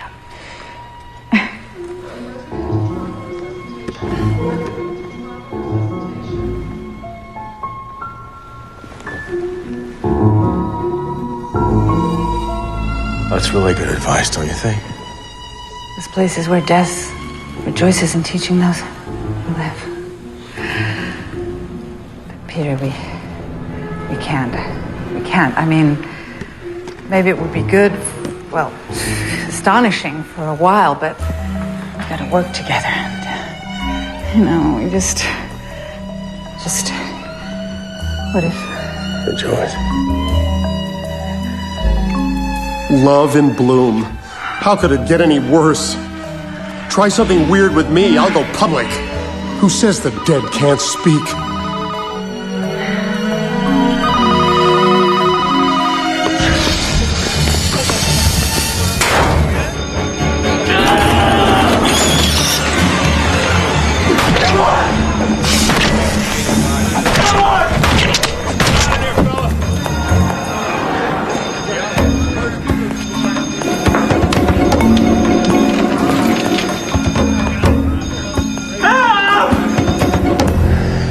Speed it up.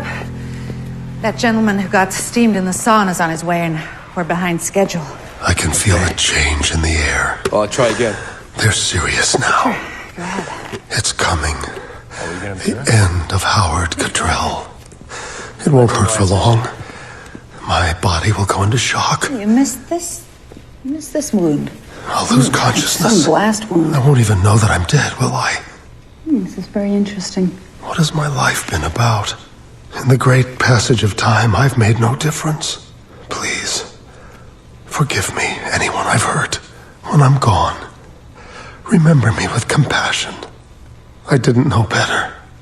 I'm ready for the soul's last voyage into silence. Testes must have swollen up damn near to the size of grapefruits. Except... Lucky you didn't lose him. Uh-oh. Something's happening. Oh, what a feeling. Out of hell and straight to heaven. Snake bit him. Move over there. Hey. Oh, he went down like a ton of cement. No pulse, no heartbeat. He's gone. This man isn't dead. He's not dead. Nope. We'll make it just fine. Oh, my, that is amazingly great.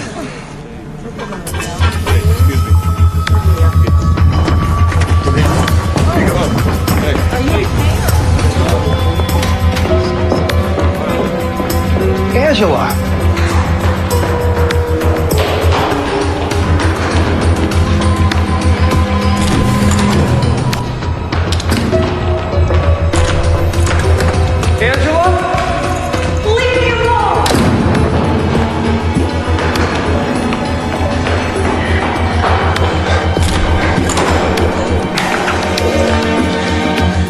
Excuse me. Wait. What's going on? Civilians! Can I help you? I'm looking for my fiance. She's just a little distraught. Is your fiance a doctor? No, he's dead. Her hand is still on me. Uh-oh.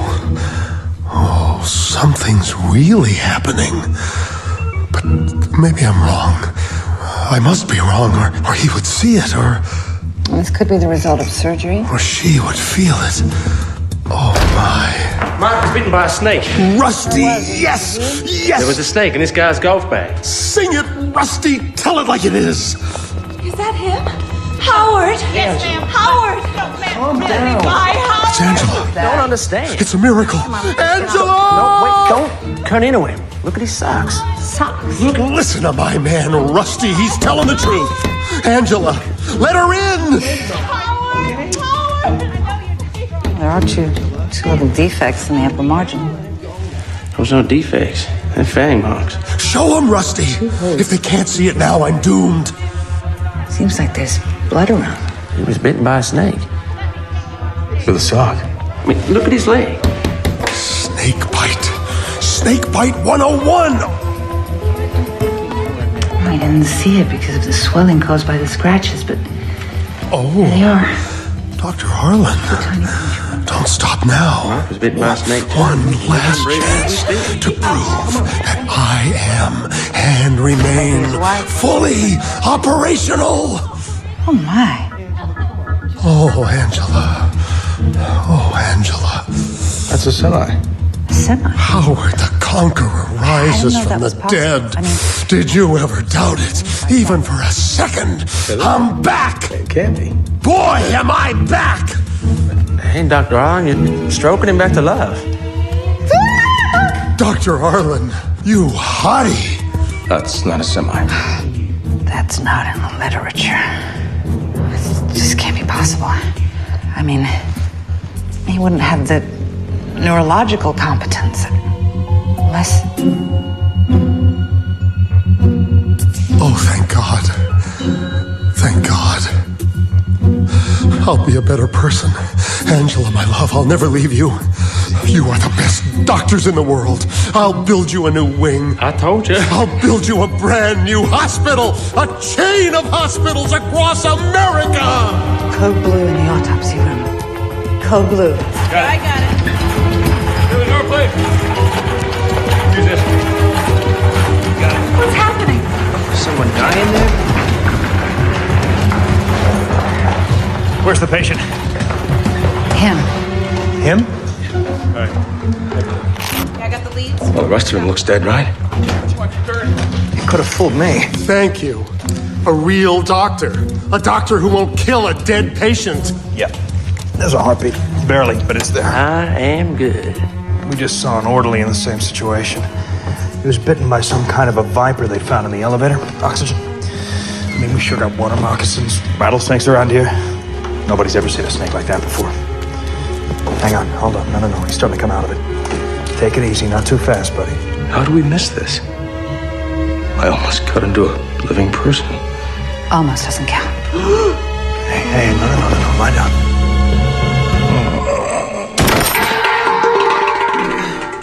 Take it easy. Easy now. Easy.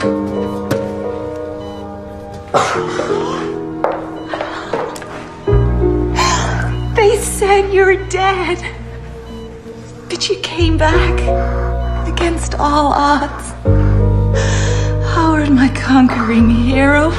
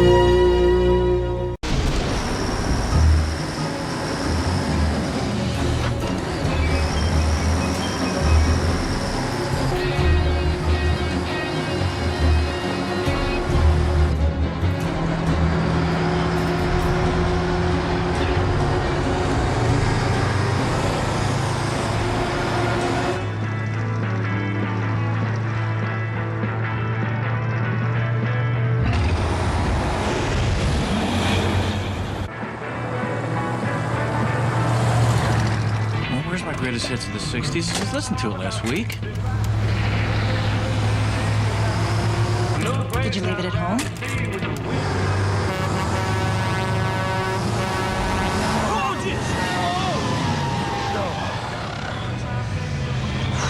Oh. Sorry. Too much lipstick? Oh, yeah, good girl, Sally. Good girl. Oh, so much for our pristine wilderness experience. Yeah, well, I told you, this is an adventure, which basically is a vacation with meat on it. I want you to have your meat, darling. I really do. I was just hoping for some room service and a good wine.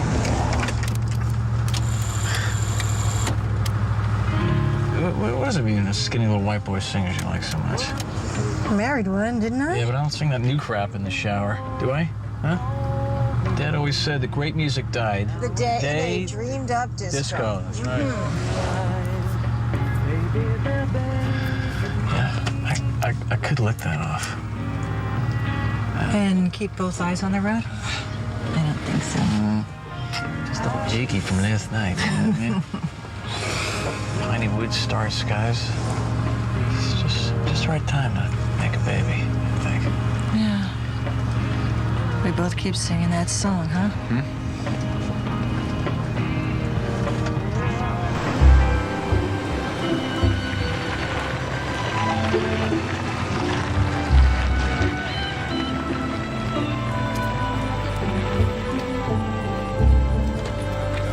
Here we are.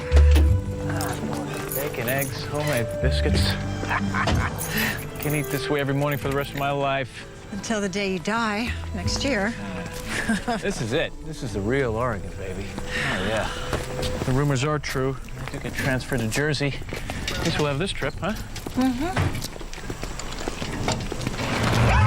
Oh!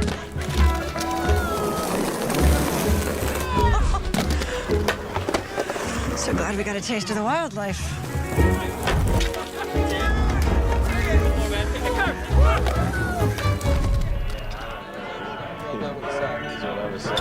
Hey, you know, we could take a shortcut to Toketee Falls.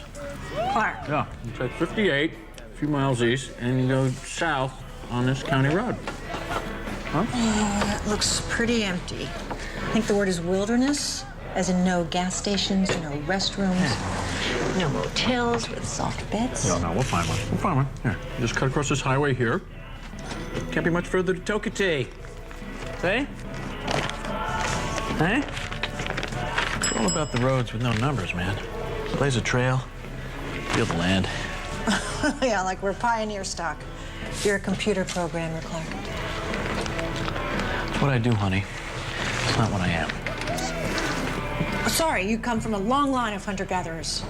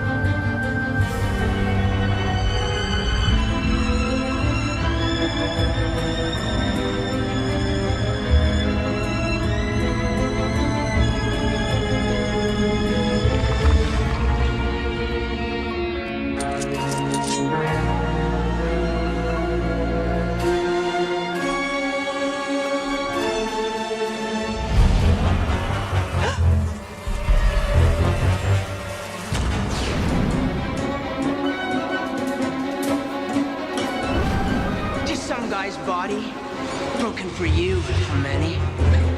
Oh, we're talking mass culture. Sugar muffin.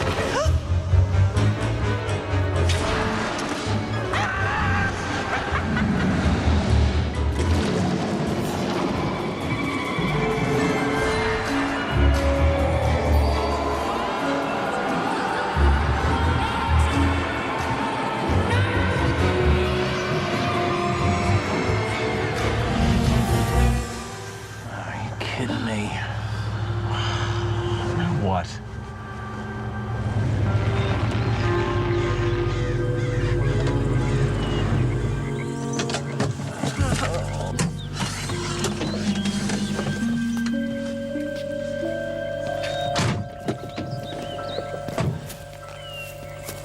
Clark, I gave up teaching summer school for this. Please tell me we're not lost. We're not lost, just in mid-process. I've never seen a road marked like that. Where are the phone lines? I don't know. You don't know? No, I haven't seen him in a while. Well, how long is a while? I don't know, 10, 20 miles? You want my advice? No, but I suppose I'll get it anyway. You know, I really can't stand it when you roll your eyes like that. Roll my eyes like what? You know, like I'm some old dog farted under the dinner table. Go on, it's your nickel. Tell me what you're thinking. Let's go back while there's still time. Yeah, sure. Now all you need is a sign that says repent. See, that's the problem with you teachers. You're always tied to your lesson plan. That's it. It's got to be the right fork. That's south. Yeah, I can smell Tokatee Falls from here. That's the ranch road. Must be. A ranch road with a striped line. Well, you'd be surprised how well off some of these ranches are. Money in the land, as my dad always said. Baby, let's go back and find a nice hot tub and a cold mojito. Reverse is right there, baby. No, honey, wrong. Reverse is just another word for going backwards, okay? Besides, it's not like the yellow line is gonna run out.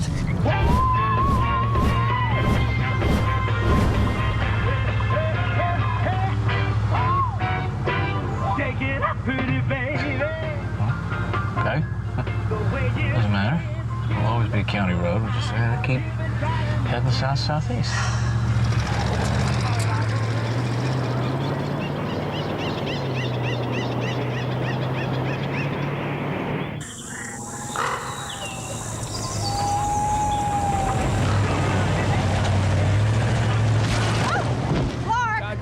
Just don't say anything, okay?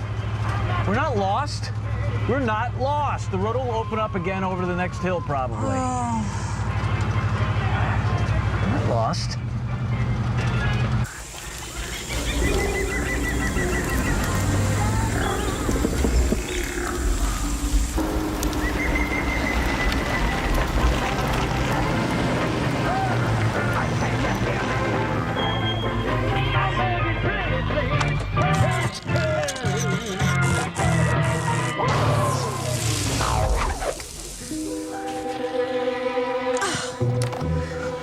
That's it.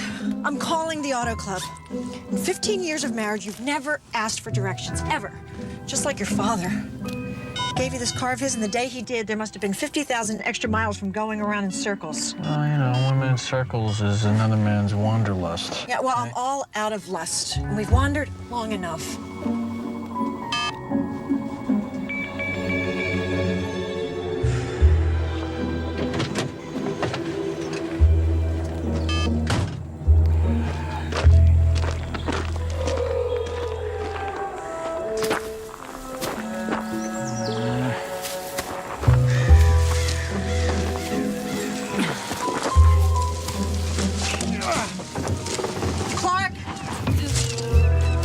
I give.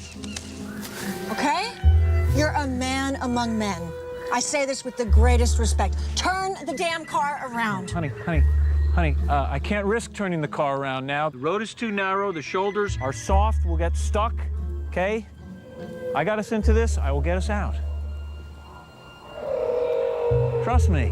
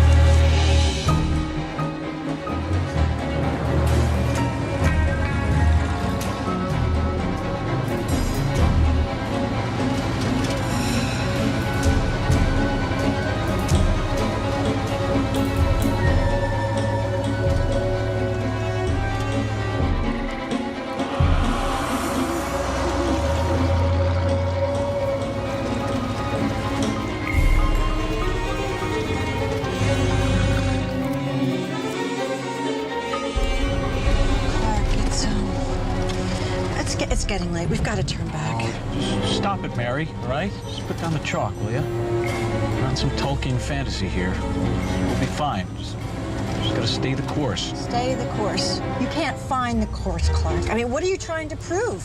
We're in trouble here. Just look. Can't you see it? I see a sign. Can you read it? Can you read it? Yeah. It says, if you came this far, you really screwed up.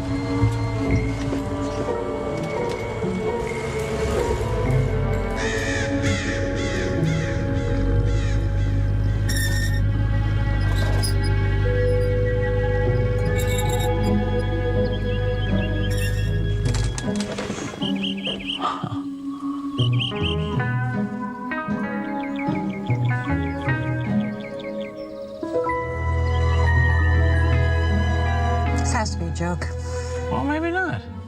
A town called Rock and Roll Heaven? Why not? There's Truth and Consequences, New Mexico. There's Shark, Nevada. There's even a town in Pennsylvania called Intercourse. I mean, why not Rock and Roll Heaven?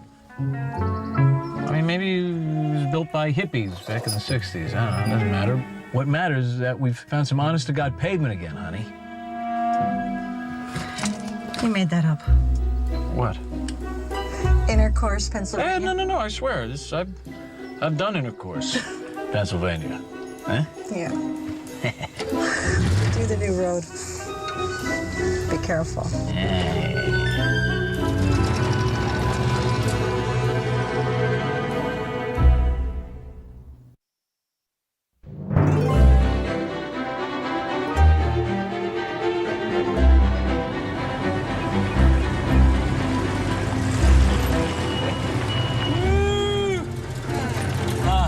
Norman Rockwell's birthplace. Has to be.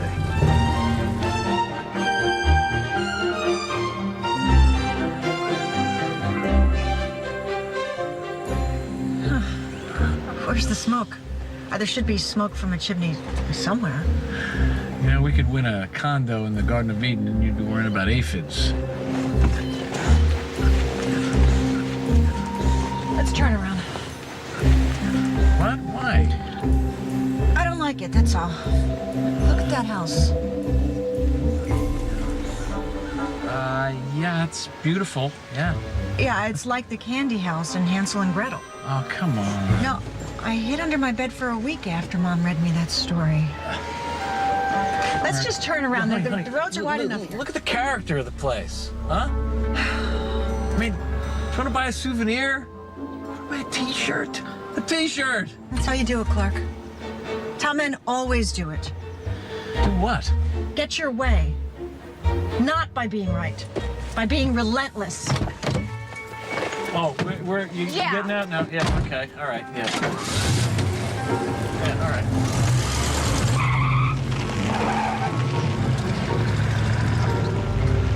One T-shirt, 5 minutes. Now, when do I get to choose, Clark, huh?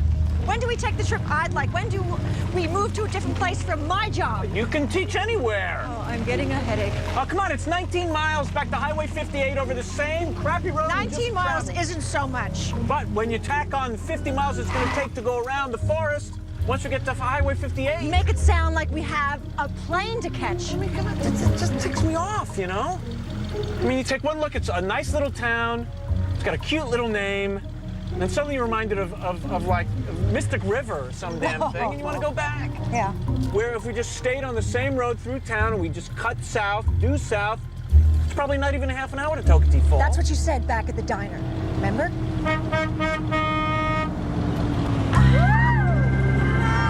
Hey!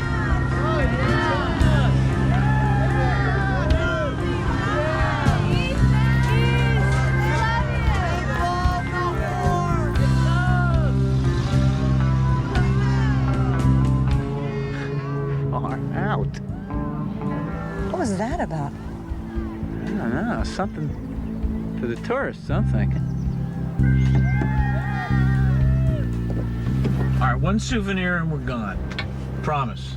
First Wicked Witch we see, gonna back up Mustang Sally all the way to Portland, no questions asked. Please? Please?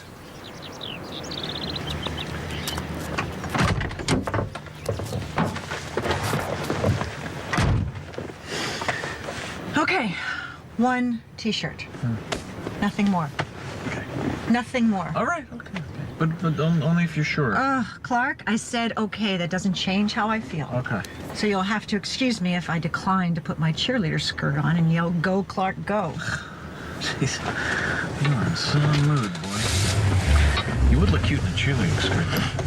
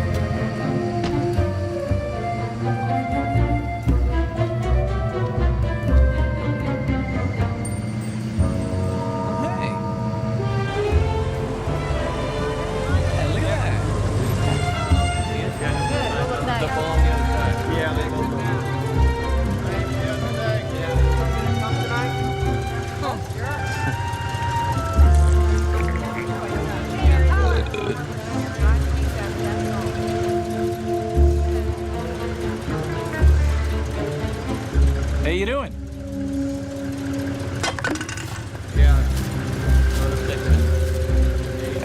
Okay.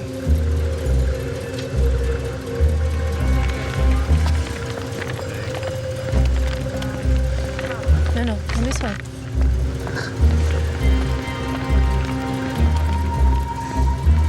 You have to see it, Clark. I know you do. What? It's like the town in the Twilight Zone. A peculiar little town. Remember? Come on, you watch TV Land constantly. Clark.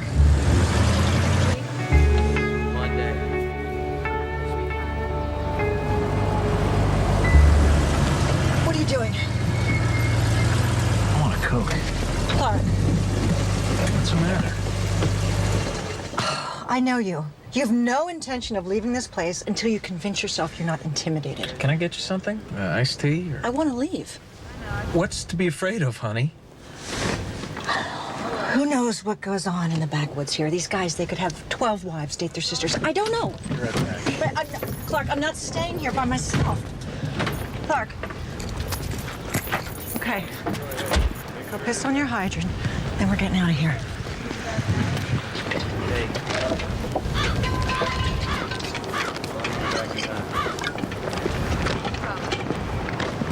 You look familiar. Did you get the refill? We know is moved to rock and roll Oregon to be street people.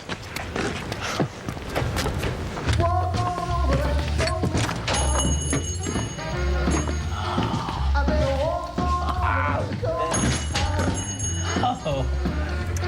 Come on in, folks. Take the first available booth.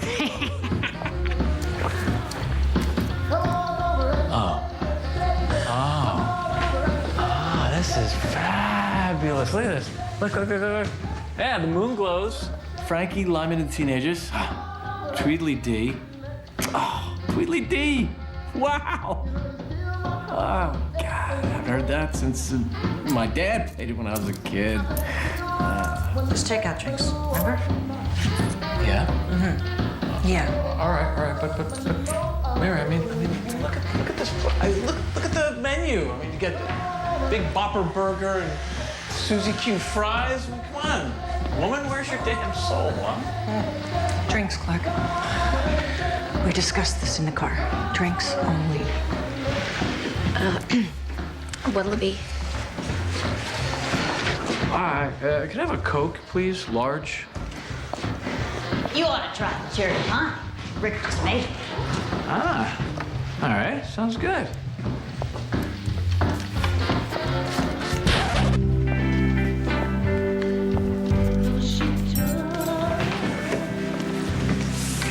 Just the Coke, to go.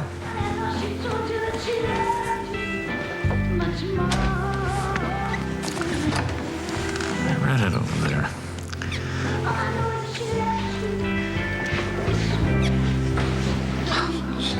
Stop staring at her.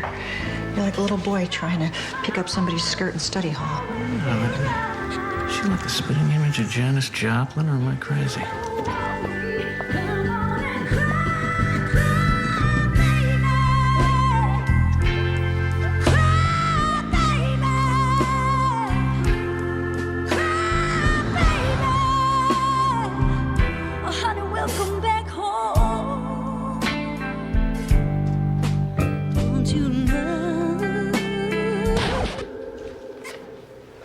Hey, Mary. You right? What? You're sweating. Crying out loud. It's not anything to have a panic attack over. You know, losing my mother's diamonds last year, that's worth having a panic attack over. Janis Joplin is dead in LA. An overdose. What are these people? The Jonestown Glee Club? She's a groupie. And this is like a 50s place. They're playing dress up, that's all.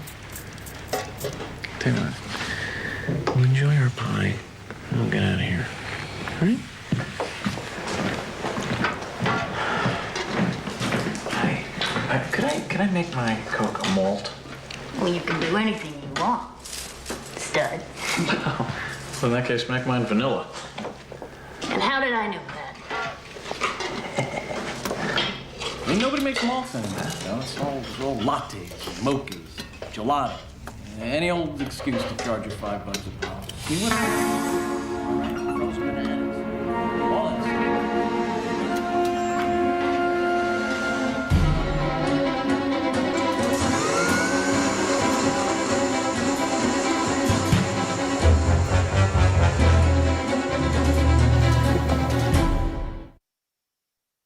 Go on, doll, serve them up. Just the ones with the big biceps. Yeah? Get the wings. My luck, they'll hit back. You see, you took enough to me. What you Thank you. You're the expert there. Don't mention it. So, how do you get your lipstick to match your hair like that? Well, you start with the lips, Daddy. Always. Clark, your pie's here. Ah, great. You know, I have to call this cowboy twice. Oh, yeah. Oh. Oh, that's incredible. Who made it? Rick, take a bow.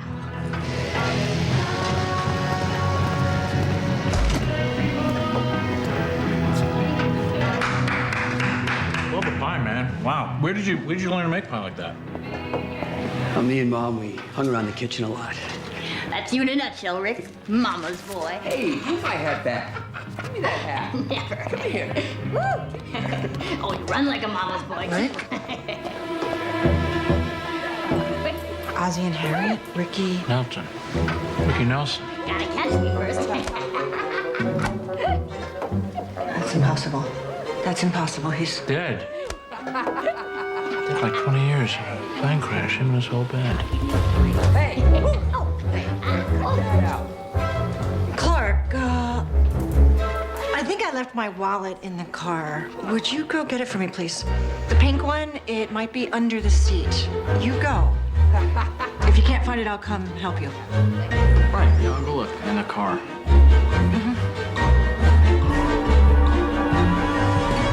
Don't let that pie get cold now.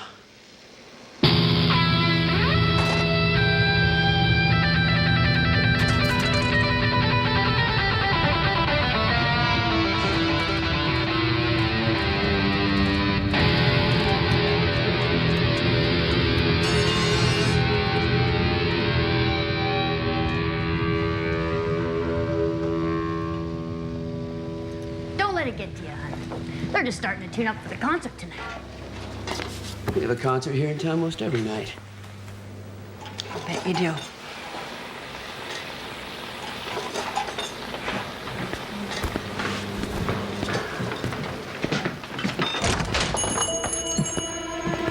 Excuse me, sir. Hey. Adam, man.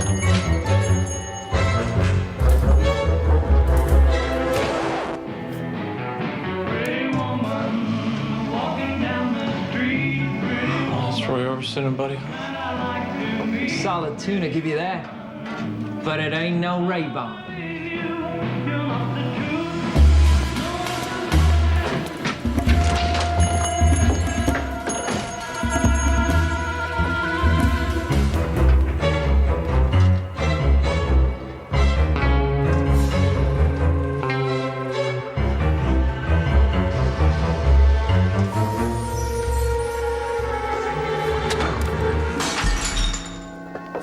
I call that losing your cherry.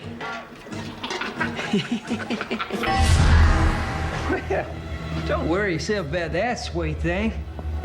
Welcome. Well, I ain't seen you around these parts before. My husband and I were just tourists visiting. We have to leave. You and your man ought to hang around a while. Let's stay for the concert tonight. We put on one hell of a show, if I do say so myself.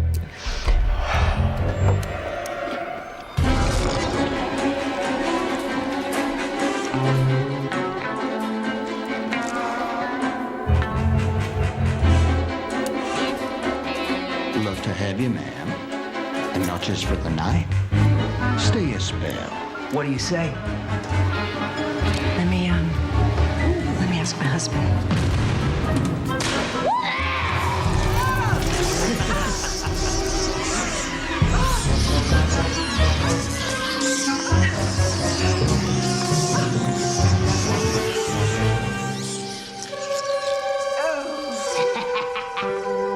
Oh my God! Oh. Hey, this ain't no dine and dash, rotten crutch. Get her, boys. In the car, Mary!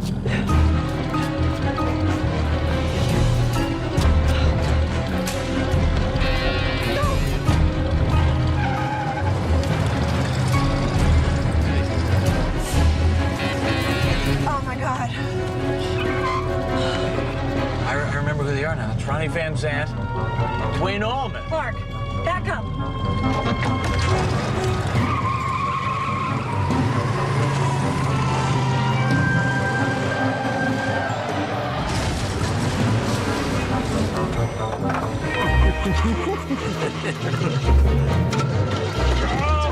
Clark, go!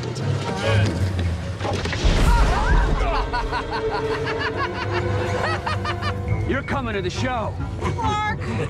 Screw you!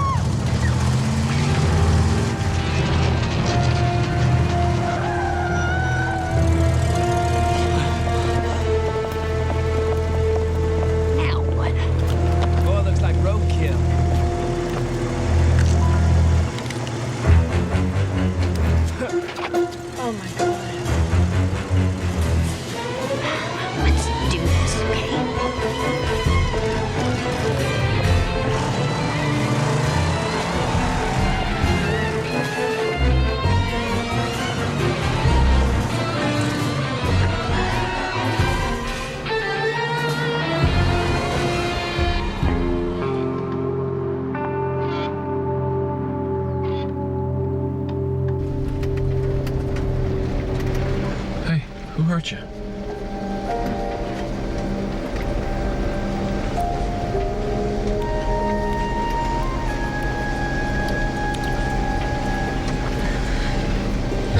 Cherry pie. Clark. Get us out of here. We'll be fine.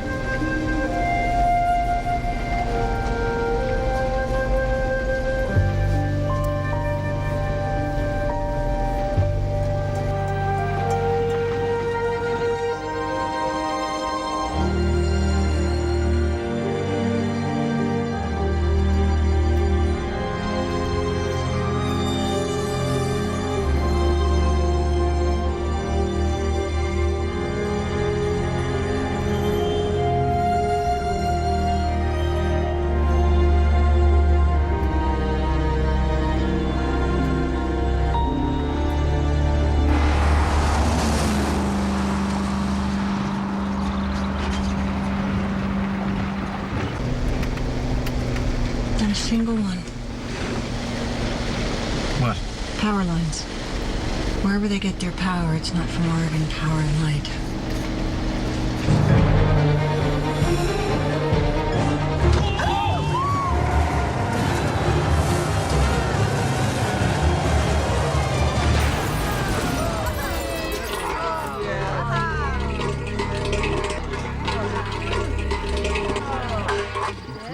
Wow.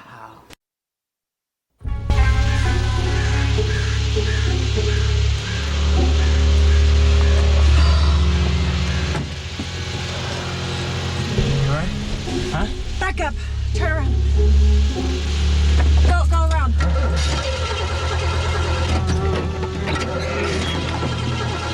Go around.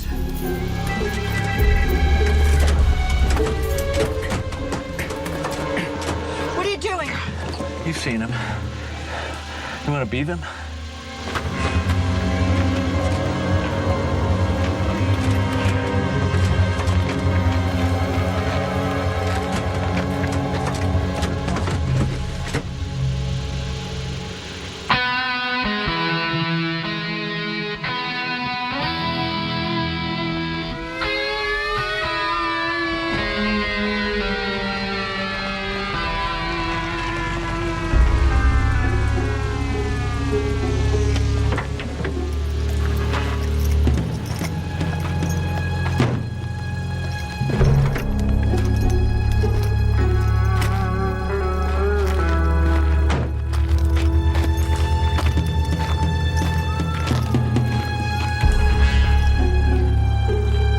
Welcome to town, both of you.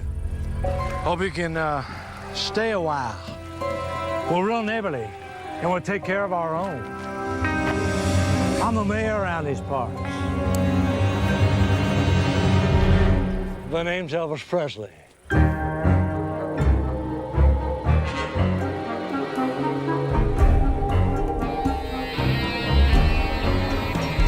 Driving away wouldn't do you no good anyhow.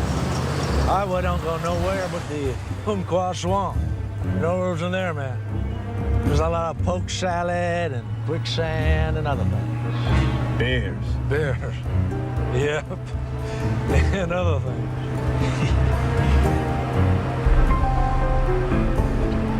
If we stay for the show. The show. Oh, you gotta stay for the show. We really rock. You just see it, we don't. Ain't nothing but a stone fact. If we stay for the show, can we go when it's over? You know, ma'am, we're way out in the boonies out here. And attracting an audience can be kind of slow work. Although, once they hear us, everybody stays around for more. We was kind of hoping you might stick around yourselves for a while. See a few shows. And just kind of enjoy our hospitality.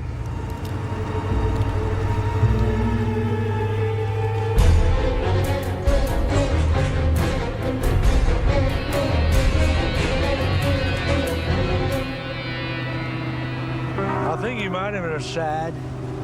You want to settle down.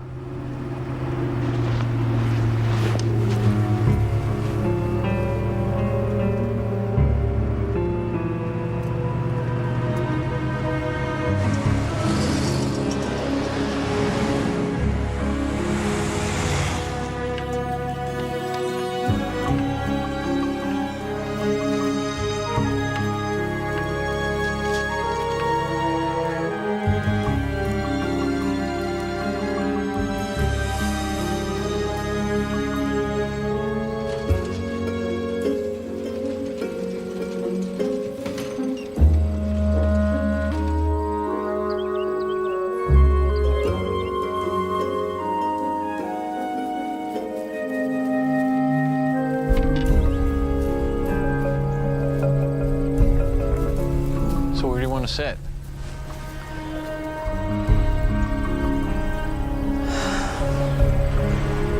Over there.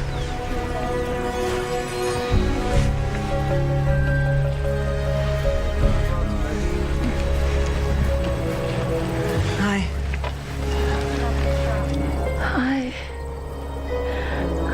Hi. I'm Cece Pryor. Mary Rivium. This is my husband, Clark.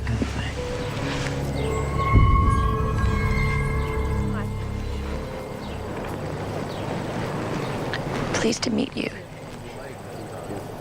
Your hand. Frankie did it. Frankie Lyman. Everyone says he was the sweetest guy you'd ever want to meet. When he was alive. He only turned mean when he came here.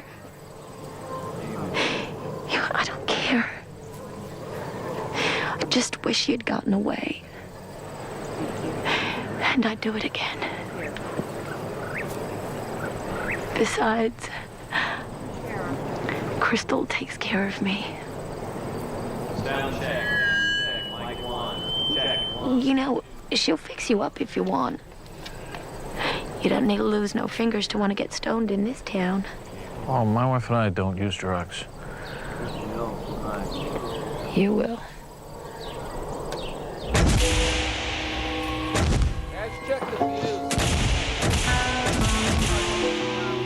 Good evening, rock and roll heaven. Get your seats back, ladies and gentlemen. Hold on to your chairs, because they're good rocking tonight. How long do they go on? A long time. I mean, the show will be over at midnight. It's a town ordinance. But time is different here. I mean, if the guys get cooking, sometimes go for a year or more. Well, we got jobs. Oh, yeah. Mayor said Mary can go to work at the Bebop Beauty Shop. I have an English degree. A teacher certificate, for God's sake. I'm a software expert. You don't hear me complaining about it, do you? I said to the mayor, Your Honor, I'm a computer expert. He said, well, son, no computers in this here town, he says, although we could use a couple of Ticketron outlets. So, you know, I guess I'll stack shelves for a while. Yeah. Must do good for Dad. Once upon a time. How do you reach these people? This is a nightmare. I'm supposed to spend the next God knows how long as a shampoo girl? But don't they hear you? I bet you can wash and rinse with the best of them, little lady. That's what he says to me. Hey, you hadn't ought to make fun. But making fun can get you into trouble around here. Okay, Clark, we have to go. My God, now we have to get Mary, Go, let's go. We gotta run.